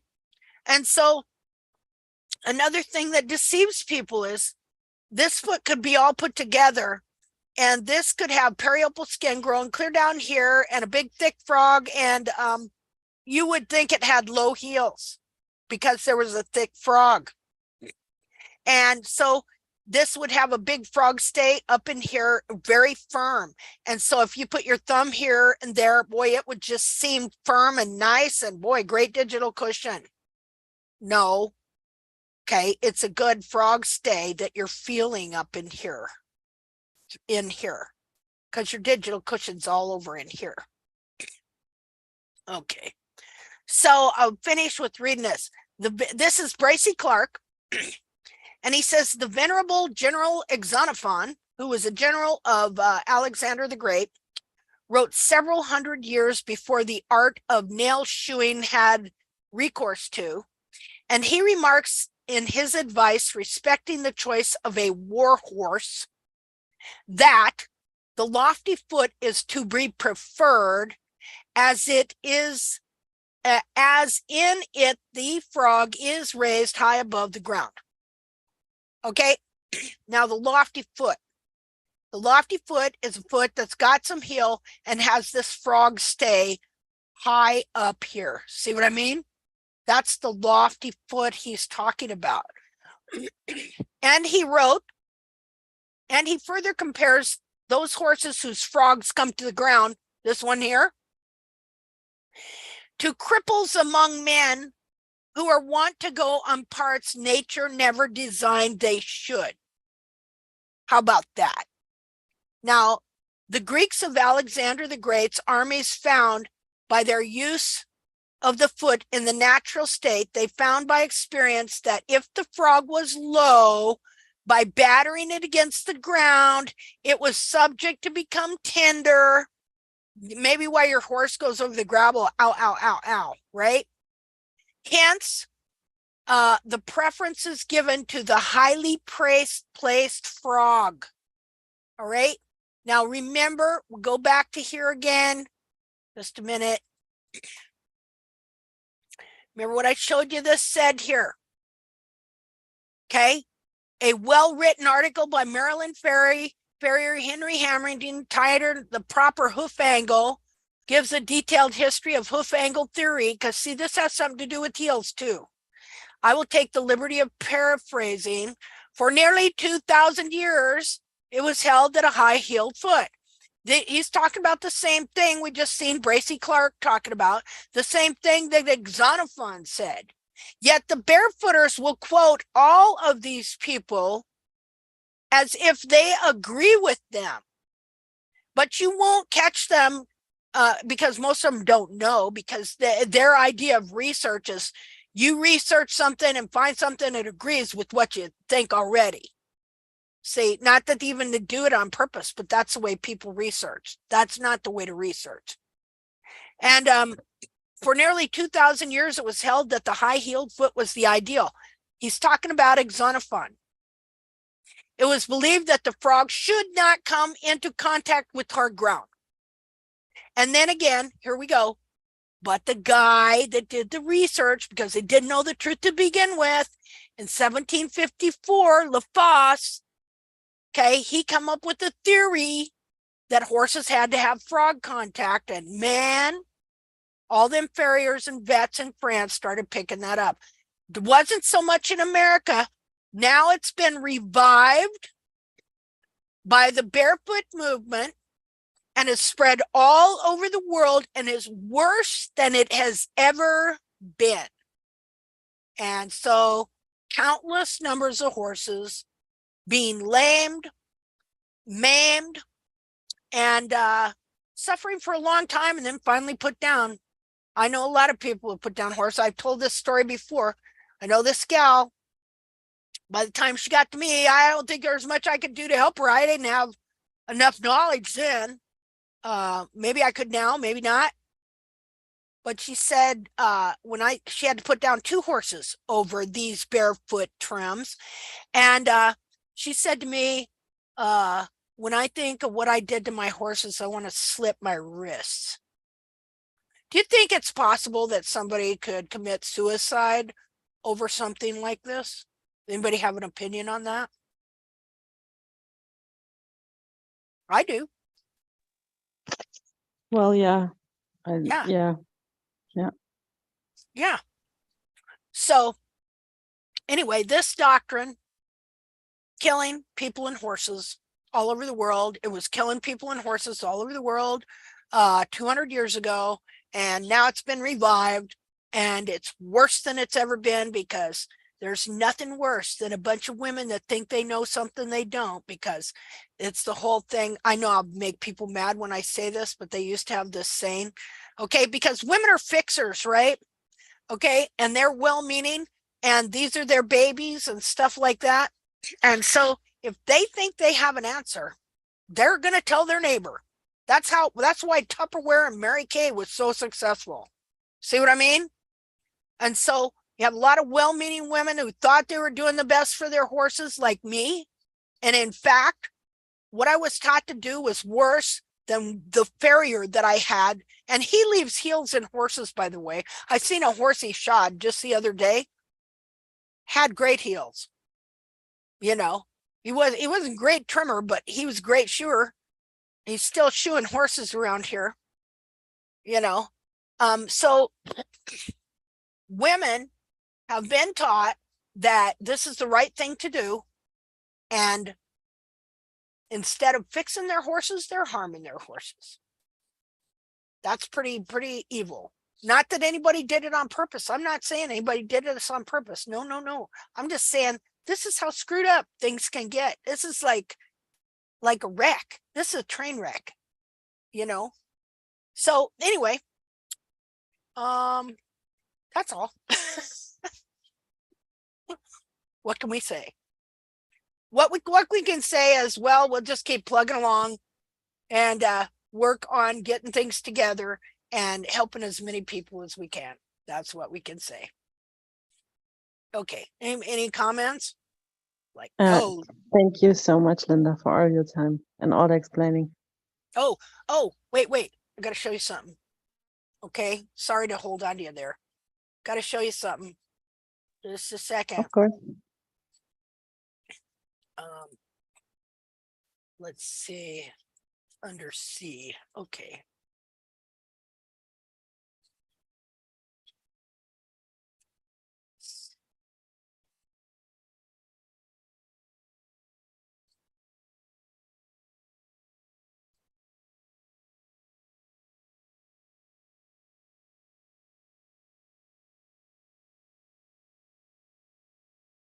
Maybe.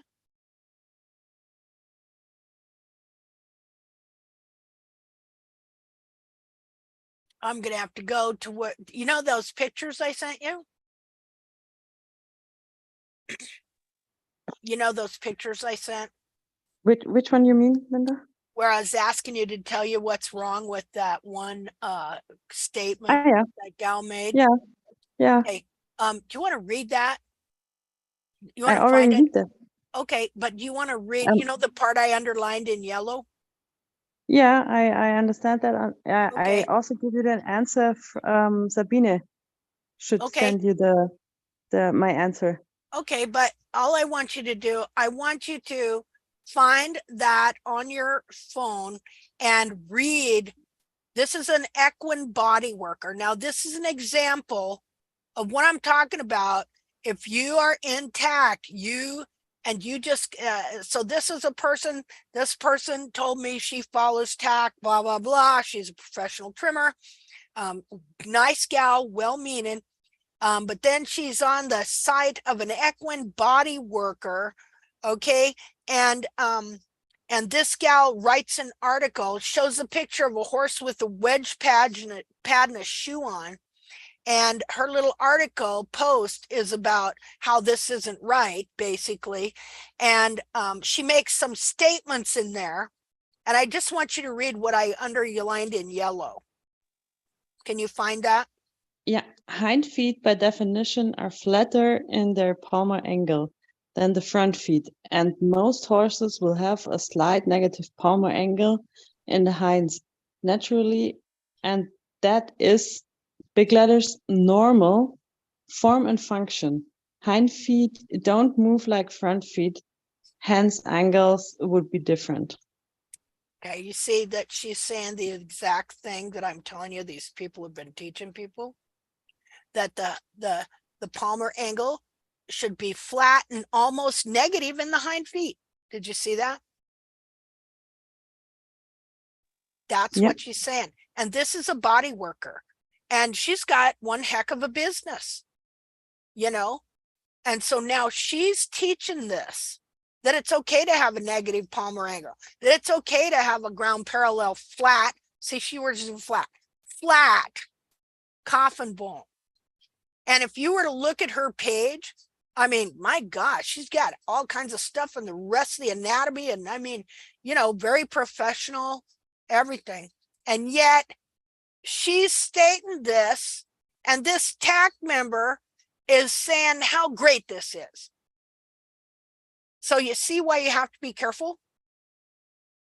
What good Yeah. would it, what good would Yeah. it do to be saying, oh yeah, I do TAC? Just like I said, I started this out. I see TAC people on other barefoot pages putting thumbs up to total garbage, total error.